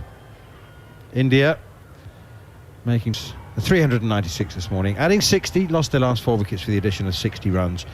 Yashasvi Jaiswal making 209, and the next highest score was 34 in the innings for India. 396 all out. Now India 138 for 4. Here's Bumrah again up to the crease, bowls, and it's just dragged his length back a little bit, and so it's slightly shorter and in maybe at waist height to Ben Stokes. Opens the face of the bat and runs it behind square on the offside to Akshar Patel. It's funny enough, the crowd would ordinarily be fired up by the fall of 3 wickets for the addition of 22 runs in 33 balls. 3 for 22 in 33 balls. Well, as I say that, they are now beginning to cheer the school children away to our right. But I think there was sort of a sound of stunned silence the last 5 or 6 minutes. Here is Bumrah once again. Maybe it's anticipation. Stokes again plays it away defensively towards mid-wicket, straight to the fielder, Rajat Padatar, and there's no run. That was a maiden over from Jasprit Bumrah. Seems like a long time ago that the 4th over that he bowled went for 16. Yeah, an awful long time ago, and England were very much on top when Crawley and Duckett were there again. I got off to a decent start, then see Crawley and Pope carried that on, and something that happens more often than not in this part of the world when there is a little bit of a lull in the game. It doesn't always happen with England because of their fast scoring rate, but then the game goes into fast forward, and the wicket of Crawley coming down the wicket, trying to hit Akshar Patel over the top as opposed to along the ground like he did the ball before. And when you expose and you just open up a little bit of an end, you hear the crowd start going, fielders around the bat start to get a little bit louder, and it's very difficult over here to start your innings on and get going, and then you come up with a beautiful delivery like Jasprit Bumrah did, and all of a sudden England gone from 113 for 1 cruising to Was it 138 for 4 and in a little bit of a predicament? They are. 30 overs gone. Well, we would have said a couple of years back that they were in a little bit of predicament. Now we're just sort of excited to see how they're going to extract themselves from this hole that they're in. Kuldeep Yadav's back into the attack, short and wide. That was very much a loosening. There's nobody on the cover boundary, so 4 runs. That's a gift to Johnny Bairstow, which he will very happily accept and unwrap it and bang it to the cover boundary. Struggling with this move. I really am struggling with this move because are you trying to buy a wicket just before the break, saying that he might bowl a couple of bad balls and Bairstow and Stokes might give their wicket away. Axar Patel was going really well. He had them, he didn't start well, but once he got the wicket, he had a little bit of control. Poor first ball. Kuldeep in once again. That's half volley, and it's driven by Bairstow this time all the way along the ground, and it's gone straight to the fielder. Johnny will be disappointed there because that was a ball, a half volley that should have been put away for 4. Kuldeep, maybe he'll show us why Rohit's brought him back into the attack. He's just making a tweak to his field. Actually, he's pushed the man at cover, at extra cover, all the way back, or most of the way back, 4/5 of the way back to the boundary. Here's Kuldeep in once again, turned by Johnny Bairstow behind square on the leg side. I always assume that international captains know far more than I'll ever know. But it does seem a peculiar move, that. Johnny Bairstow just reacting. It's reacting. Yeah. This is what he was criticised for in the first Test match. He was reacting. It was like an under-15 school captain when somebody hit a boundary, right, move your fielder to there. That was exactly what that was. He's driven a half volley through extra cover. He's setting fields for bad bowling. Two bad balls, a long half volley and a short ball, and Mukesh Kumar's in no man's land there. Here's Kuldeep again to Johnny Bairstow. This one spins back into him and he turns it up to Shubman Gill at mid-wicket. Very peculiar. Just to say again, so extra cover. What if Johnny Bairstow now just pushes one to extra cover and takes an easy single? How does the bowler feel about that? Absolutely. He either has to come 20 yards to his left and he protects the short ball and the boundary out that side. Kuldeep in again. Johnny Bairstow forward, plays defensively. Good length here. And that's just blocked. India 396 today. Yashasvi Jaiswal, career best 209. Comes the third youngest double centurion for India, behind Vinod Kambli ×2 and Sunil Gavaskar. He's just 22 years old. Vinod Kambli and Sunil Gavaskar were marginally younger when they scored their double hundreds. Here's Kuldeep once again, and a tiny bit of width, and there is the easy single. Out to Shreyas Iyer at cover, running in from backward point, and Johnny Bairstow keeps the strike at the end of the over. 31 overs gone. England in reply, 143 for the loss of 4 wickets. Zach Crawley making 76 on his 26th birthday. Ben Duckett 21, Ollie Pope 23, and Joe Root caught at first slip by Shubman Gill off Jasprit Bumrah, who's got 2 wickets. He went for 5.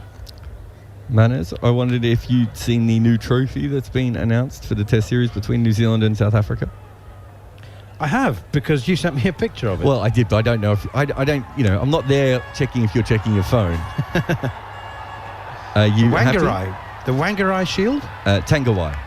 Tanguai, sorry, beg pardon. After the worst train disaster in New Zealand history, which clashed with a South Africa-New Zealand Test series, and Bob Blair, who was playing in that game, lost his fiancée and then still went out and batted to avoid the follow-on. It's an incredible story. So it's 151 people were, and the whole of the Ellis Park crowd were aware of the situation. Even back then in the early 1950s. Well, they started to walk off the ground, didn't they? They didn't realise he was at the ground. He made his own way there. Oh, push and a miss here from Johnny Bairstow. That was good length, decent length from Mukesh Kumar, and Johnny Bairstow just had a little bit of a flat-footed push at it and played and missed.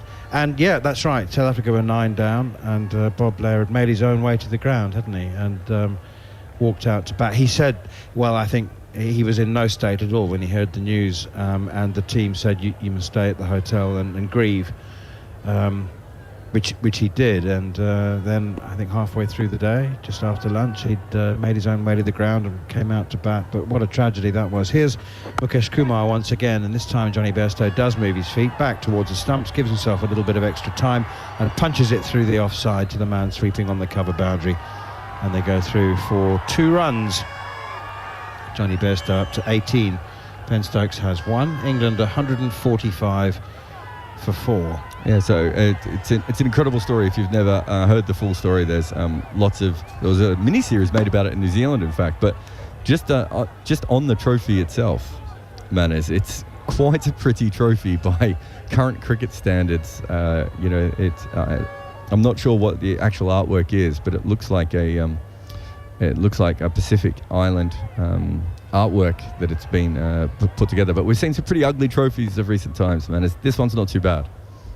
I like it, very much indeed. Here's Mukesh Kumar once again, and it's punched off the back foot up towards mid-off straight to the fielder, and there's no run. And it's made of native hardwood, isn't it? One of the indigenous...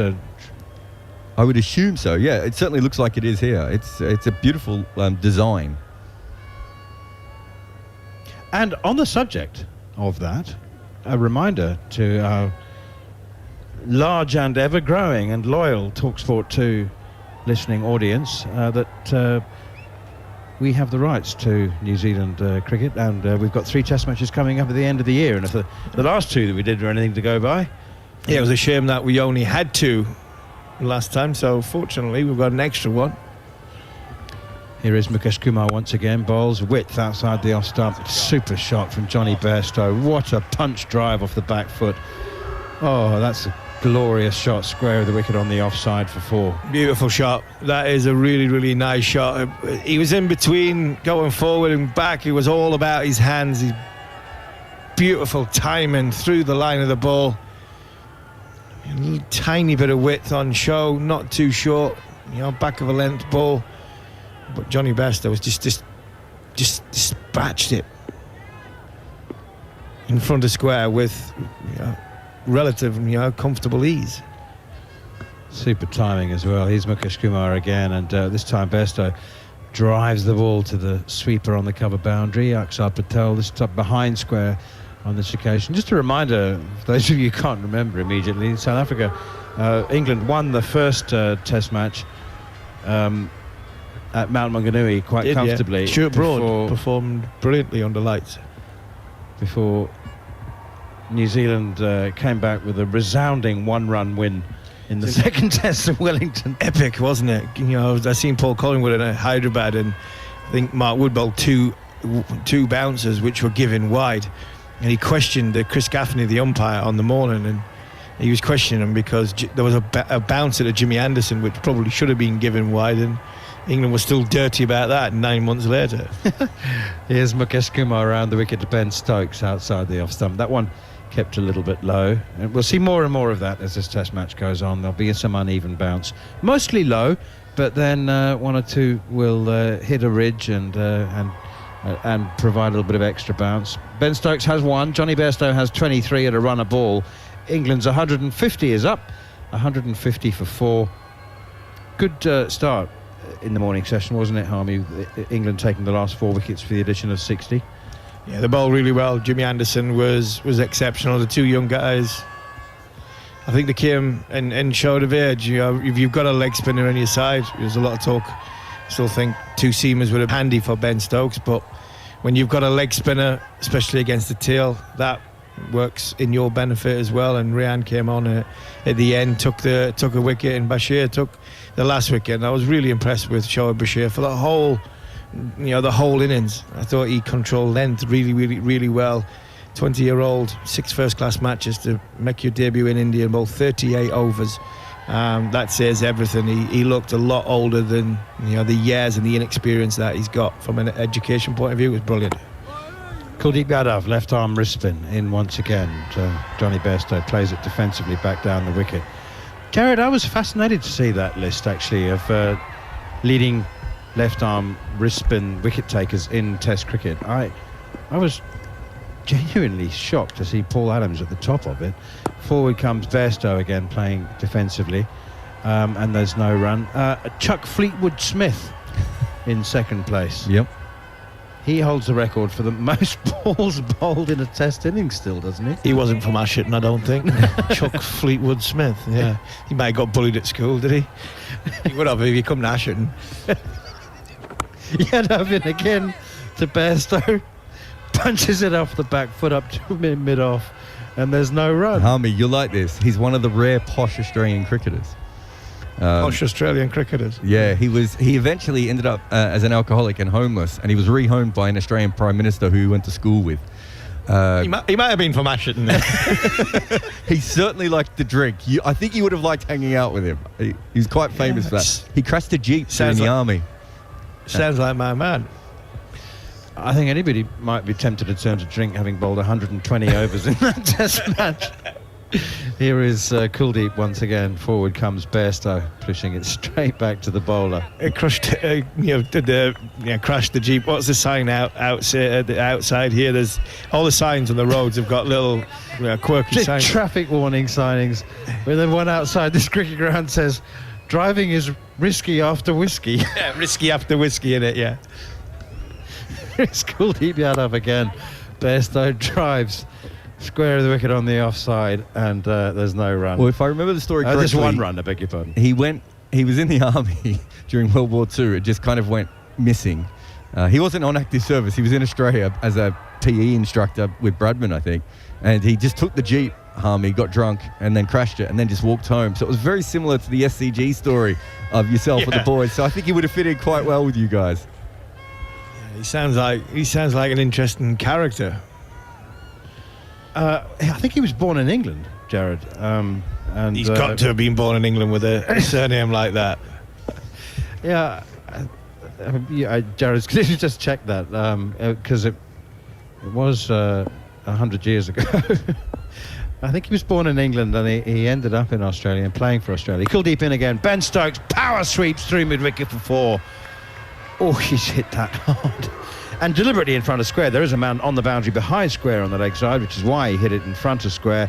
He's hit it absolutely magnificently. Beautiful timing. And what a way to finish the afternoon session. It's a session that India have edged. You have to say that it is definitely their session with the 4 wickets. And England at 155 for 4.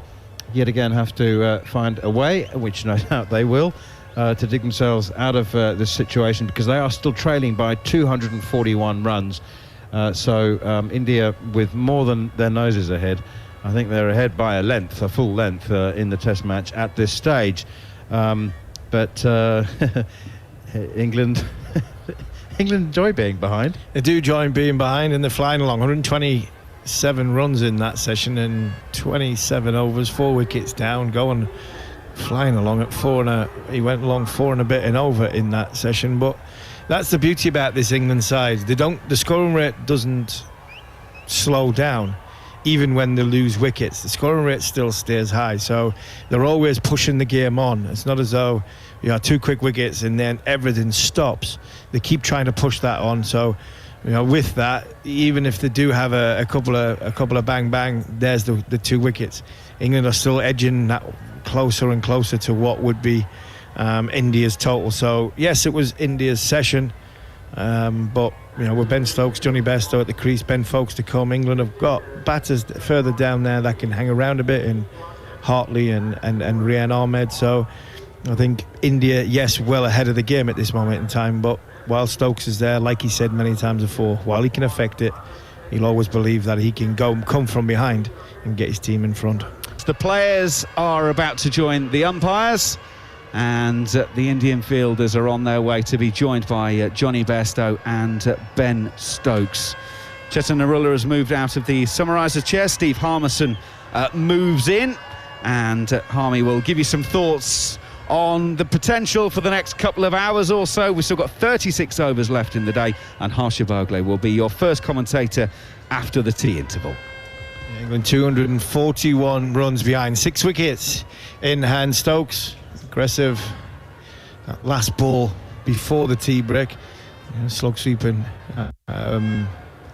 called up Yadav for 4. But Harsha, you've just said something to me off air, which I think we can explore a little bit longer. The conversation while we're talking, while we get into this first session, and how lucky we've been to see Anderson in that first spell and Bumrah in that afternoon session, because 2 bowlers of high-end quality on a surface which is not supposed to be very good for seam bowlers. And one of those, every time you think you're putting him out to pasture, he says, no, I'm active still. And I thought that spell this morning, only he could have bowled it. When he upped his pace, he upped it to 133, 134. When Bumrah upped his pace with a Yorker to Pope, it was 142. Younger bowler, different kind of bowler. But the questions that Anderson was asking, that scramble seam ball has just made him an even more potent bowler. The funny one for me was the one to Jaiswal, which it looked as though it wasn't quite a half volley on sort of middle in leg, and it nipped away, and it missed Jaiswal's off stump. And you're looking at the scoreboard and you're going, he's got 184. Even though it was a second new ball, it was just high quality, high skill from Anderson. Now Bumrah comes back, just that one over. It's to Mukesh Kumar. Very interesting how Rohit Sharma is handling it. And I sense from a distance, and I hope I'm wrong, that the confidence in his second seam has dropped a little bit. He threw it to Mukesh Kumar because Bumrah was off the field, and said to him, when you pick it up from the stump, just bowl in that channel, just bowl where I'm asking you to bowl. But now he's gone back to Bumrah, and Bumrah's into Bairstow, who's got a start actually. Bairstow's looking pretty good, 24 of 28. And here's the first ball after tea then. England 155 for 4. Trail by 241. What a contest. Here's Bumrah from right arm over. Bowls to Bairstow. Goes forward. Pushes out to point.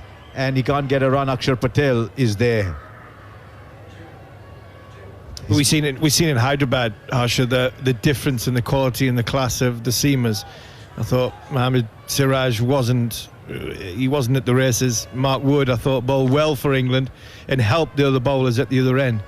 But we've seen in this game, Jasprit Bumrah and Jimmy Anderson just gone to a whole new level. And somebody said, I think Ms. Maka said earlier, Jasprit Bumrah, 4th ranked bowler in the world. And that's where Statsum are leading, because if there's 3 better bowlers than him in world cricket, I haven't yet to see them. Now and again to Bairstow. Can he conjure up some more magic? He bowls. Bairstow's off the back foot to ones that jagging back in, and he pushes it out on the offside. How many bowlers have you seen, Ami, who don't release the ball right at the highest point, which is where most bowlers would release it from? Because of his hyperextension, he actually releases it about 6 inches further down. So however much, and I've heard batters who've played him for a while say, however much you know that his release point is further, your memory, your muscle memory, your instinct always tells you to react to the ball from its highest point. And it's released 6 inches later. In that reaction tells you short ball. Because obviously if a bowler's still got it when he's past the shoulder, and then he's still got it 6 inches further forward, you expect that to be bowled into the surface. And from an area point of view, when the arm's a little bit lower, you'd expect a lot of swing bowlers, so genuine swing bowlers. I played with Matthew Hoggard and opened to bowling with Hoggy for many, many years, and Hoggy would bowl from a more slingy action, but it was they were away swing, natural swing bowlers, swinging from the arm, where Bumrah's not a massive swing bowler. But I would imagine, if your arm is so much above the highest point, it must be difficult to swing it. Now up comes Bumrah again, bowls, little interruption, bowls to Bairstow. Bit of yes and no, the ball was just marginally in front of square leg. And luckily for them, Stokes is very quick to turn down the offer of a single. I'd imagine it'd be difficult to swing the ball from there. It will be difficult to swing the ball, but it's not difficult. It's probably that you can see why he's so dangerous when the reverse swinging ball, because of the wrist position and because of where he gets to, the height he gets to, because he's right behind it, the seam's perfect, and the velocity he comes through, not massive run up, doesn't exert himself too much till he gets to about the umpire, and then everything's there on impact. That would suggest that he could be vulnerable to injury. But when it comes to the reverse swing, when he's in position, the ball's in a position to reverse swing, you can see why he's so deadly and dangerous, because you'll find it easier to reverse swing it than actually conventional swing it. Still 2 slips in the gullies. Bowls to Bairstow, targeting the stumps, whirls round in appeal. The ball thuds into the pad. Everyone's looking a little interested, but Bumrah seemed to suggest it might be going over and maybe even down leg. It was interesting there. Barrett comes running in towards the stumps, gets past the stumps. You've only got sort of 15-20 seconds. You've got to get information to the captain very, very quickly. But the last two he's been confident of, Barrett, they wouldn't hit another set down leg side. So I think Rowett there has seen Barrett running towards him very, very quickly and quickly tells him to go back to where he was positioned and go away, because I'm not sure you said Rowett's not keen on Kumar at the minute. He's definitely not keen on the wicketkeeper when it comes to referrals. Here comes Bumrah again with a peculiar action of his little inward slant on that ball, and Bairstow goes forward and defends. Still remember the first time I saw Jasprit Bumrah. It was the Mumbai Indians playing RCB. And here was this man who, like a lot of young Indian bowlers, went wide of the crease and slanted the ball back in. And you thought, yeah, there's many like him. He was a little bit like the Tin Man from The Wizard of Oz, just hands and legs, didn't bend very much. And he got Virat Kohli out. And you thought, yeah, there's a little novelty about him, but he's okay. And then slowly, every time you saw Bumrah, there was a different ball that he developed. In again, bowls to Bairstow and bowls a maiden over as Bairstow just plays it quietly on the offside to one that is coming back at him. Bairstow 24, Stokes 5. It's 155 for 4. The first variation we saw was when the ball started to straighten. And then he spent a lot of time with Lasith Malinga. It's an aspect of the IPL that for a long time England didn't seem to want to know. That the world's great minds all come towards the IPL. And he spent a lot of time with Lasith Malinga and learned the Yorker. Then the outswinger arrived, the slow Yorker arrived, and in 3 or 4 years he was the complete bowler. Yeah, he comes with experience, changing, challenging, changing things, working on things. The experiences of different types of bowlers. I think during my career, you had to take it away from the outside edge of the right-hander's bat. Now it's more going in. I think Jimmy Anderson proved and showed that to a left-hander, everybody questioned why Jimmy Anderson took the ball away all the time from a left-hander, where 15-20 years earlier it was all about coming back and challenging that front pad. Kuldeep Yadav starts a new over to Stokes, and he goes off the back foot to ball that's turning away from him out to mid-wicket. Talk about the Wizard of Oz. I think a lot of us fast bowlers were more like the Scarecrow, because to take up fast bowling and what it does to your body, you mustn't have a brain. You really mustn't. The stress that fast bowling puts in your body, especially in this part of the world as well. Kuldeep bowls, and once again it's tossed up, but Stokes got all the time. Plays it out to silly mid. I'm just looking at you, and I looked at you when you were bowling. I can't. The 6 stone difference between then and Harsha. It's not what I was alluding to. I didn't see you as someone who sort of trundled up 3 steps and tossed the ball up, bowling off breaks. Kuldeep bowls, and Stokes goes on the back foot, punches hard, doesn't get a hold of it, just bounces out back to Kuldeep on his follow through. But it's an idea that's worth a chuckle. Steve Harmison coming in of 2 steps and tossing the ball up in the air. No. I always worked the theory that the minute I stopped frightening people, or the minute I could stop, me bouncer wasn't effective, was the minute I had time to go, time to retire. You're an old man, you're finished now. Kuldeep bowls, and Ben Stokes right behind the line of the ball is constantly bowling the Chinaman at him, the wristy. I think as well from Bumrah's point of view, learning how to bowl in this part of the world, you have to have variations. You have to change. Stokes with a slog sweep, wide open spaces on the onside. It's a safe shot, even if he doesn't connect it too well. It'll pull up just inside the boundary, and they will run 3. All he had to do was clear the field. It was about halfway to the boundary. And these days it doesn't matter. Batters don't mind if they don't time the ball well enough, as long as they've put it into the empty space. And he'll come back for 3 to take the score to 158 for 4. Stokes is 8. Bairstow now in strike on 24. That'll encourage Kuldeep, I think. Encourage Rohit Sharma. Bowled 2 or 3 nice balls in and around the off stump. The go-to for Ben Stokes is a sweep, the slog sweep, but he hit it in the air. Didn't quite time it. Got the bat seemed to turn in his hand as he went for that big shot. Didn't nail it like he did the last ball of the over before lunch. Here comes Kuldeep. Last ball of the over. Bowls to Bairstow. Turns it in from outside off. He plays it just short of Ashwin at mid-off and sneaks a single. You don't really have to sneak one in when you played wide of Ashwin.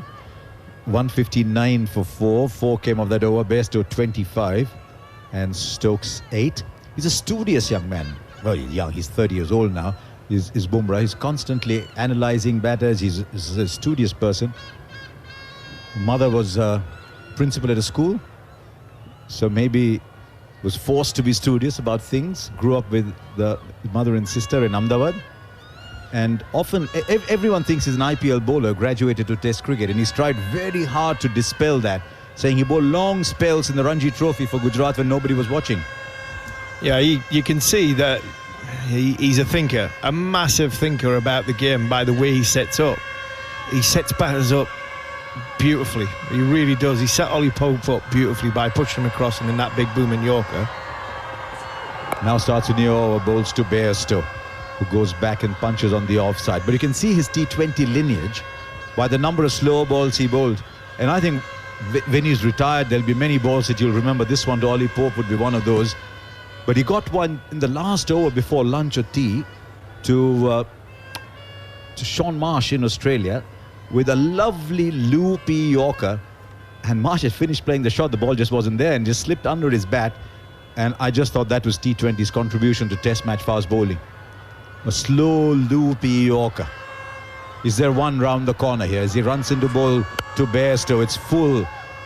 And Bairstow digs it out to mid-on. The slow ball, was it ever part of your armoury, or was it just not done? I mean, I can imagine throwing the ball to Mikey Holding and say, bowl a slow ball, and he'd say, I bowl fast. Yeah, I bowl fast and throw it back at you. At once, I had one of the worst slower balls in the history of the game. Marcus Trescothick was my first slip, and he always said, as my hand got to the top, when I got into the gather, if it was a slower ball, he could see it, and the first reaction was, oh no. 2 slips in a gully for Bumrah. 3 others on the onside. He bowls, and Bairstow is looking for the drive only as far as point. Plays it square of the wicket. By the way, ladies and gentlemen, all of you listening in on TalkSport 2, if you didn't watch Steve Harmis in his prime bowling, you'd have thought he played about 20 tests for 6 wickets at an average of 252 because he's always telling us what he couldn't do. Yeah, but there was only one person that didn't pick it, and that was Michael Clarke right at the end of the day in 2005. That's probably the most famous slower ball I bowled. I bowled a couple here in India in a one-day game, and the first one went back 10 rows back. MS Dhoni hit it, and Andrew Flintoff asked me if I was going to bowl another one, and I said yes, and he picked this one a bit better, and he hit it 15 rows back. Bumrah bowls. It's edged. The catch is taken. Once again, it's a very good catch by Shubman Gill, who's fast building a reputation of possessing wonderful hands. Just drew Bairstow into the drive. It left him another little magical piece of bowling from Jasprit Bumrah. And England now in a spot of bother, more than a spot of bother, at 159 for 5. Lovely low catch by Shubman Gill, and Bairstow is gone for 25. Exactly what we're talking about, Harsha, about Jasprit Bumrah and the way he bowls and the way he thinks. He's left the ball out there to Johnny Bairstow. He said to Johnny Bairstow, it's well outside off stump. You can play it away. You'll see he's playing away from his body. 2 or 3 times there, he's hit the ball down to backward point. He hit the ball to cover point. Jasprit Bumrah saying, I think I can get you there. I'm going to leave it out there. If you're not going to move your feet, just throw your hands at it. I'm going to get rewarded. And that's what he did. And fair play to Shubman Gill. That was a fantastic catch. Ball's on the way down. He took it two-handed right just before it hit the grass, ankle high. Good bit of bowling. Excellent catch. And Johnny Bairstow, when he gets back to the pavilion and has a look at that shot again, he'll be wondering about his feet movement and wondering, could he have left that delivery? England players don't leave too many deliveries, but he was wafting outside off stump, out of control. Fantastic bit of set-up play by Jasprit Bumrah. And that brings Ben Foakes in. Foakes and Stokes, charged with reviving this England innings. Already 9 wickets have fallen today, the second day of the Test match. But so many of them have fallen to pace, not to spin. And yet the groundsman's adamant that by the end of the day the ball will have started turning. But why would you want it to turn when you can see bowling of the highest caliber from people who've got long run-ups? Absolutely, and it just shows you the skill level of the setup. Anderson is the master of the setup, and Bumrah there. If you went back and watched the last 3 or 4 balls to Johnny Bairstow, he's hanging out off stump and said to Johnny, right, I'm just going to get fuller and fuller and fuller, and you're going to nick it. And he did. Now to Folks, and that's the ball that's coming back in. He gets behind the line, pushes it out to mid-on. I'm sure we'll see a package, and we'll see it on our screens from a highlights point of view when you work on the TV. But you'll see the balls before, 3 balls before. He's probably gone from 6 metre mark to 5 metre mark to 4 metre mark, and all he's done is he's just gradually getting it closer and closer to Bairstow, and said to Bairstow, right, I'm happy you playing out there, because as I get it a bit fuller, I'm then in the game. And he's also risking, if Johnny does get a good piece of it and it goes for 4, well then that's fair play. But he's working to a plan, and he executed the plan perfectly. But he got a good catch as well. Yeah, a couple of thank yous to Shubman Gill from Jasprit Bumrah. He bowls again, and the Folks is letting it go through outside the off stump. That ball's got a bit of tail back on it. A wicket and a maiden for Jasprit Bumrah. It's 159 for 5. Folks hasn't scored. Stokes is 8, and the wicket in that over. Bairstow caught Gill bowled Bumrah for 25 of 39 balls. If you're a fast bowler, first and second slip's got to be your best friend, right? Yeah, absolutely. First slip, especially here, can you get it on these surfaces? Can you get it to carry to first slip? I think that's always a challenge, especially for bowlers who don't possess the ball 140 kilometers an hour. So your friend is more second slip, because second slip gets a little bit closer. He's probably in front of the wicketkeeper, and you hope that the ball between the two, the slip and the wicketkeeper, that can cover that low grab if it comes to it as the day goes on, as the ball gets a bit slower. But yes, you not get many catches at third and fourth slip, no matter how fast you are. So you've put that the thing from a catching point of view, Harsha, is the concentration level. It does in England. You could get the ball to go to slip many times during the day. It might only come once during the day, so you've got to catch it. Kuldeep starts a new over. Stokes in front of him. He's struck on the pad as he goes forward to defend. Not out, says the umpire. And Kuldeep just turns around and goes back to the top of his mark. He wasn't very certain. They've now got a deep mid-wicket out on the boundary. Deep backward square. There's a long leg almost out on the boundary, and a wideish mid-on. 3 fielders on the onside. Ashwin's just signalling to Rohit Sharma, saying, get Bumrah in from long leg. Get him in a little bit. It's gone unnoticed. As here comes Kuldeep again. And off the back foot, it's punched away. Man at mid-wicket lost it completely. But it wouldn't have mattered even if he had seen it, because it was in that gap, shortening the length of the ball beautifully, was Ben Stokes. And he'll pick up a boundary that takes him up to 12. And England are 163 for 5. 396 looks a big score. Yeah, we talked about it just before Harsha, about Kuldeep, and when he bowls the one that he's trying to get it to go straight on, or he's trying to sort of just bowl it flatter, he's dragging it down, and when he drags it down, it just sits up to be hit. And so the next one is Fuller again, which is the length he's happier bowling. Just keeping an eye on Kuldeep's speeds. It's dropped a little bit. He's bowling sort of 80, 81, 82 all his life. When he started off, he bowled about 78, 79, 78, 79. And then in the 2 years that he was away from international cricket, or rather just playing off and on, he got that speed up to 84, 85. Bowls again, and flights that up, invokes a mishit, dare I say, from Stokes, looking to hit on the offside. The inside edge takes it away down behind square for a single. And he said he had to train his body to go up by 5 kilometers an hour, and that he was actually tired when he first tried to get the ball going at 85 kilometers an hour. Now he's a lot more comfortable. In this spell, it's dropped back to about 80, 81. You could sense that in that middle session, that you could hear he was grunting. You could hear that there was an effort, the body, and you could hear there was the odd sort of moan that he was trying to get it up there. He was trying to get it above the eye line, trying to keep pace on it, trying to get it to dip. That revolutions on the ball. Ball to Ben Folks. This time it's on his pads. He drives it out on the onside. He'll get a single wide of the fielder at mid-on. Slip and a short leg for Folks, the right-hander, but he does well. Gets off strike to Kuldeep Yadav. He's off the mark with 1, brings Stokes back in strike. The good thing about this England lineup is, Folks comes in at 7. For a long time, Folks has been defined as the keeper who doesn't bat enough. I think he bats enough. Yeah, I think you're right. He does bat enough. The problem with the Folkes situation, sorry to cut you off there, is it's trying to get your best players in the team. Kuldeep bowled this time to Stokes, who goes back, waits for the ball to turn. He's got the time and then plays it behind square for a single. 7 came off that over. It's 166 for 5. You can go on. So the Folkes one was, how do we get Harry Brook in the team? And the reason to get Harry Brook in the team, because he's so talented, and why they tried to get Harry Brook in the team, and the only way they could get Harry Brook in the team is if Johnny Bairstow kept wickets, and that was always the thing. I always felt awful, as Andrew McKenna Jones is. You always felt awful talking about Ben Folkes in a negative way, because you weren't, and I think a lot of pundits were of the same opinion. We're not saying Ben Folkes is not good enough. We're not saying Ben Folkes shouldn't be in the team.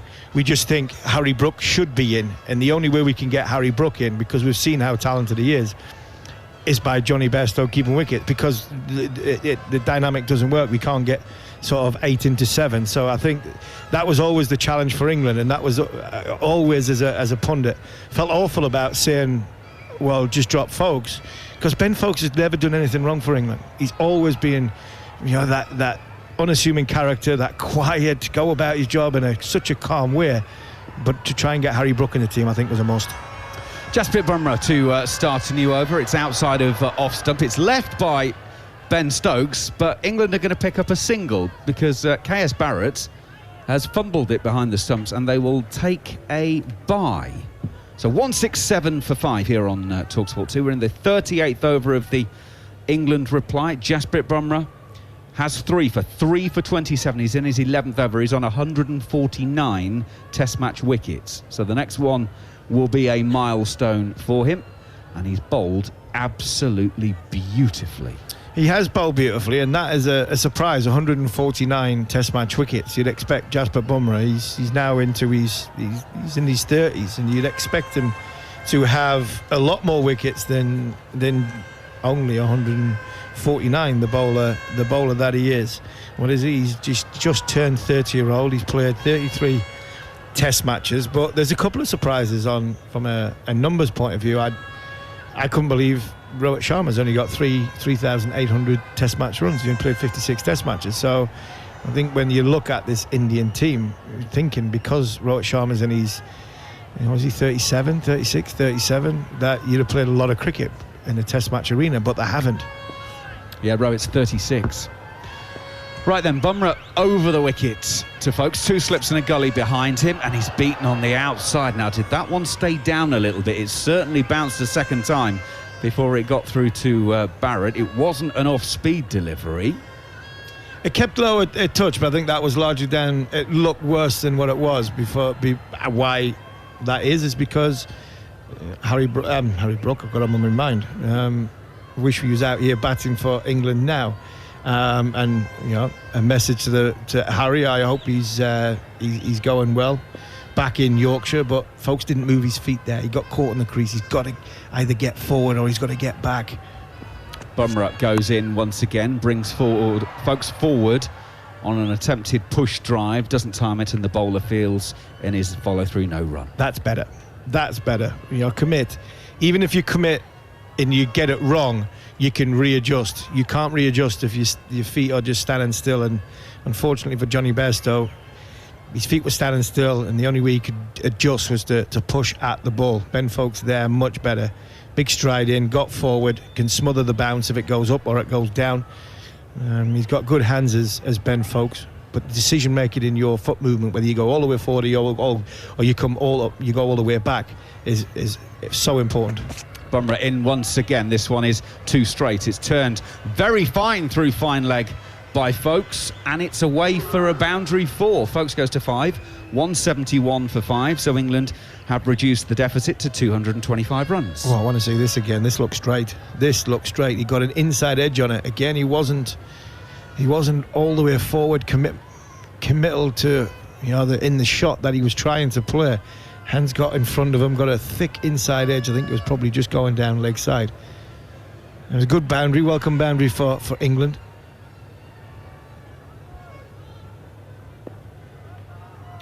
Bumrah returns. sort of stuttering run to start with, and then comes in, and there is a genuine edge from Folkes. It drops short of second slip, and they managed to stop it going for runs. Jaiswal it is who's in at second slip, but that was a genuine edge to a ball of 134 kilometres an hour, but Folkes played it soft enough that lands 2 metres in front of second slip. Yeah, he's playing with his hands going down. It's not as though if he's pushing at this and his hands were going up, Shubman Gill style in the first innings, then that carry's not a problem. Johnny Bairstow the same, pushing at it big, but that was a defensive French cricket type prod, which his hands were going down. So because of that, he's managed to drop his hands and get the ball to bounce. Bumrah to finish the over, goes for the Yorker. Folkes turns this to mid-on, where Mukesh will field, and they will take the single. 172 for 5 after 38 overs here on TalkSport 2. Sometimes you just have to accept that people can phrase it maybe better than you, and I saw the brilliant Michael Calvin, the journalist and author, on social media earlier when Bumrah was in the middle of that incredible spell. He just put on social media, Jasprit Bumrah runs up like My Little Pony, thinks like a chess grandmaster, executes like a sniper. I can't think of a better description. No, there's a lot of people can put it better than what I can, but I can't beat that. I really can't. I could probably do the opposite to that, but granddaughter loves My Little Pony. But yeah, you're right. It was a work of art. It really was a work of art. It was a good setup. He's both, like Harsha said before, to watch Anderson and Bumrah go about their work over the course of these last 5 hours. Another moment of this tour so far. You're just pleased you're here. You know, Ollie Pope's 196. You know, them moments, that test match in Hyderabad, it's a pleased you're here, and all the people that have come over and watched it and experienced it. Kuldeep to start a new over. Folkes pushes quietly out on the offside as he's coming forward, and there's no run. Yeah, there's been 3 incredible moments in this tour so far. The Ollie Pope 196, the Jaiswal double 100, and so then sadly for Ollie Pope, he's also in the other moment today as he found 2 of his stumps lying on the ground as he got well and truly bumrah'd. Yeah, I don't think it really mattered who was standing there, Ollie Pope, or it could have been Donald Bradman himself. He would have been out. That was getting anybody out. The word unplayable gets used a lot. That basically was. Kuldeep goes in. That one's unplayable. And Folkes has got the timbers rearranged. He's going to walk off with 6 to his name. England 172 for 6.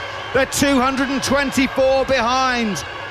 And Folkes is bowled by Kuldeep.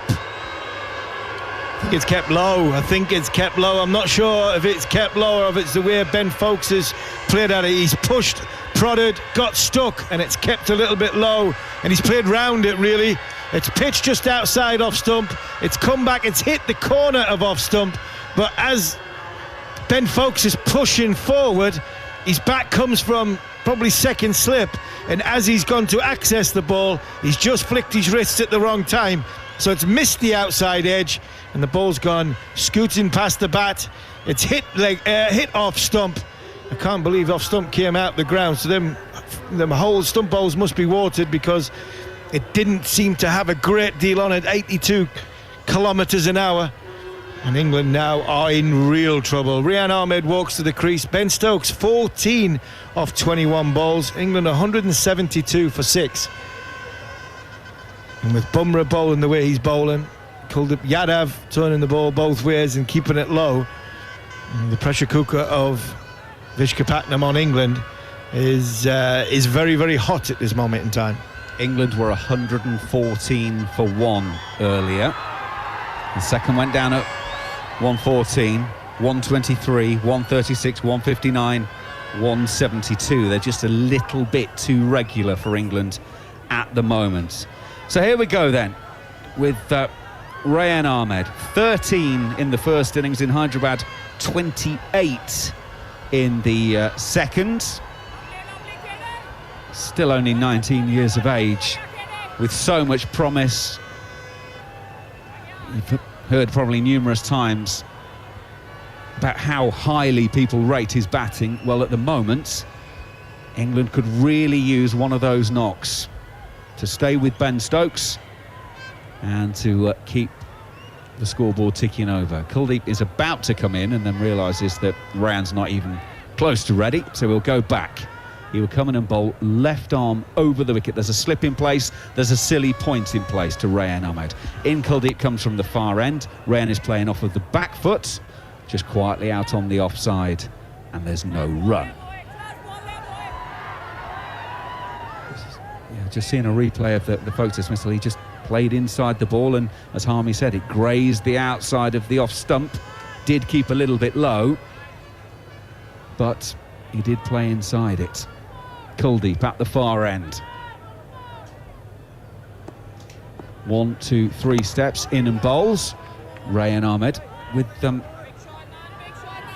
sort of exaggerated style, just plays defensively out in front of him.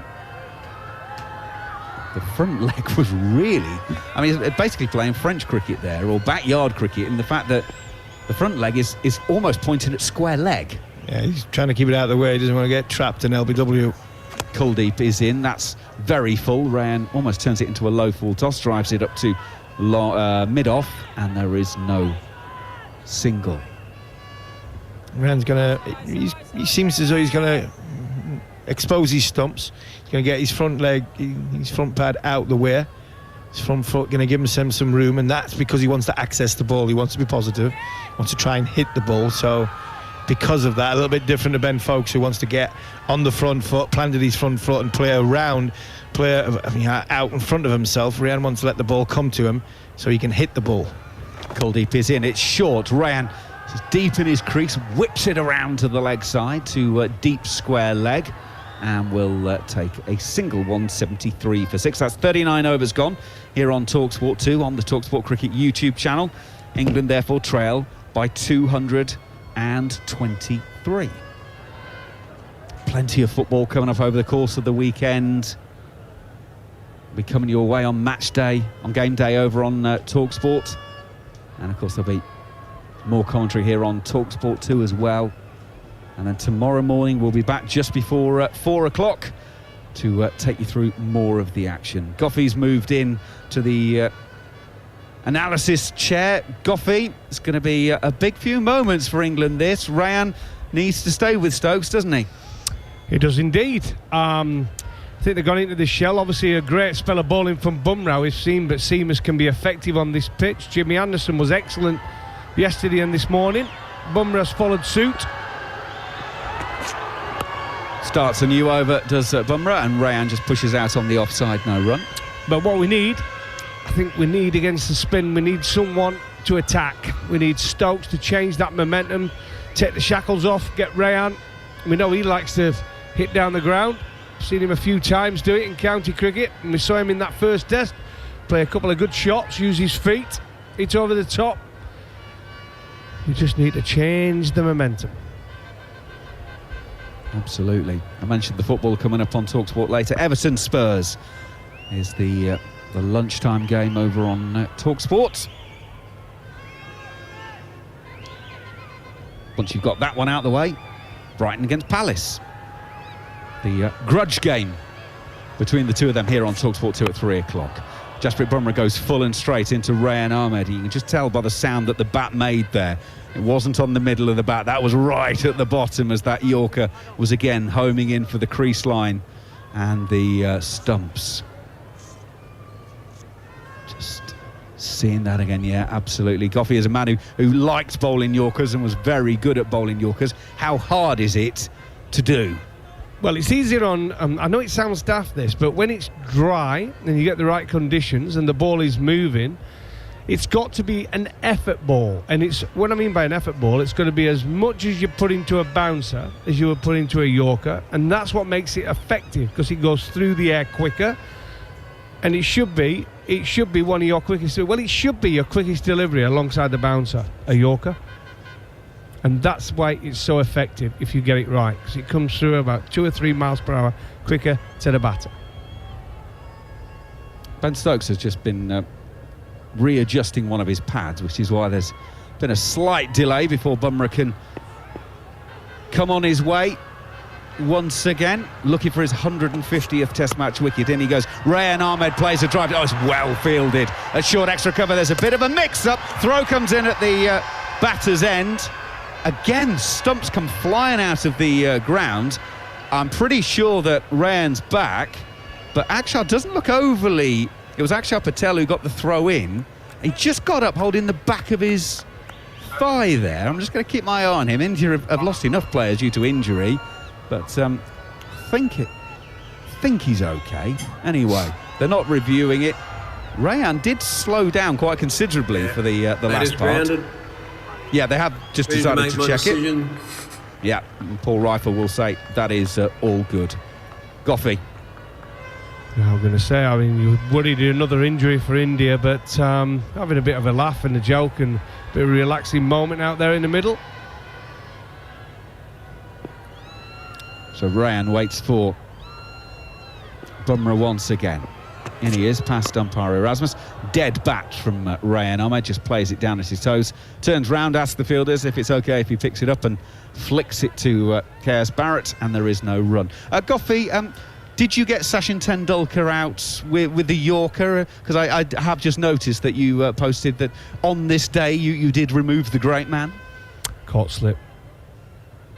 Second slip, I think it was. I think it was in Mumbai, that.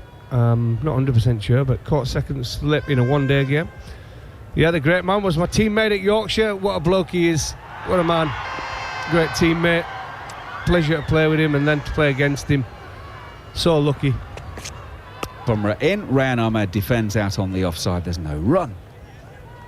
Yeah, people that you grow up and you have huge respect for just by being around the dressing room with them. And I was lucky enough to play with some unbelievable overseas pros at Yorkshire. Sachin was the first one, obviously started the history.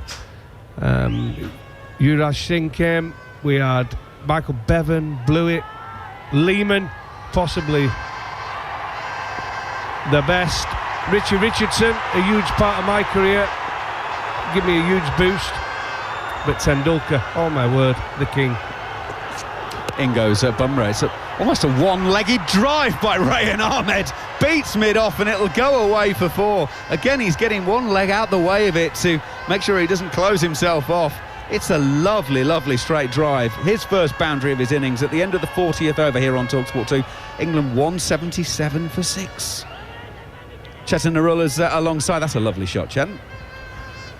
What Rehan is doing is he's making sure that he's covering his line, staying inside the line what Bumrah is bowling, so that if he tries that incoming Yorker, he's got it well covered. And we saw a couple of times Bumrah in that last over tried that fuller delivery, not precisely the Yorker, but on that last occasion just get his foot out of the way and smashed it down the ground, more like just pushed it down the ground, and the pace of the ball just did the rest of the job.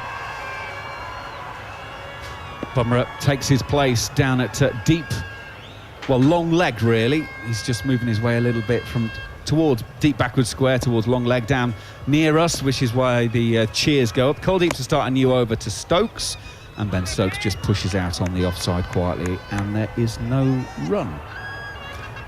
We haven't seen a lot of reverse sweeping today from England, and the reason for that, as we had discussed earlier, is the bounce that the Indian spinners have been able to generate, and also the fact that somebody like a Kuldeep, he's not going to bowl flat at all. He's going to try and loop it as much as possible,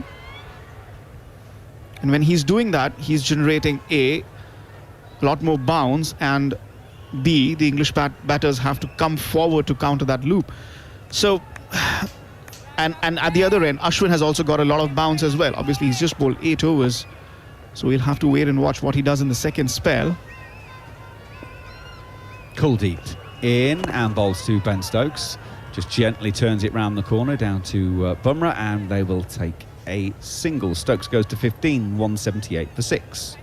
The point I'm trying to make is in Hyderabad, we had Jadeja and Akshar Patel, the left-arm spinners, and they bowl much flatter in comparison to Kuldeep Yadav, which probably provided them, when I say them, I meant the English batters, the opportunity to reverse sweep. Yep, absolutely. I mean, Akshar's just bowled the 4 overs today. Yeah, 4 overs, 1 for 24.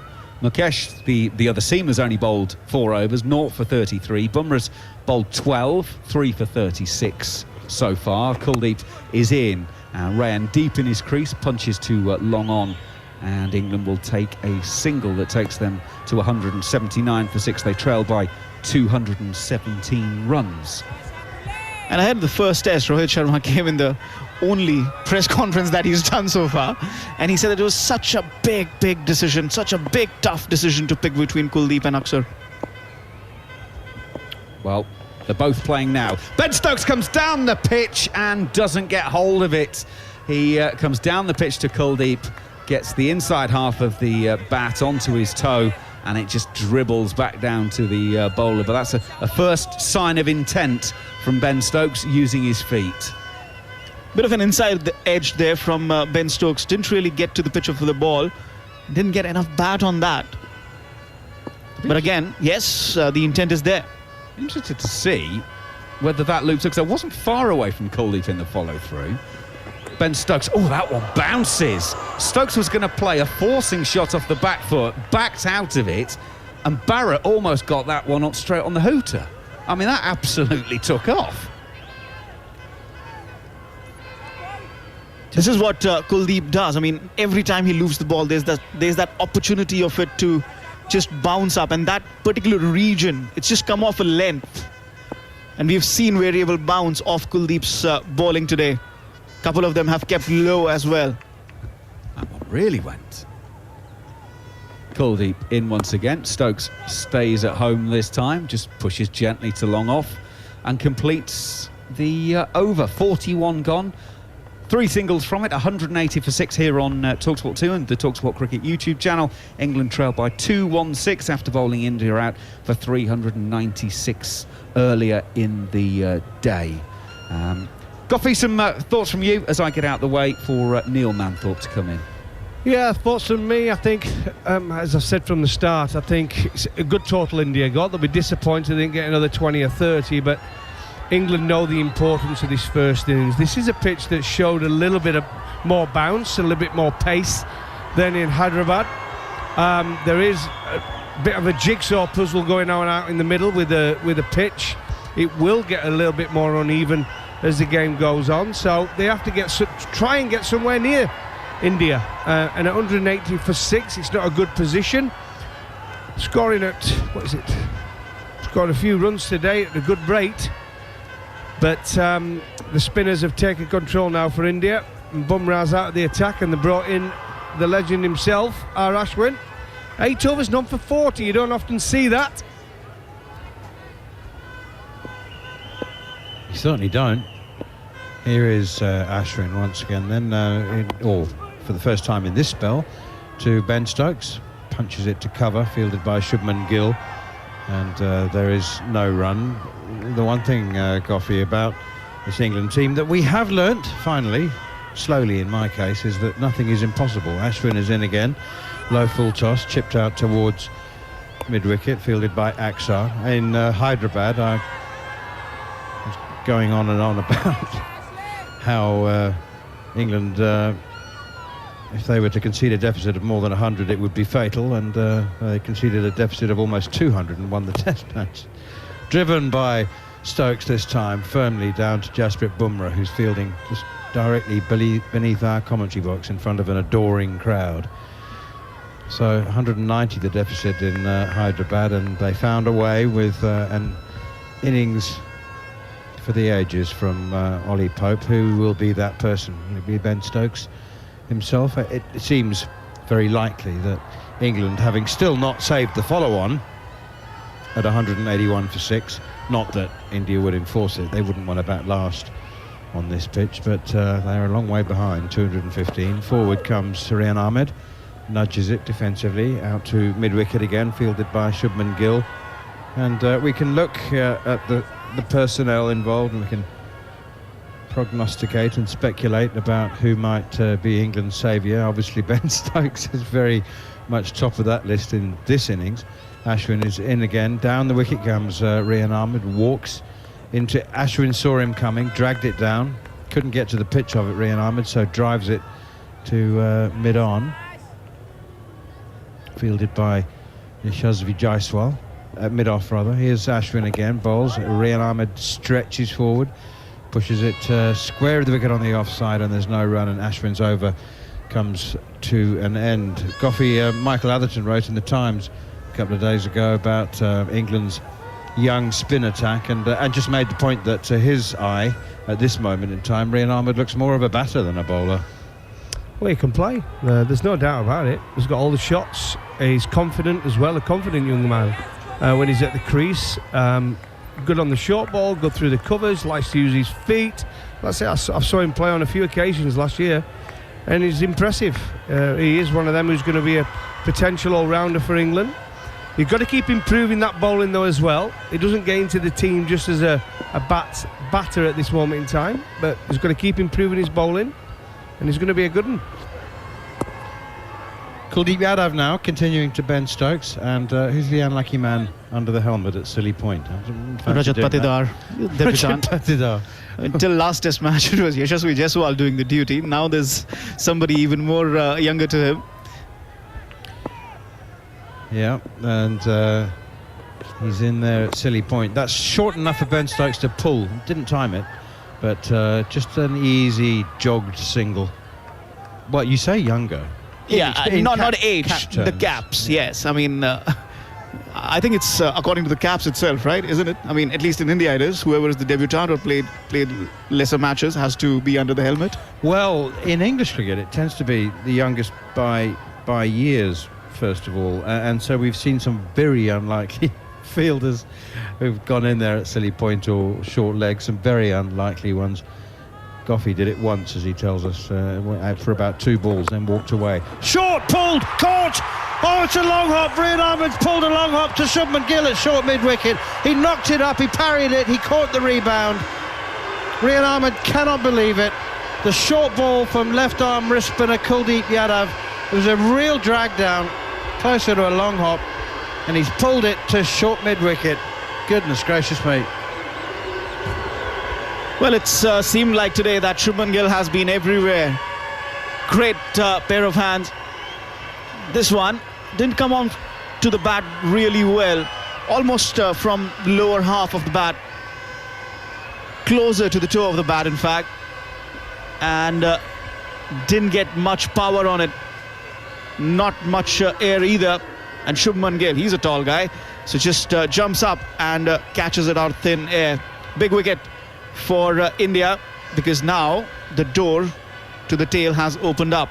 182 for 7. Yeah, disappointing execution of the shot from Rian Ahmed. It was there to be hit. It was short, turning back into the right-hander from Kuldeep, but he got the bottom of the bat, didn't quite get hold of it, and it went straight to Shubman Gill, who took a comfortable catch, and it does put in England in a position of 182 for 7. And we all know what needs to happen now. I think Ben Stokes, he'll probably keep faith with Tom Hartley, who played well in the first the first test match in his first 2 innings. But he's got to look to up the ante, play a few shots here, Ben Stokes, and get him up somewhere near that 280 to 300 if they possibly can. I know it's a long, long way away, but with Ben Stokes at the crease, anything can happen. Goffey, let's not forget that when England lost their 5th wicket in Hyderabad, they were 27, 27 away from making India bat again. Rian Ahmed, well, first of all, Ben Foakes added 100 with Ollie Pope, and then Rian Ahmed made 28 and Tom Hartley 34. So they made partnerships of 50 and 60, 55 and 64. But now Tom Hartley's got to do the work with Ben Stokes, and I think England probably need 100 from these two. Punched off the back foot. That's a positive start from Tom Hartley. He was again just a little bit short from Kuldeep Yadav. He backed away, gave himself some room, and punched it out towards long off, or mid-off, deepish mid-off, and straight to the field and no run. Hartley's first ball. Ben Stokes has 18 off 31, as you said, Darren Goff. England 182 for 7, and we're just in the 43rd over. So it's as Test cricket always does with England, it's moving forward at great pace. Here is Kuldeep once again from the Dr. Vizzy end, and there's a big appeal for leg before wicket here. I think that was the wrong one from Kuldeep Yadav, and rather than turning away from the left-handed Tom Hartley, it went straight on and hit him on the pad. A firm appeal, but there was an inside edge, wasn't there? I think there was an inside edge. I thought there was a bit of glove there. Well, that's the reason that the leg before wicket appeal was curtailed. 2 noises surely. Yeah. Slip and a silly point, the dedicated close catchers, as Kuldeep is in again. Driven, not timed at all. Bounce there, maybe splice of the bat. Tom Hartley threw the drive a bit early, and it's just hit the splice of the bat and popped up out into the offside. And there's no run. Well, England trailing by 214 runs. So as you say, Goffey, Ben Stokes reads a game better than most, and I think that he'll change a gear, but not into top gear just yet. No, I think he's got to change a gear, but just the one. And I think while ever Tom Hartley's there, we know he can hold the bat. He played well in those first 2 innings he played in Test cricket in Hyderabad. So up 1 gear, but I think if we lose another wicket and Stokes is still at the crease, he might have to go up into 5th gear. And as we all know, he has a 6th. Formula 1 cars have 7, don't they? That's whipped away by Stokes to mid-wicket. And the cars he has have all got 6 gears. Some of them got 7. Here's Ashwin up to the crease again, bowls. Ben Stokes back onto his stumps and clips it off his pads behind square on the leg side. Now then, a moment ago, Goffey, I think a wicket interrupted your train of thought. You were talking about S.R. Tendulkar caught Foster, bowled Goff on this day 22 years ago. Oh, it was Foster, was it? Oh dear, got the wrong one. I thought it was Slip. No, James Foster. Yep. Chat now. Ben Stokes walking down the wickets to Tom Hartley after two deliveries of the 44th over, and he's walked down and had a quite a clear, concise chat, but it seems like quite a firm chat. Now then, Hartley has backed away and given himself some room and chopped it behind square on the offside. It seemed like a very clear. I don't know whether it was an instruction or a suggestion or a word of encouragement, or maybe just look out for this. You know it's Ashwin, you know what he does. That's punched again. Hartley's giving himself a lot of room, backing away outside the leg stump. Straight to the field and no run. England were 150 odd for 7 in the last test, first innings, and they recovered to 246. That's right, with Stokes making 70 of them. Now then, he's used his feet very nicely as Tom Hartley. He's turned it into a low full toss, whipped it out to the man fielding on the square leg boundary, and they've come back for 2. He's being very positive, Tom Hartley. Really using his feet, backing away, giving himself room, exposing the stumps. He looks extremely positive. So maybe Ben Stokes has said something like, look, if you feel like it's your day, then roll the dice. Let's see whether it comes up. Here is Ashwin to Hartley once again. Leans defensively into this one and pushes it to Rajat Patidar at Silly Point. End of the over, 185 for 7, still trailing by 211 runs. Well, he does strike a good ball, Tom Hartley. I say on a few occasions I've seen him. A white ball is his speciality, and he comes down in around that 7 mark, 8 mark, and he does hit a long ball. Got long levers, clean striker of the cricket ball, so he can bat. There's no doubt about that whatsoever. Him and Rayan both bat pretty well for spinners who come into the side, so it's a huge positive for England. And as Goffey mentioned earlier, I mean, as long as Hartley's there and he's intent on scoring some runs, Stokes doesn't have to go up the gears. He can just take his time and bat normally. Maybe push one up, as Goffey had mentioned earlier. Kuldeep Yadav to continue now with Silly Point has moved to Silly mid-off for Ben Stokes. Short pulled by Stokes. The England captain has hit that one high and long out towards deep mid-wicket. Just a question of whether it carried the ropes. No, it didn't. Bounced short, but he hit that in the air deliberately and very cleverly placed between long on and deep mid-wicket. 4 runs to Ben Stokes. I think that was Ravichandran Ashwin at long on. He was looking up in the air for quite a while and seeing if the ball was coming in his direction. It wasn't. Kuldeep knows that he got the length wrong there. Oh, he's done it again, but kept low, and Stokes, rather than pulling it, tried to punch it through extra cover region, but has only succeeded in finding Rachit Patidar. As I said, he's moved from silly point to very short mid-off. Not quite a silly mid-off. He's not under the batsman's nose, but he's less than 10 yards away. Stokes forward, opens the face of the bat and steers it to the cover sweeper for another single. And Stokes moves up to 24. Tom Hartley has 2. England are 190 for 7. England trailing now by 206 runs. I only mentioned the follow-on target as a statistic. It's more likely to start snowing here in Visakhapatnam, as it was 2 days ago in Dharamshala, which will be the venue for the 5th Test match. Snowed 2 days ago. Here's Kuldeep again, bowls. Hartley goes for the slog sweep, hits it in the air out towards deep mid-wicket.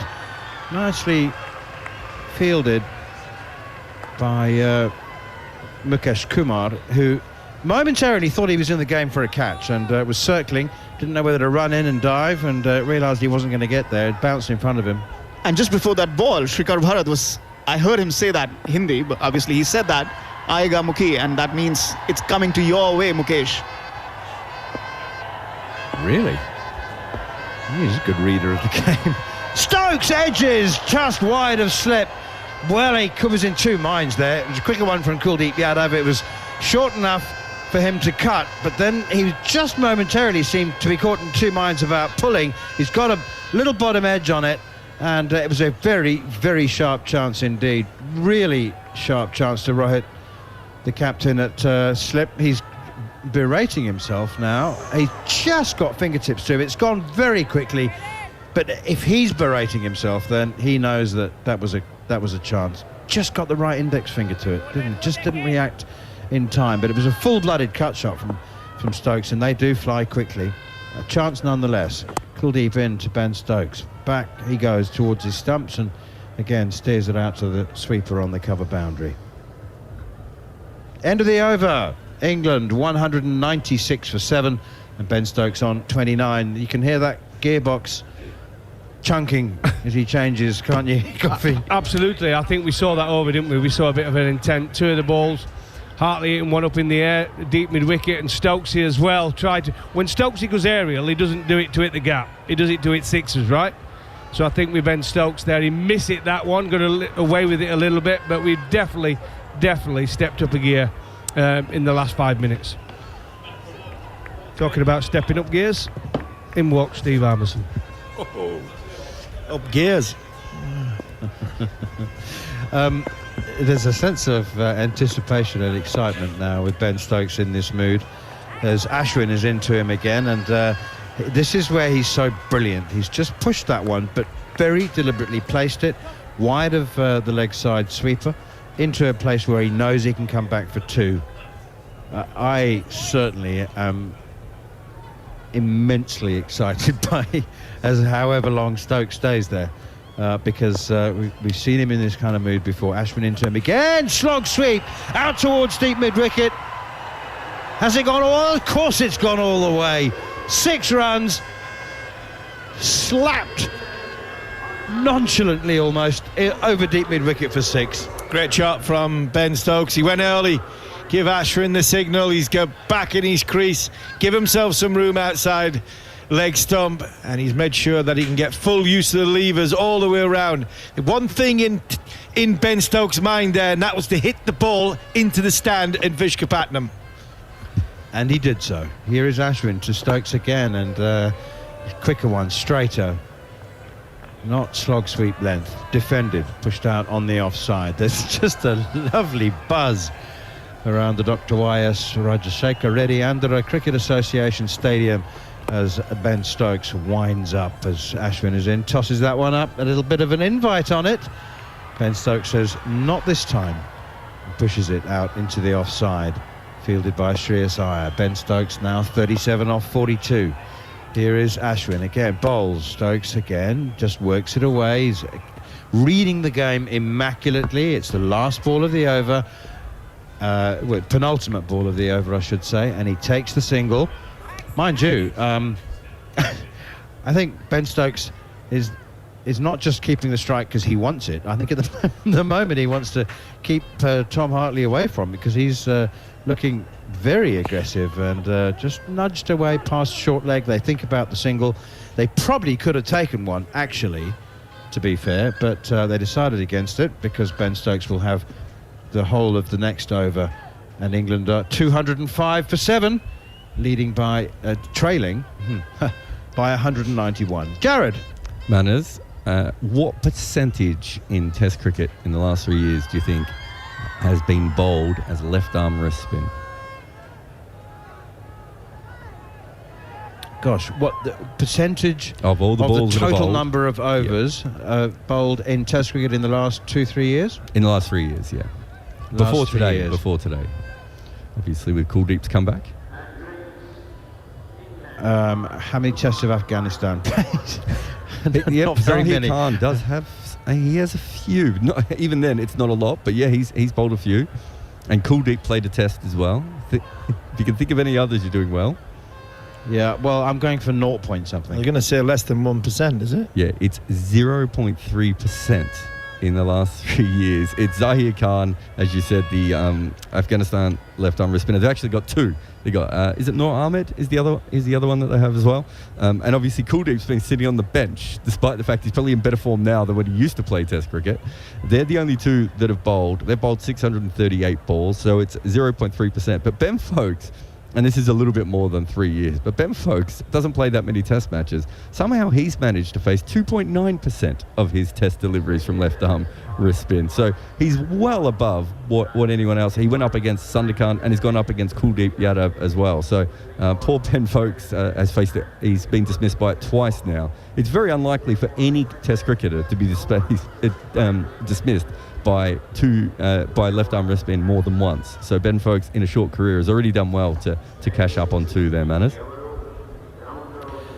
Well, one thing I will bet you is that Ben Foakes isn't really aware of that. I don't think he'll know, and I don't think he'll read.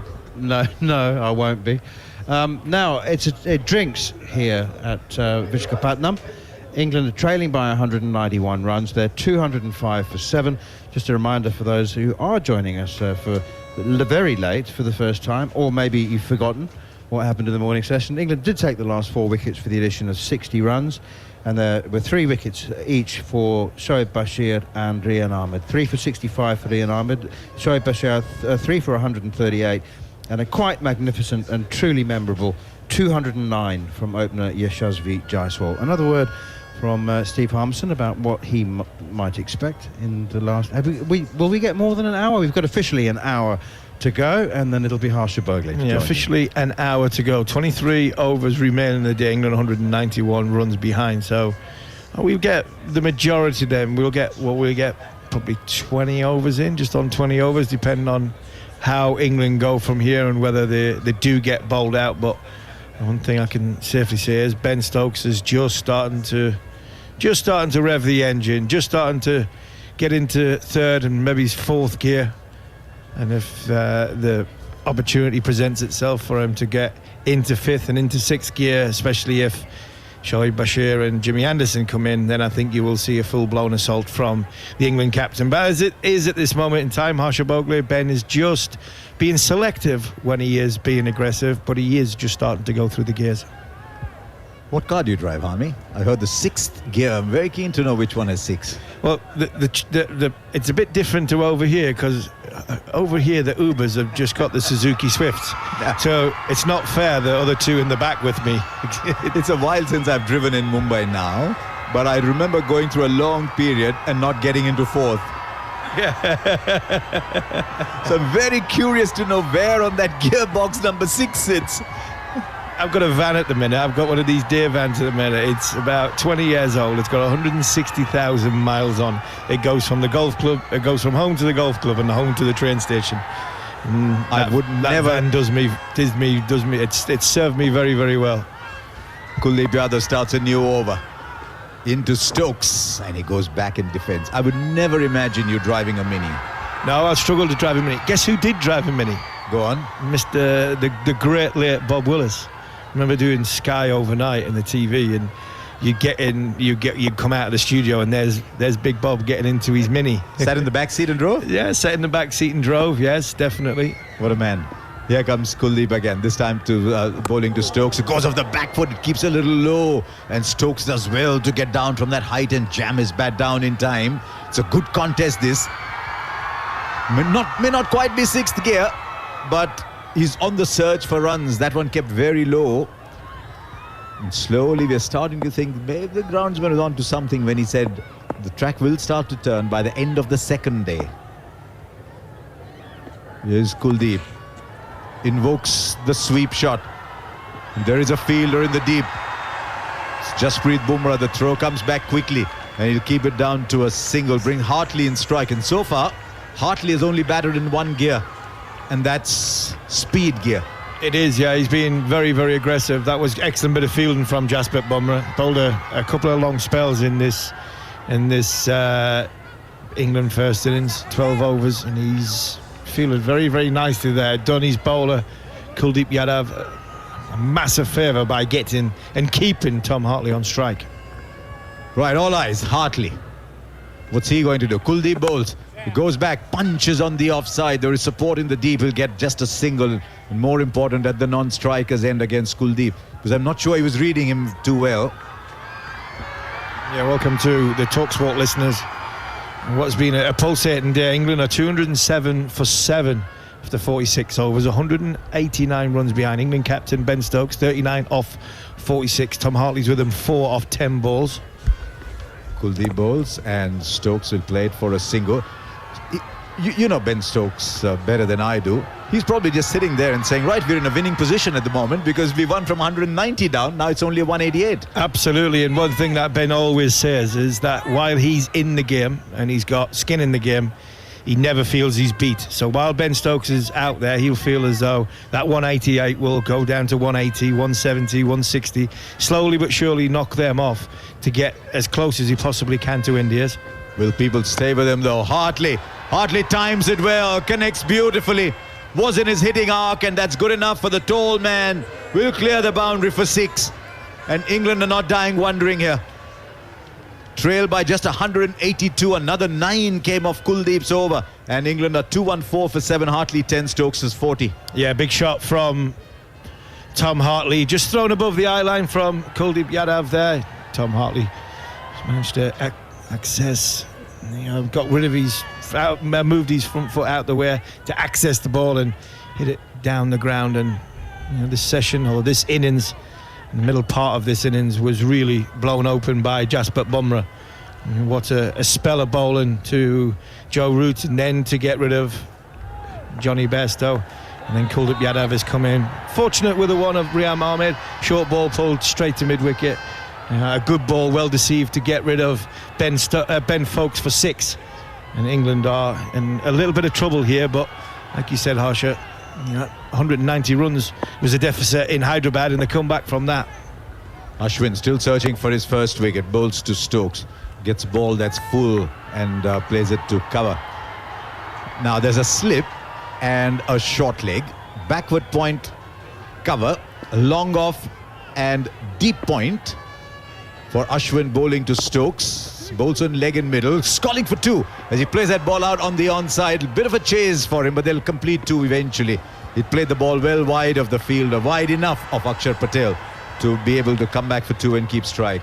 2 on 6 now for 7. Yeah, good running from Ben Stokes. The only thing he had on his mind there was to get back for 2. Timed the ball beautifully into the gap. Didn't hit it too hard, but you get it to just past what the imaginary 30-yard circle would be, and got back on strike. Down the wicket to the next one from Ashwin is flighted. Out to long on, will beat the fielder for 4. He's taking on the bowlers at the moment is Ben Stokes, and when he does that, you don't move anywhere. You just sit and listen to what he's going to do next. He goes up now to 46 of just 50 deliveries, and England have gone up to 220 for 7. It's an unusual day for Ashwin on Indian tracks. Rarely do you see 7 wickets down. He hasn't got a wicket. Needs 4 to get to 500. Goes wide of the stumps in again to Stokes, who's waiting for the ball to turn and taps it out to mid-on for a single. It's looking like another big over. But when Hartley plays the way he does, he's got you on the edge of his seat a little bit, because he's opening up an opportunity for the bowler too. The light's just starting to come on. He's given the bowler a chance, but he's not giving Rohit Sharma a chance to put men round the bat. Ashwin bowls him, is tossed up, gets a leading edge, and once again gets off strike with a single.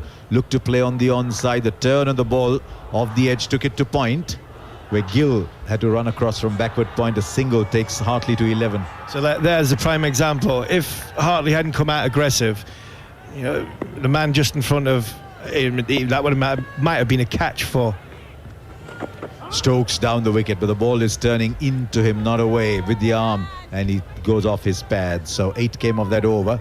England with all the 2s on the board. 2-2-2 for 7. Hartley 11 and Stokes 47. And that's good from Tom Hartley. He's come out and been very, very aggressive. So Rohit Sharma's got men in the trying to cover the single or to try and cover the big shot. But what that means is Tom Hartley, if he does open the fierce and he gets a leading edge, there's not as many men round the bat that can get the catch, because normally when you'd see here number 9 comes into bat, especially with Ben Stokes in as well, you'd crowd the I wouldn't call him a tail ender. I would say he's a lower middle order player. I think he's better than a genuine tail ender. But because he's aggressive and because he's trying to put the bowler on the back foot, he then moves, it minimises the people around the bat. So that's a good thing for Tom Hartley, and it's a one that Rohit Sharma's going to have to think and get his field in the right position, because he doesn't want to miss out. That last ball especially, Tom Hartley's looked to be aggressive, but he's got a leading edge, and the man at Silly Point would have been in the game. It probably would have hit him in the mid-drift area, but he would have been in the game to potentially catch the ball. It's interesting here they're just making a bowling change as well, Harmy, with Mukesh Kumar coming on. But Tom Hartley, I just want to talk about him a little bit. He actually reminds me a lot of what Australia thought Ashton Agar was, which is, an incredible natural athlete who can bat, bowl and field, but he might be a little bit better at the main skills. But again, this is what Australia's plan always was for Ashton Agar, to be this sort of player, a secondary spinner who could come in and maybe bat at 7 and 8 at times. And Hartley already looks like that. He's such a good mover. I love the way he plays. What about Mukesh Kumar? He's bowled 4 overs in 3 spells, but now a slightly different kind of field for him as he bowls to Hartley. I wonder what the instructions for him are, because he's got 2 slips, but also a fielder just in front of square, a mid-on and a short mid-wicket. Gill has moved out there. Shreyas Iyer comes into the slips. It's got to be target the stumps. It's got to be bowled straight. Can you bowl the ball at the top of off stump, going on to off, the top of off stump, top of middling off, make Tom Hartley play, make him use his bat.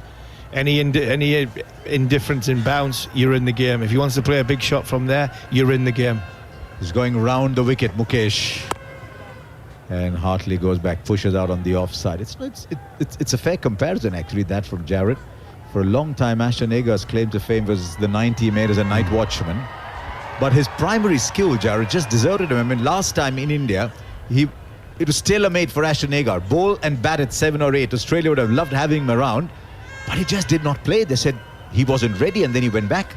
Well, I think you'll find the last 2 times he's been sent to India, he's then come back to Australia without having played a game. So they're still trying him. And he is a very talented cricketer. It just hasn't really worked for him, especially in red ball cricket. Mukesh Kumar bowls, it's short, he's looking to punch on the offside. Somehow the ball off the inside edge goes out to short mid-on. Bowling about mid-130s is Mukesh Kumar. Comes from the northern state of Bihar. Much like Mohammad Shami, went to Kolkata to find a career in cricket. And so started a little late, bowled overs and overs and overs and overs in Bengal. Was at a training camp, and Saurav Ganguly had invited Waqar Younis there. And He said, this is the man. Mukesh Kumar bowls and just back of a length. It's punched on the offside by Hartley. He can't get a run. He's got a lovely action. He's got a lovely smooth rhythm from a run-up point of view. Runs in, very, very rhythmical. Could probably use his left side a bit more if you want to be ultra critical. I don't think he uses his left side enough. He just sort of puts his front arm there. He doesn't grab the air and pull right through. And I think if he did that, he might get a little bit more pace. But I think from a height point of view, he's not the highest release point. He's not a tall man. But on a wicket which might go up and down, bowling stump to stump, he'd be a handful. In again, bowls to Hartley, goes back and pushes on the offside. He can't get a run. He's not at a pace that might scare you. He won't come in and bowl magical deliveries like Jasprit Bumrah does, but he's a very steady bowler. He's earned a name for himself as a very steady bowler. And there's something in the wicket, because he's such a consistent bowler, there's a little something in the wicket for him. He'll get to nibble around. Am I right to say Mohammad Shami was a bit like that when he first started, and then the more he played, the more skills he got? A little bit like Bumrah. The more you play, the more education you get, the more skills you have, the more you have to move the ball laterally through the air to get on unforgiving surfaces. So, it might come to him as he does play international cricket. Also Hartley, who drives on the offside, picks the gap to the right of the field at cover. Akshar Patel will run after it, and Hartley picks up 2 more. Looking all right in this over, looking pretty confident. He goes up to 13. England are 224 for 7, trail 172. India have got to be careful here. It's around here that the game started to go away from them. That time courtesy Pope. There's still a top order batter in Stokes in.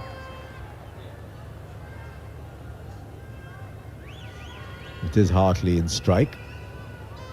I'm intrigued about Shoaib Bashir. Can he bat? The word is that he doesn't bat much. First class average is 14, which is not bad. As Mukesh Kumar bowls, it's into the pads. It's played fluently by Hartley out through mid-wicket for 4. Just a little too full. And he played it easily through the wide open space on the onside, and it's a no ball as well. So he'll have to come and bowl it again, and the extra run. When that alarm goes off, everyone in the crowd gets excited. There is no free hit though. No free hit, but just watching Rohit Sharma's body language and Mukesh Kumar, he's bowled, what does he bowl? He's bowled now 5 overs in 3 spells. I think when he takes his 6th over, he might be in his 4th spell, because Rohit he was giving him daggers there. Once and again he bowls, and once again ball comes very well onto Hartley's bat drives, and after playing a little football with it, Mukesh Kumar will field on his follow through. 7 came off it, but an over that didn't threaten the batter at all. It's 229 for 7 after 49. You're listening to this enthralling test match once again on TalkSport 2. Yeah, what does he do with Mukesh? Does he completely ignore him, or does he do what Stokes did early on with Hartley and say, right, you're in the team to bowl, I will give you a 4 or 5 over spell? Was he going to lose patience quickly, as he already has more than once with him? My thought is he'll lose patience, but I would keep him going, especially now you're bringing Bumrah back, because you've got 2 seam bowlers bowling who are different. And if you can say to Mukesh Kumar, just challenge the off stump, run the ball back onto the off stump and try and bowl 6 balls in the same area. And because of that, England wanting to be aggressive. England won't be aggressive against Jasprit Bumrah, I don't think, or as aggressive as what they would against Kumar. So I think that brings Kumar in the game. If you keep him on, if Rohit Sharma keeps him on, but he's got to be able to hold a length. The last 2 or 3 deliveries of that last over, he didn't hold a length. He was too full, too easy to clip through mid-wicket, too easy to hit for 4. He's got to hold his length if he wants to stay on, because he get rewarded because of Jasprit Bumrah's bowling at the other end, and England will be reluctant, I think, to take risks against Jasprit Bumrah. I think it's like when Anderson bowls, and maybe he's a Wood bowls, or a Robinson bowls, or an Atkinson bowls. I think the Indian batters would take less risks against Jimmy than they would against anybody else. So Bumrah in his 13th over, now round the wicket to Ben Stokes. And Stokes goes forward. The ball, just a little hint of away movement. He's able to reverse it both ways. Is Jasprit Bumrah, not just away from the left-hander, but into the left-hander too. Unless he's just given Mukesh Kumar an over to check out if there's something on offer for him and push Ashwin back there. Ashwin only bowled a 4-over spell.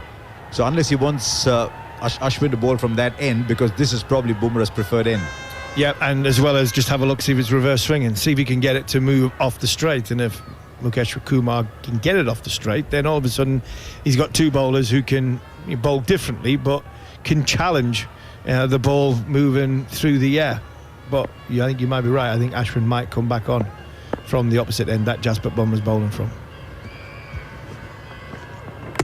Oh, knocks him over, Bumrah once again. He's got the Midas touch. Give him the ball and something happens, and something very, very big has happened here, because it is the mighty Ben Stokes who's on his way back. Bumrah now has 4 for 36 and he's got this game, he's dragging this game India's way. Still 167 behind England, 229 for 8. And it's not as if the ball did something magical. I think he just missed the line. It just kept low. I think it's kept low, Harsha. It's really, really kept low on Ben Stokes. He's going to be dragged off here. Yeah, it's kept low. I think he was late on the ball, Ben Stokes, but I think that's just kept low.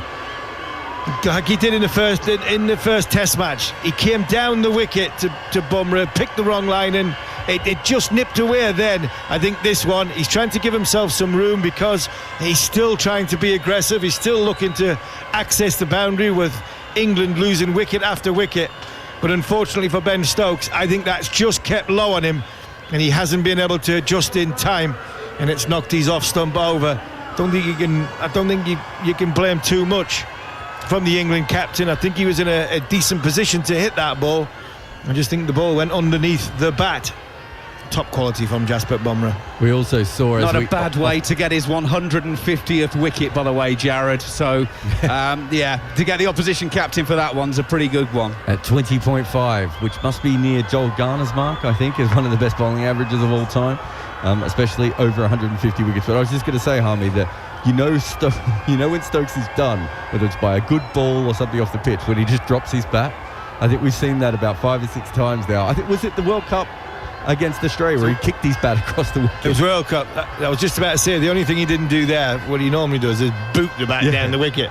And I think he realised the change rooms were behind him, so he'd have to go and get the wicket and then go even further back. So, you know, the TV company's camera that's on wheels came out to follow him, and I think that had to drag him off the pitch, because I think he knew he was done by not a good bit. Well, it was a good bit of bowling because he put the ball in the right area. But I think an element of luck from Jasprit Bumrah. But if anybody deserves any luck in today's performance, it is the opening bowler for India, because he has simply been magnificent. We've seen 2 high quality seam bowlers at the top of their game, different stages from an age point of view. Bumrah's 30, Jimmy's 41, but the skill level in Bumrah, the skill level in Anderson has been nothing short of remarkable on this second day. I'm just seeing it again. I was wondering if he got a little under edge on it, but he didn't. I think it's... Oh, he did. He got a little under edge, Ben Stokes, and it's just helped it back towards and cannoned into off stump. Throws the bat on the ground, puts his arms in the air, and unfortunately for England, the England captain has to trudge himself back to the dressing room.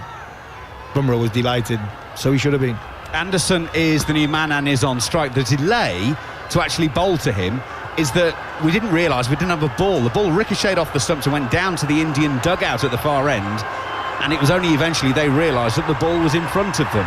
So here we go then. Bumrah's got 4 for his name, and he goes in, and that one's round about the hip of James Anderson. He's just able to guide it through square leg and take the single easily enough. Brings Hartley back on strike. England 230 for 8, so trail by 166 at this stage. 166, I mean, that's nothing, is it? England overturned 190 down in Hyderabad. They've done it before. They may have to do it again, something similar. Well, we've seen Hartley play some big shots. 1-4 and 1-6. The 6 was very, very good over mid-wicket earlier. Doing it against Bumrah might be something a bit trickier. 2 slips and a gully waiting for him. Bumrah around the wickets, goes in and bowls. Hartley can't do anything with that, just pushes to mid-on, and there's no run. I'm just trying to put myself in the position of the England captain, working so hard to keep his team in the game, working so hard to make sure that India have to work even harder to get his wicket, eke out the deficit that India have got. When you get one where you feel as though I'm actually in a decent position here, and it just keeps low, rolls along the deck, and you hear the stumps go, it must be heartbreaking. Bumrah around the wicket to Hartley, almost stumbles in his follow through, does Bumrah. As it's pushed back down the pitch, he's able to get his hand down and take the pace off it. Yeah, when Ben Stokes is 47 not out from 53 balls, then you know he's in pretty decent touch. So it takes something special to get him out on that 54th ball, and that's exactly what happened. Yeah, someone special. I think that was it. I think there was an element of luck involved, but I think it's someone special. Jasprit Bumrah has bowled beautifully today. He really has.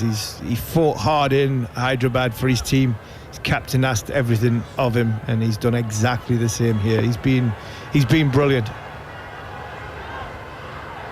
Bumrah up to the stumps, around the stumps, and delivers. Hartley plays defensively forward to complete the over. 50 overs bowled by India in this England innings so far. 230 for 8 here on TalkSport. So England trail by 166 runs. We've just got a shot on the monitor here in the commentary box of, well, I think the idea was to show Brendan McCullum in the foreground, but in the background Joe Root and Johnny Bairstow were doing a crossword.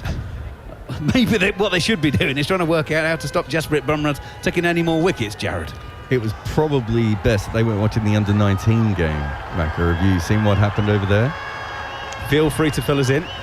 So I think it was the English batter, Sheikh. I'm just having a look at the clips. I can't see the full scorecard here at the moment, but he was given out, handled the ball, although handled the ball doesn't exist anymore, but obstructing the field, where he knocked the ball down. It was on the crease line, but it was still, and the wicketkeeper was coming around to pick it up. And as he did that, Sheikh, it looks like he's picked it up and thrown it back to the wicketkeeper, who starts appealing before the ball's even been thrown to him, and he was given out obstructing the field.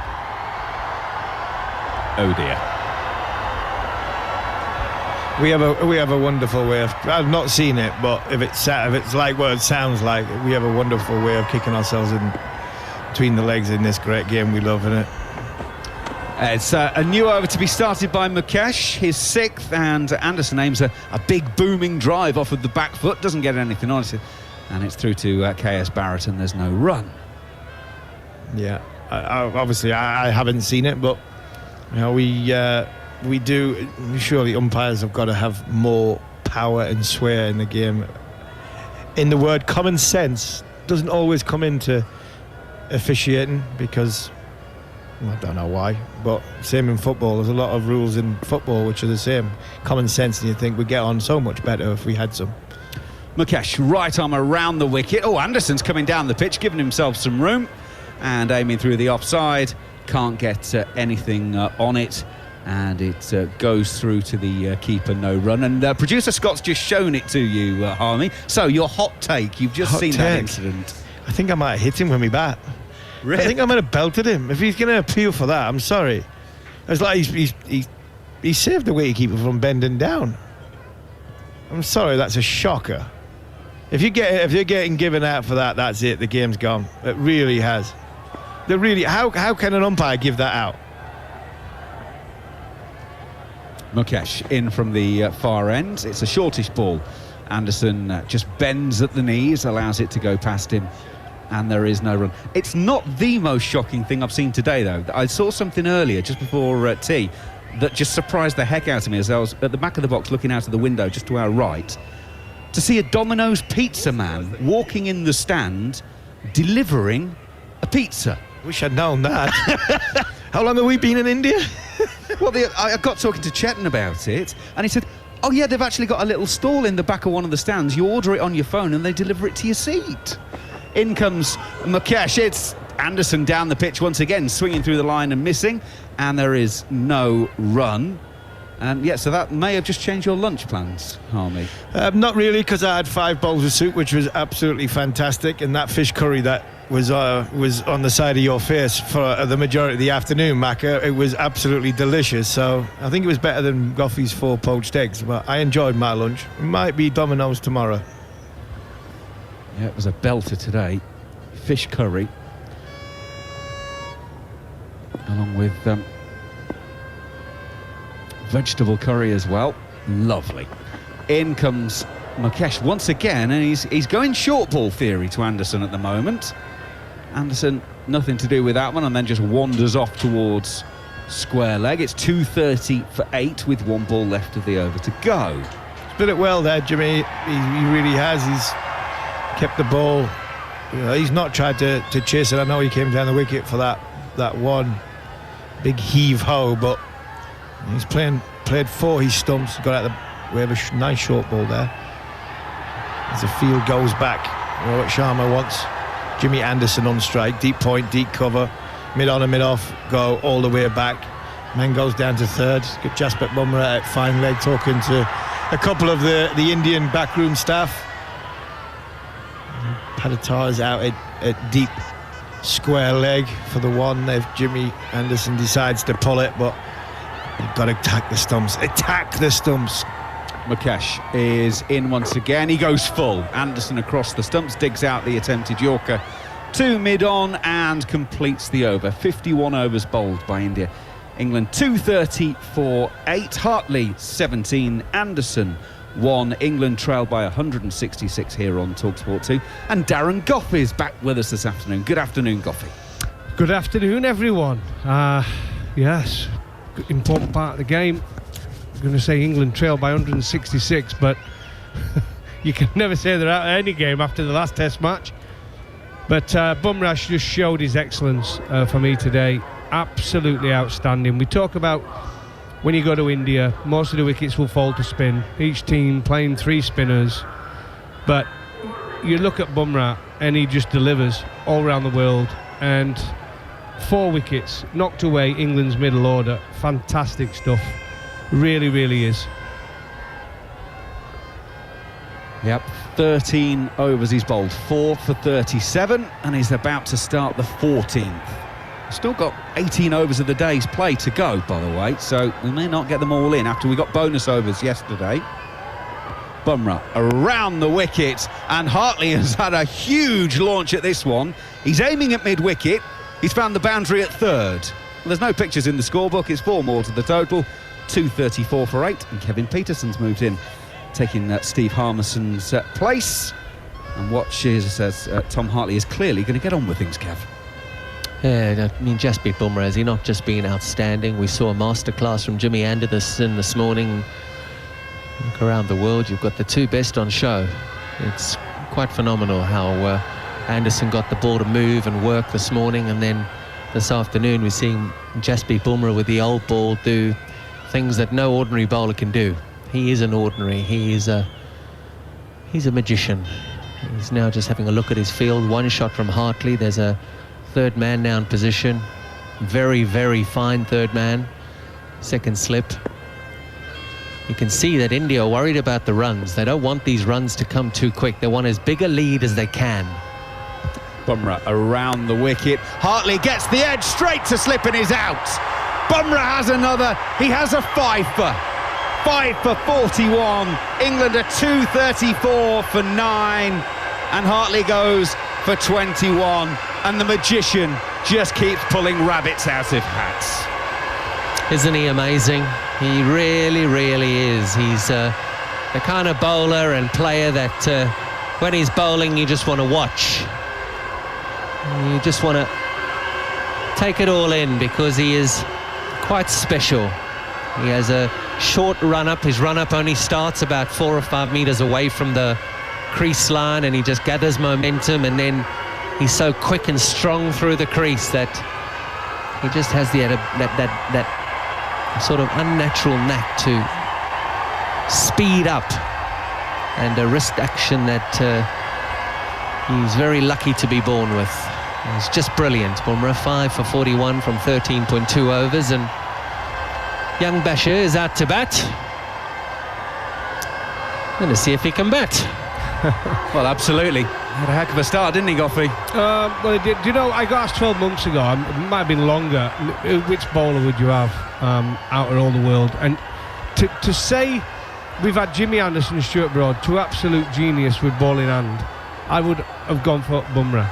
All format cricketer, bowls in all formats. He's got unbelievable skills. The Yorker can get through at 90 miles an hour plus. He's got a good slow ball. His bouncer is very deceptive, and he just does people for pace, for skill. He's got everything you need as a fast bowler. Well, he's got the number 11 on strike. 20-year-old Shoaib Bashir. He's right-handed, so in comes Bumrah. He's got 5 for his name, and that is a Yorker that's drifted down the leg side and has beaten everything and goes for 4. KS Barrett didn't actually move behind the stumps, the keeper. It's 4 more to the total, 238 for 9. Yeah, it's just the line that did him. We're watching the replay of Hartley. Hartley was swinging. There was no way. That was the kitchen sink at Bumrah. They're wanting to score now. Anderson in the previous over ran at Mukesh and try to hoik him. Intentions are clear from England. They want to score as quick as they can. They want to get as many as they can, of course, but also the intentions are clear from India. They do not want these runs to get too close. Bumrah goes in once again. Bashir is playing the line. Past the outside edge of the bat, through to the keeper. No run, Goffey. Would you have thought when Zach Crawley hit him for 4 fours in an over, just a couple of hours later, Bumrah would have 5 wickets to his name, with the way he's come back with the old ball, a little reverse movement. It's left England in shock. We really got a terrific start, and like I say, you had to get it somewhere near England, but at 238, 9 wickets down, 158 behind. It's a big gap. But never write this team off. We did it last game, didn't we? Everybody did it. But they're going to bat 4th here, and we have started to see a couple of balls go up. The bounce is still there for the Indian spinners, and Bumrah, as he comes in once again, Bashir is playing to the leg side, gets a leading edge which flies down to 3rd, so he's underway as a test match batter now. He's got a single, 239 for 9. Yeah, straight is what Bumrah is now thinking to Jimmy Anderson. The field again, there is protection. Robert Sharma doesn't want England to get anywhere near them. That partnership between Stokes and Hartley was a good one, was a very, very good one. There was 7 for 182, and it got them up to 229. 157 now, and Goffey, you are right. If you look at this in days gone by, 157 on a wicket like this in Vizag, you'd be thinking that England are really, really pushing to try and to get back in this game, but can't call them off. Bumrah around the wicket. Is that toe first from Anderson? It was very full. Murray Erasmus is unmoved at the moment. Bumrah is adamant they have to review that one. That looked so close, unless he's hit it. Bat and pad were really close together, but it sounded soft rather than woody, so it has been reviewed, so let's go through the process. Check the feet, and it's a fair delivery, so we'll go to front on first, please.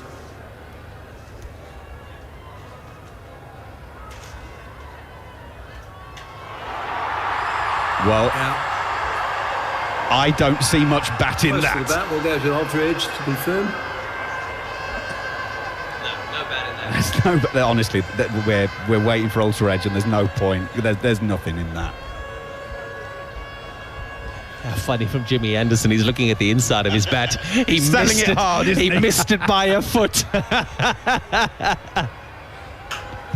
Bumrah just wants to see the replay on the screen at the moment. We're waiting for the technology. We're waiting on the Snicko, which we can tell you already is a waste of time. He's not got close to hitting it. It's all about the tracking on the ball. All right, now we've got it. Oh, but that's where the bat hitting the ground. So there is a... Just bring it back. So Paul Rifle is looking at a split screen, and there is a waveform. And we also got the ball on the bat. I'll go back on field. Paul Rifle is saying... Happy, Murray, it's inconclusive where he's hit the ball or not. I'll stick with your original decision of not out. So inconclusive, says Paul Rifle. Anderson hit the ground at the same time as the ball was going past the bat. So therefore, Paul Rifle, as third umpire, says, I cannot tell whether that is bat on ground or bat on ball, and therefore James Anderson is not out. Kevin Peterson, your hot take. Yeah, that's following the process, but I'm not so sure that he got anywhere near that. I saw a gap between bat and ball, but the ball was moving quite a lot, so might it have been umpire's call and he gave it not out. It would have stayed at not out. Game goes forward, the game goes on. It doesn't matter. We have had what a brilliant day of cricket. Goffey, the bowler's version? Well, yeah, he was out, wasn't it? Absolutely. I would have been... Well, he's got 5 for, so it's not going to bother Bumrah, right? He's got 5 for 42. Preferred 6, but he'll do with 5. I'll tell you who needs to get a wicket is Mukesh, because he hasn't looked good at all today. He has been tonked around the park, and in an over to Jimmy Anderson the previous over, it was his first maiden. In he comes. He's bowling to Bashir. Bashir turns to short mid-wicket, no run. And the final delivery of that over was the only ball that was hitting the stumps. Anderson ran at him, Anderson played and missed. He's been poor, Mukesh. He hasn't been very good at all. We're seeing the replay again here now, and I'm convinced there was a gap between bat and ball. As you say, I'd like them now to roll it on and just now give us the Hawkeye on the LBW, because I'd like to, just out of curiosity, I'd like to know. In comes Mukesh from the far end. Bashir is again just playing defensively out on the onside, no run. 2:39 for 9. England trail by 157. From a bowler's point of view, Macca, I think he's right, KP, with Mukesh bowling here. He just needs aliveness, doesn't he? He needs to get into the game. He needs a wicket. He's seen Bumrah making it go around in circles at the other end, and he's just been straight up and down. Look ordinary. Yeah. It's a bit like Siraj in the first game, really. You're being really nice by saying ordinary, Goffey. Really nice. In he comes. And again, Shoaib Bashir is just playing from the crease, turns it on the onside, takes a couple of steps down the pitch just in case there's a single there. There isn't. He remains there, 2:39 for 9. There's noise around this ground now. The Indians are in a commanding position, and you can tell that by the crowd. Spider Cam is rolling around here just to our right, and you can, I think, hear the noise. Actually, it's getting close to our window. We could wave at it if it comes any further. Mukesh on the way from the far end. Bashir hits it back to the bowler in his follow-through. He flings the right hand out, can't grab hold of it. That's one of those that sticks or doesn't, and with the way Mukesh's fortunes are going today, it doesn't stick. England remain 2:39 for 9. Yeah, no, that was a hand that was just put out. Bash had a tonk at it, and you are right. Sometimes they caught, sometimes they aren't. It's a half chance. For Rohit Sharma, he'll be happy that it didn't go for runs, because you can see there's a third man back, there's a square leg back, there's a fine leg back. This is an Indian team that understands who's going to be batting last in this test match. Mukesh comes in, and that's a lovely shot from Bashir. Beats the man at mid-wicket, and it will roll out all the way to the boundary, all along the carpet, and that's 4 runs, 2:43 for 9. That's a glorious shot. And Rohit Sharma needs to take this guy off. He needs Akshar to bowl, he needs Kuldeep to bowl, or he needs Ashwin to bowl, if he wants to get off the park and get batting as soon as possible. 153 runs now, but yes, a very, very good shot from Bashir. It was a half volley on leg stump, and he's just clipped it away through square leg. Yeah, What's interesting, you mentioned... Sorry, Goffey, So- just to say that Kev mentioned there's a third man in place. It's Shubman Gill, the bloke who's taken 4 really good catches today. So it's almost like they're using that as an attacking fielding position. Sorry, carry on, Goffey. No, you need mystery, don't you? You're bowling at the tail enders. You need a bit of mystery. So you need mystery with Bumrah. He brings you that mystery with the Yorker and the pace. Mukesh is in, beats the outside edge of Bashir's bat. Finishes off the over. 53 gone here on TalkSport 2. 2:43 for 9. Carry on, Goffey. I'm going to get out the way because Manners is on the way in. Yeah, you've got that mystery with Bumrah with his pace, his action, his slow ball, the Yorker, the bouncer, and then you got the mystery of Kuldeep and Aksar's different angle and the spin, left arm spin away from the right-hander and into Jimmy Anderson. So you've got lots of options there, India, but they've gone for the seam at both ends. But one of the seamers is going at 5 and 6 and over. So you go for the mystery. You're 100% right, Goffey. Absolutely. And I think that bowling change will come, and it should come. And if it doesn't come, we will wonder why. Bumrah is going to bowl. Rohit Sharma's talking to Jasprit Bumrah. He's walking all the way to mid-on. Shubman Gill has rolled away to third man again, so he's doing third man to third man. He must have done something wrong, Shubman Gill. I don't know what he's done wrong. I mean, brilliant in the field. He's taken 3 excellent catches in the slip. It is interesting, isn't it? Shubman Gill's been at first slip for the majority of the time that there have been slips. Good delivery from Bumrah. And that one flies past the outside edge of Jimmy Anderson's bat into the gloves of Shikhar Bharat. So, just trying to work out who... Is that Rajat Paditha who's gone in at No, first slip? it's not. It's Yashasvi Jaiswal. Jaiswal's gone first slip. Shreyas Iyer second? Shreyas is at second. It's almost as if he said, I'm going to go and have a bat. Let me just chill that slip. You've taken 4 catches. Job Yeah, done. done enough. Here's Bumrah once again up to the crease now. Bowls. Jimmy Anderson pushes it out towards extra cover. And that's Paditha. That's Rajat Paditha, the debutant. And Jimmy Anderson plays defensively out on the offside. No run. Still a long way to go in the day's play. 15.4 overs remaining. We can't play beyond 5 o'clock local time. That's just over 40 minutes. So yesterday, extraordinary happening. We had extra overs, 3 over the quota. Today we will be a couple short of the 90 required in the day. Here is Bumrah once again, bowls. Jimmy Anderson, tucks it away out towards mid-wicket and straight to the fielder. There's no run. When's the slog coming? I think he's going to wait for the other side, or is Jimmy going to try and have a swing here at Jasprit Bumrah? Do you remember Jared Kimber told us a couple of days ago that Jimmy Anderson has the highest sweep percentage of any player currently playing? Yeah. I just hope he doesn't try it against Jasprit Bumrah. No, I don't think he'll be sweeping here. He can't sweep from square leg, Jimmy. Here's Bumrah. He's looking for a 6th wicket. 5 for 42 in the 15th over for him as he's in. Bowls, good Yorker, well dug out. Oh, Jimmy Anderson will be able to walk back to the change room and find Ollie Pope and say, did you see that Yorker? Bumrah bowled. It was like that too, wasn't it? It was spearing in from outside off stump, in swinging Yorker. Ben Stokes, we're getting replays of him clapping. Floodlights on here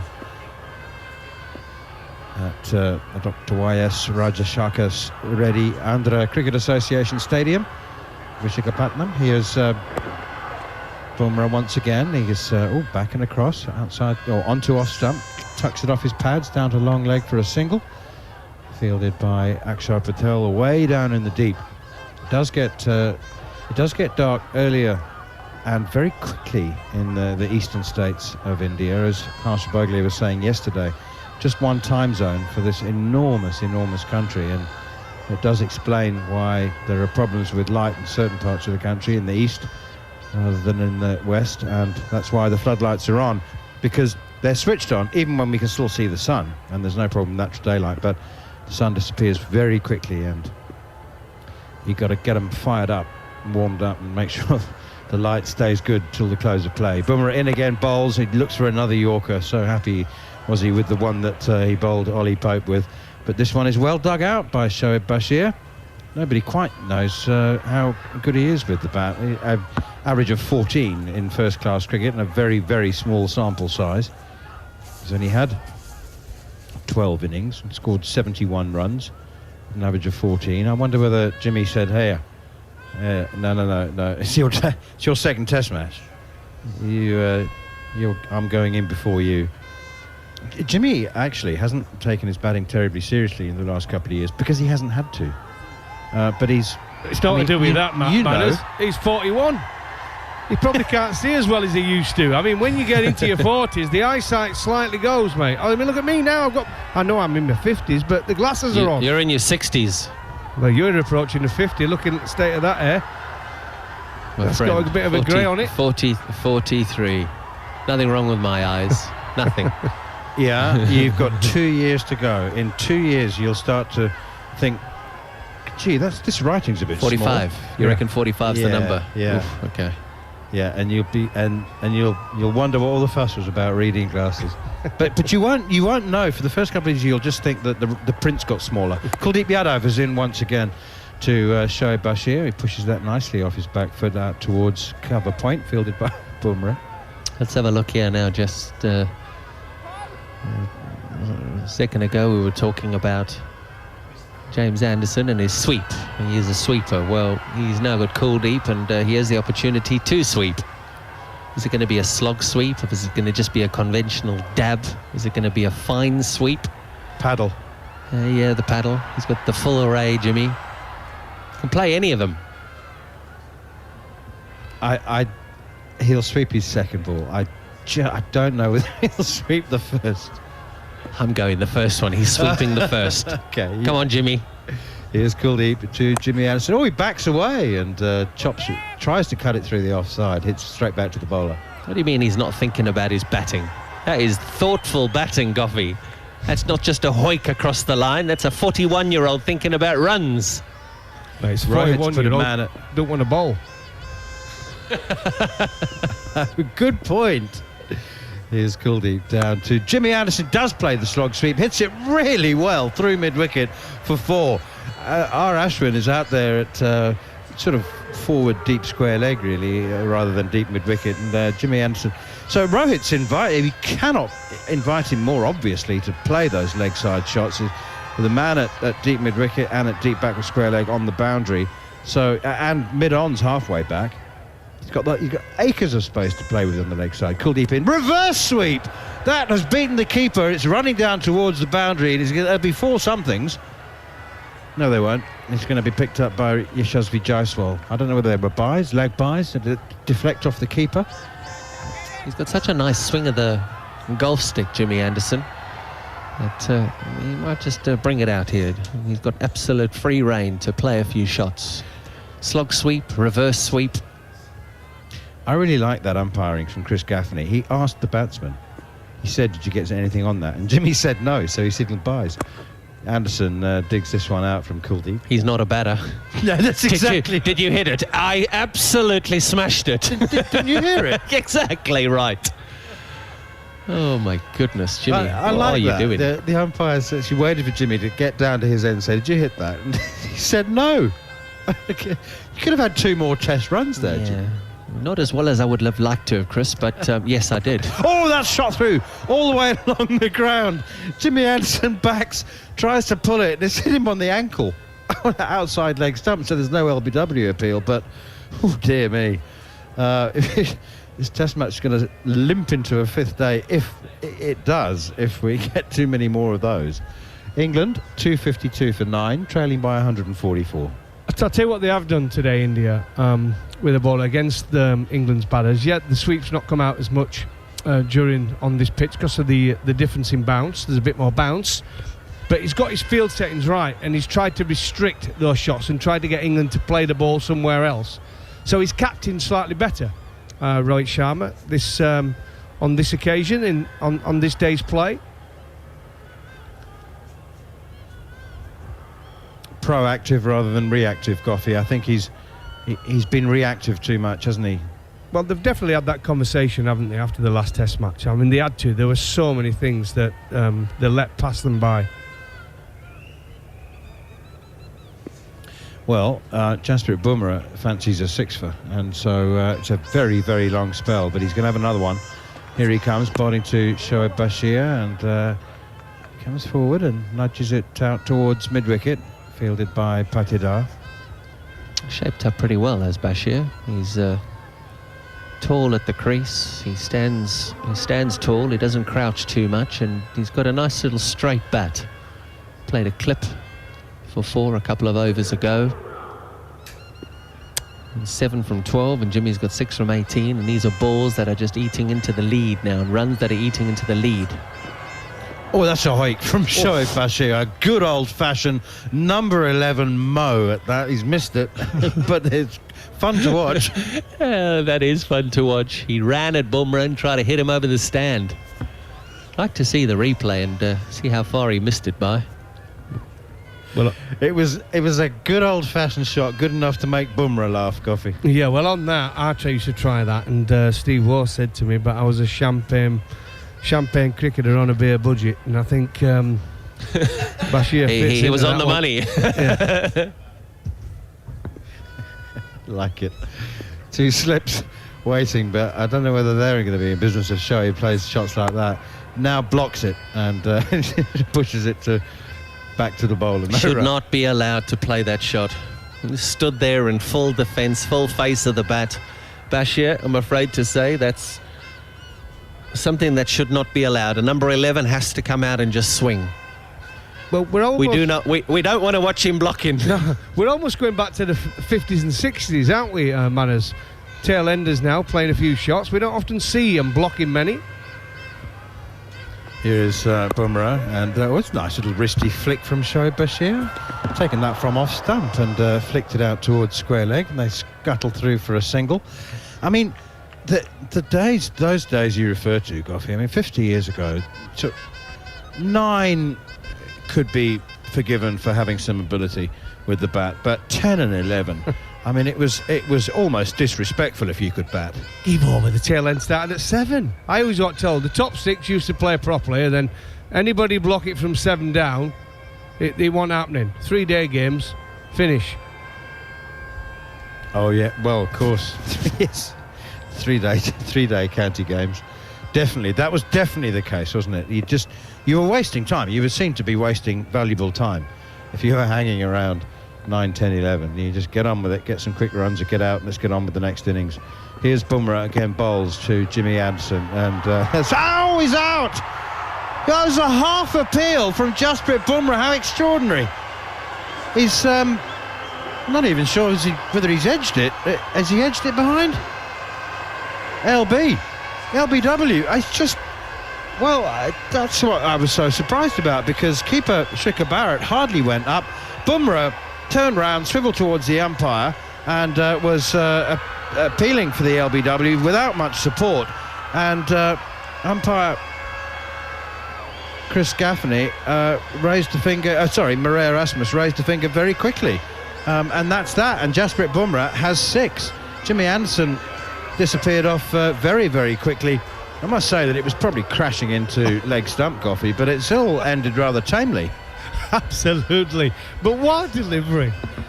Jasprit Bumrah has just showed his brilliance. We saw an masterclass from Jimmy Anderson this morning. But Bumrah's come in for India, having to deliver. And hasn't he delivered? 6 wicket all on a pitch that, again, favoured the spinners. There's a bit there for the seamer, but again favoured the spinner with a bounce and turn. But it's the seamer, it's the fast bowler, it's the brilliant Jasprit Bumrah. 6 wicket all, absolutely masterclass, and it's put India in command in this game.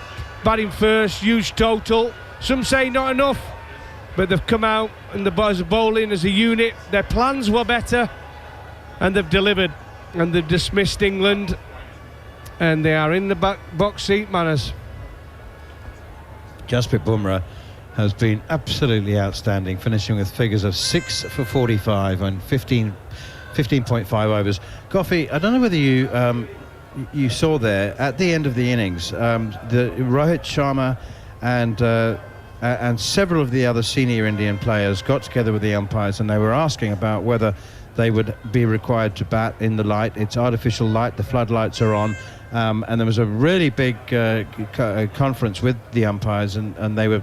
I mean, look, it would be no surprise if India didn't necessarily fancy having a potentially very awkward 20 minutes at the close of the day's play. So if they were asking the umpires whether they had their light meters, whether they had batteries in, whether they were working, and whether they were sure that they'd checked that the light was sufficient for them to bat again a second time, because it could be very awkward. Imagine if they finished the day 12 for 2.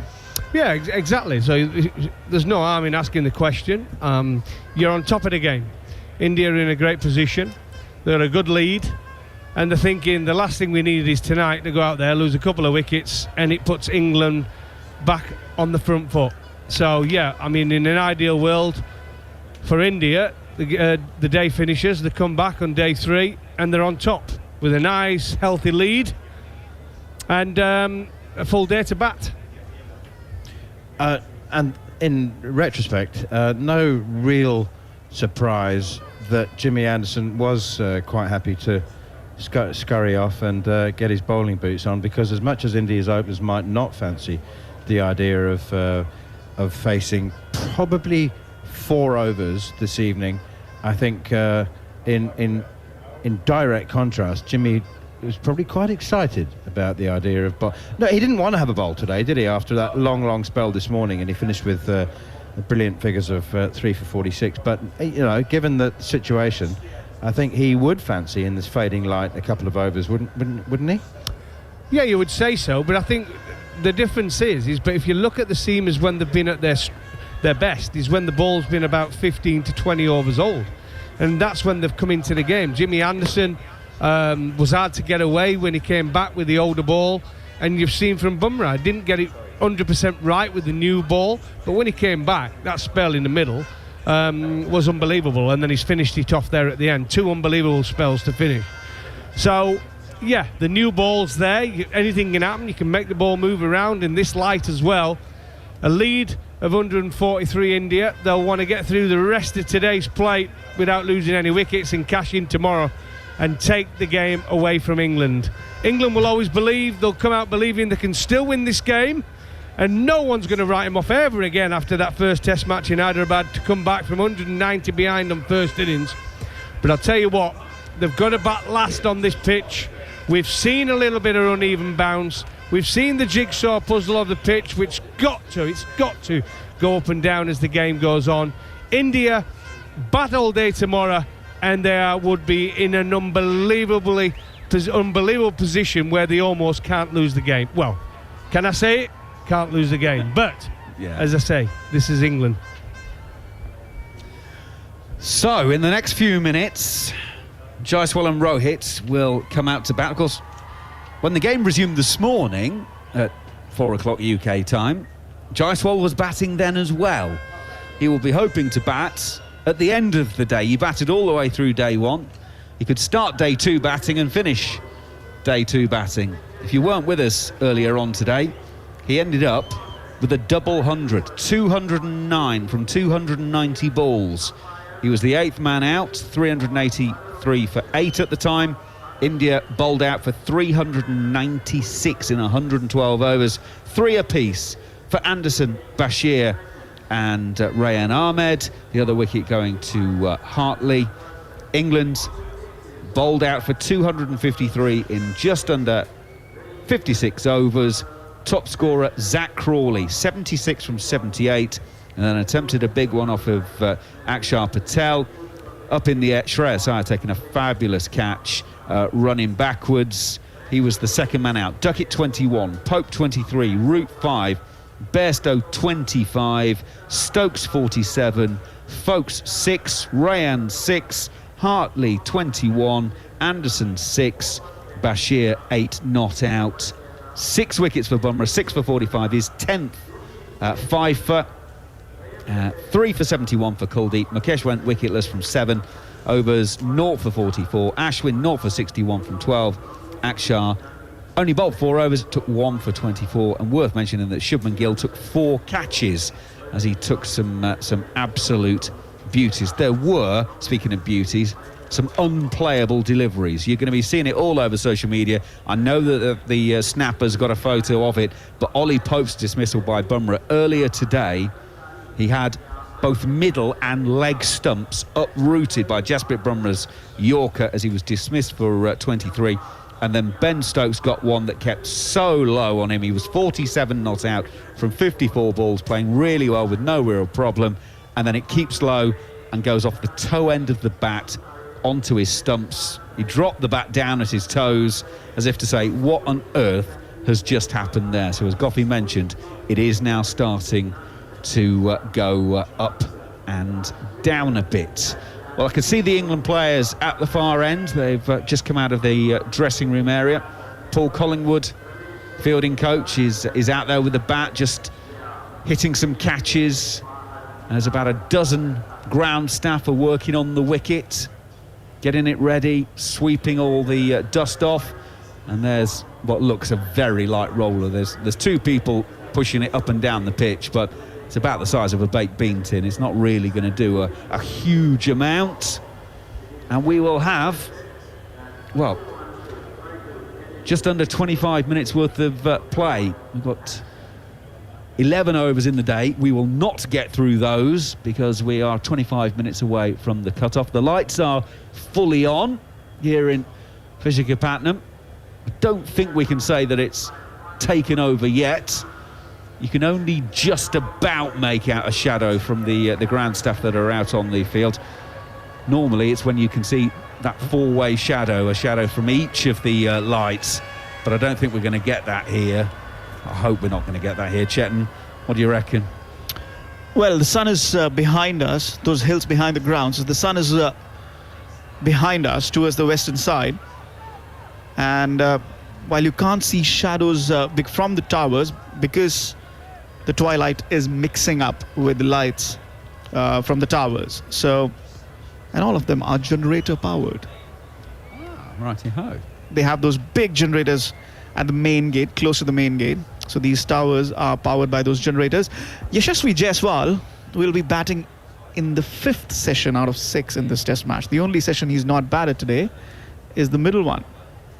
Well, I mentioned earlier that Ollie Pope went up 20 places in the ICC batters rankings. That's thanks to that 196 last week.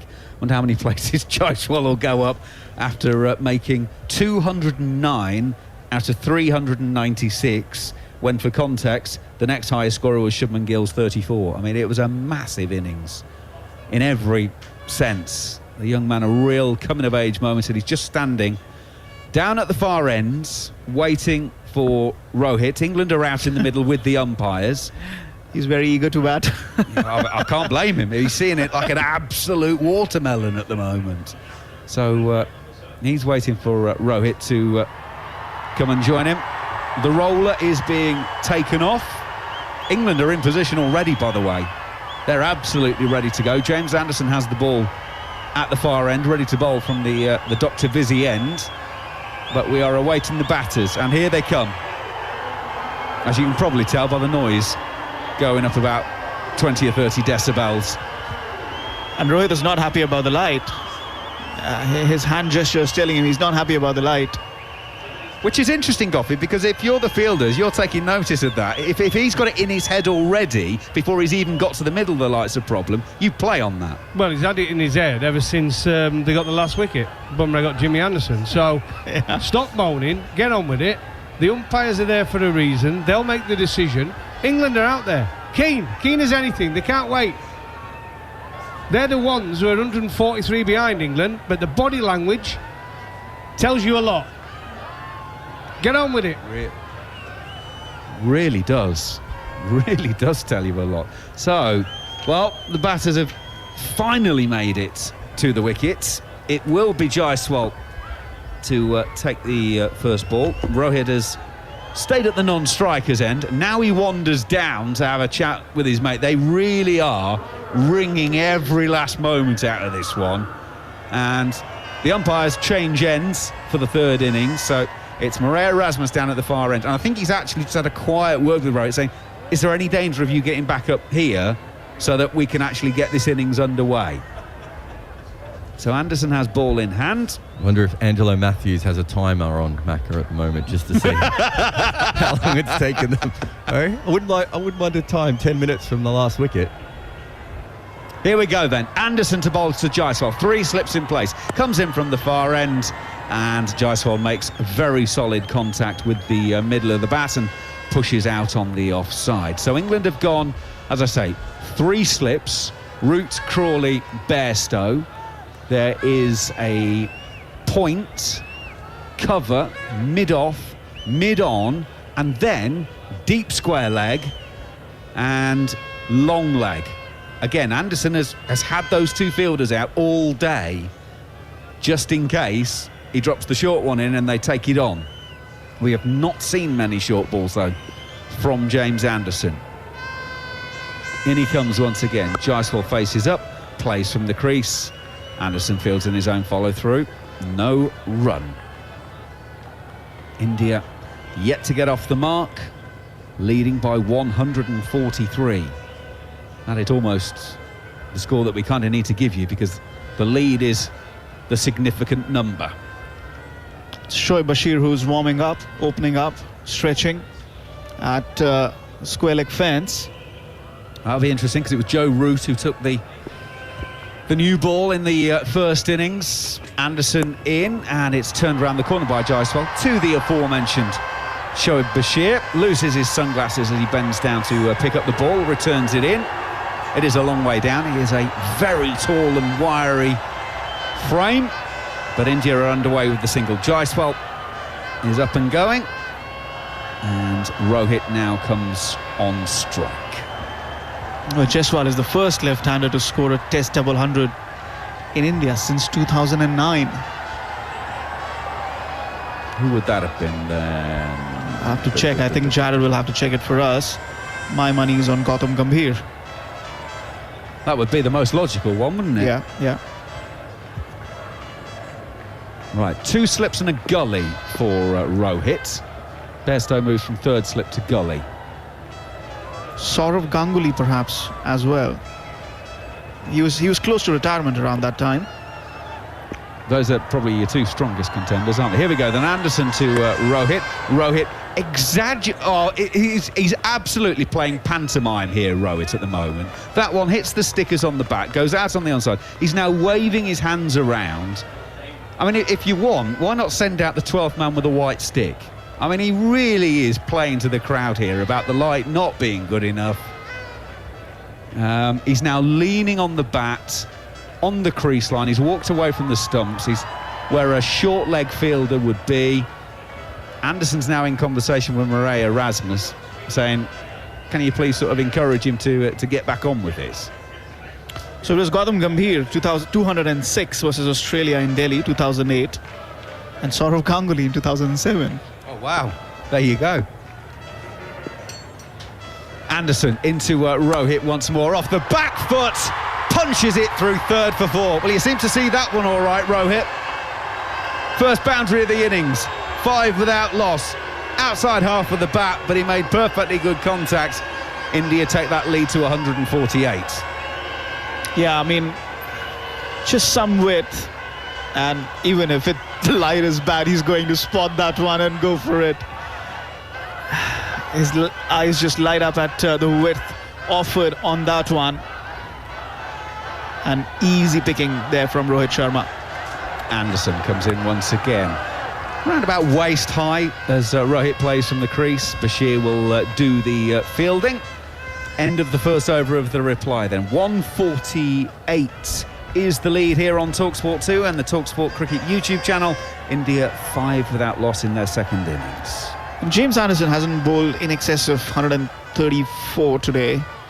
The only time I saw him bowl in excess of that pace was when he was bowling to the tail, Kuldeep Yadav to be more precise.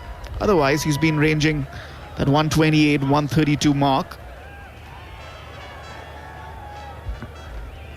And it will be Bashir from our end. So he, in the first innings, 38 overs, 3 for 138. Got that first wicket when he got Rohit caught at leg slip by Ollie Pope, and there is a leg slip in place for Jaiswal as Bashir is going to go in. Big stride forward from Jaiswal, pushes out on the offside, and there's no run.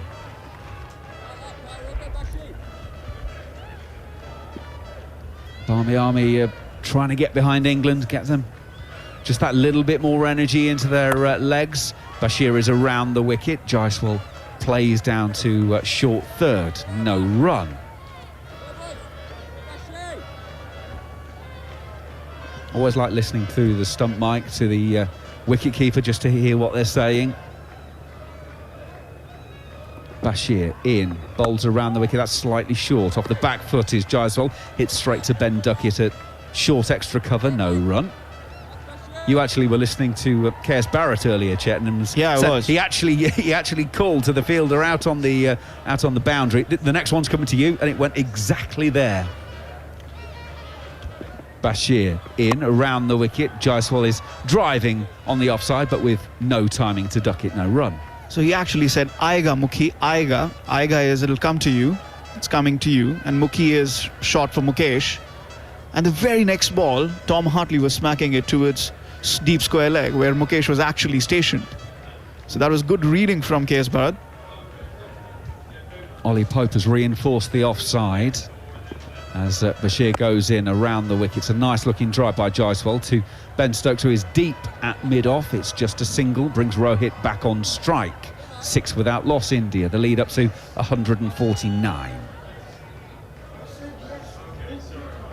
It's important for the wicket keepers to read the game like that, isn't it? I mean, yes, it's the captain and the bowlers who set the field, but it's also the wicket keepers who bring in that just the final touch, if I can say so, just to get the angles right. Well, they've got the best view in the house. So, absolutely. So they're a key part in the DRS system. They're a key part in setting the fields. Absolutely. Got a huge part to play. Rohit again is taking an inordinate amount of time to get himself settled for Bashir. He's in over the wicket, and Rohit plays a lovely looking off drive. Well, if you're trying to get it off the pitch early, don't play a cover drive like that. It goes away for 4. It's the second boundary that Rohit has played. He's got 8 with 2 boundaries as India are 10 without loss and take their lead to 153. And it means that 2 overs have been sent down. Some more thoughts from Chetan, and Neil Manthorpe will bring you home till close of play. Oh, he's just sighting the ball fine. Absolutely fine. You can see it under this current light. Almost a half tracker there from Shoaib Bashir, and he just drives it nicely. Almost like when his eyes lit up with that width that James Anderson offered. So all that play acting with the umpire Murray Erasmus about the light, Rohit can just see fine. 2 boundaries, 2 very, very good boundaries for him. India's lead extended to 153. 10 to the good from their first innings lead of 143. Here is Jimmy Anderson, bowls to Jaiswal. Tucks it away off his thigh pad down towards fine leg. It's fielded by Shoaib Bashir, and they go through for a single. I wonder how many times in 22-year-old Yashasvi Jaiswal's career he has begun and finished a first-class match batting. Might have happened a few times, I suppose. He hasn't played that many games. But this will be the first time it's happened in a test match, I suspect. Chetan Narula? Yeah. That's his job. That's what he loves doing. That's what he's dedicated his life to. He was a pre-teen, left home at the age of 10 to pursue his dream. Jaiswal on 3. Rohit has 8 with a couple of boundaries. India 11 without loss. England bowled out today for 253. Here is Jimmy Anderson looking for a consolation wicket at the end of the day. Rohit Sharma comes forward and pushes it out to Rian Ahmed at cover, and there's no run. Gosh, we've had a busy day. India lost their last 4 wickets for the addition of 60 runs in the first session, to be dismissed for 396. Jaiswal with a brilliant 209. 3 wickets apiece for Shoaib Bashir and Rian Ahmed. And then England bowled out in 55.5 overs.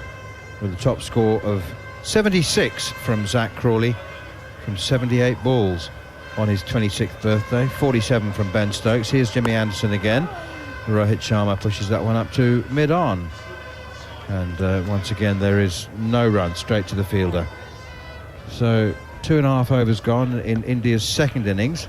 It's been a 14-wicket day so far. And if England could make it a 15-over day, then they'll... I was about to make a nonsense statement. I was about to say then they'll believe they're back in the game, but they'd never believe they're out of the game. I mean, they've just come back from a deficit of 190 to win the first Test match. This is a deficit of 143 on first innings. Can they do it again? They'll believe they can. Anderson in again. Rohit Sharma forward and pushes it straight back to him. England are rolling the dice a little bit with their slip cordon. They've got Joe Root at a wide slip. Zach Crawley is covering anywhere between second and fourth slip, and they've got Johnny Bairstow in a kind of fifth slip gully. So they know they can't cover everything, but they're doing their best. There is a big gap. Joe Root's at 1.5 slips. Zach Crawley maybe at third slip. So those, if the ball does fly between them, there's no way that either of them will be able to get there. Anderson in again, and Rohit Sharma allows that to come in towards his pads, and again pushes it up to Shoaib Bashir at mid-on, and there's no run. Well, Bairstow was really excited when Rohit Sharma actually middled the ball, and he was like, oh, maybe there was a bit of movement that Rohit Sharma could have edged it. And Rohit Sharma was actually looking in his direction, smiling. What are you so excited about? I actually middled the ball. I can see perfectly fine in this light. Apart from the three men spread out in the slip cordon, there's a backward point cover, mid-off, mid-on, square leg. Beginnings of an appeal for LBW. Jimmy Anderson knew it was too high as Rohit Sharma was probably going down the leg side as well, and Jimmy didn't bother wasting any effort on that. There's some excitement from Ben Foakes and Joe Root behind the stumps, but Jimmy knew his energy is best conserved at this stage of day two, with just a couple of minutes to go. Probably time for 3 overs maybe, I would say. India 11 without loss. You're going 2 overs, are you? Oh, yeah. Look at that setting sun. That's absolutely glorious. Yeah, I think two overs maybe, if especially if Anderson continues to bowl.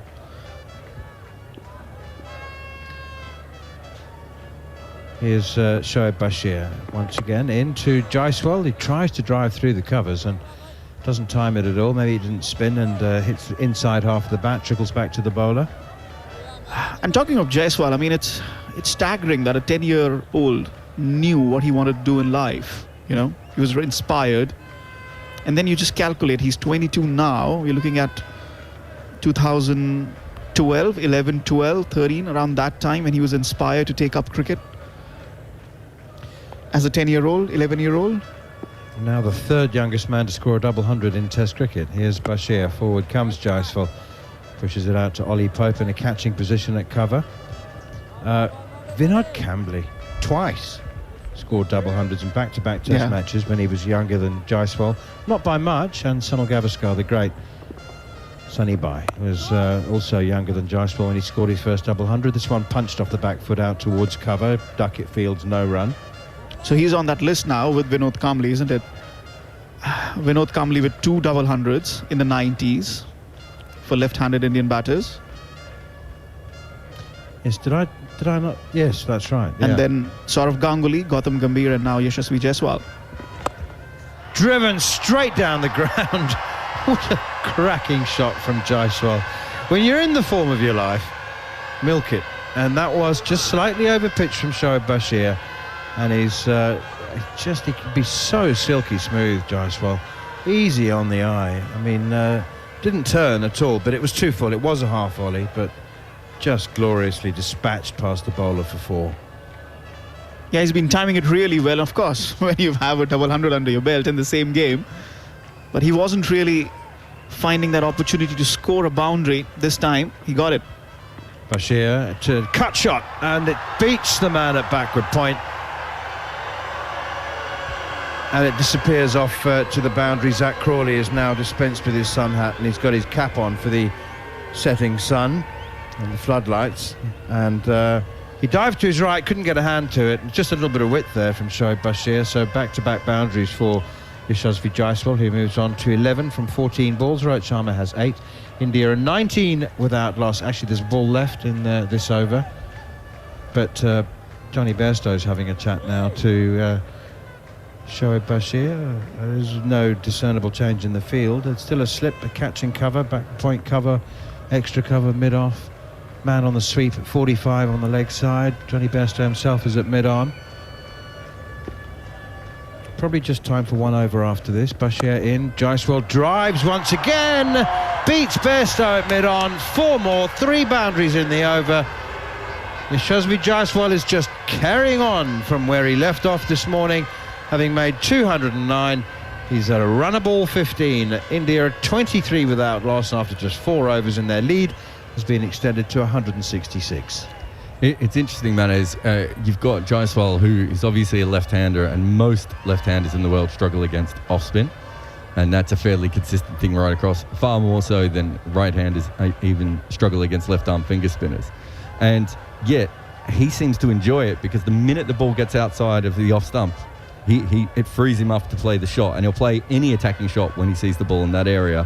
And then and then if they try and get any straighter, he plays it on length. It's a really interesting way of playing that he has. And I think in first-class cricket, I think we talked about it the other day, he might average 93 or something around that mark against off-spin in first-class cricket so far. So he really has a very good method of, he looks for the width first, and if you're not giving him width, then he tries to pick you up on your length. It is not immediately obvious to my eye why it is that he should be so successful against off-spin.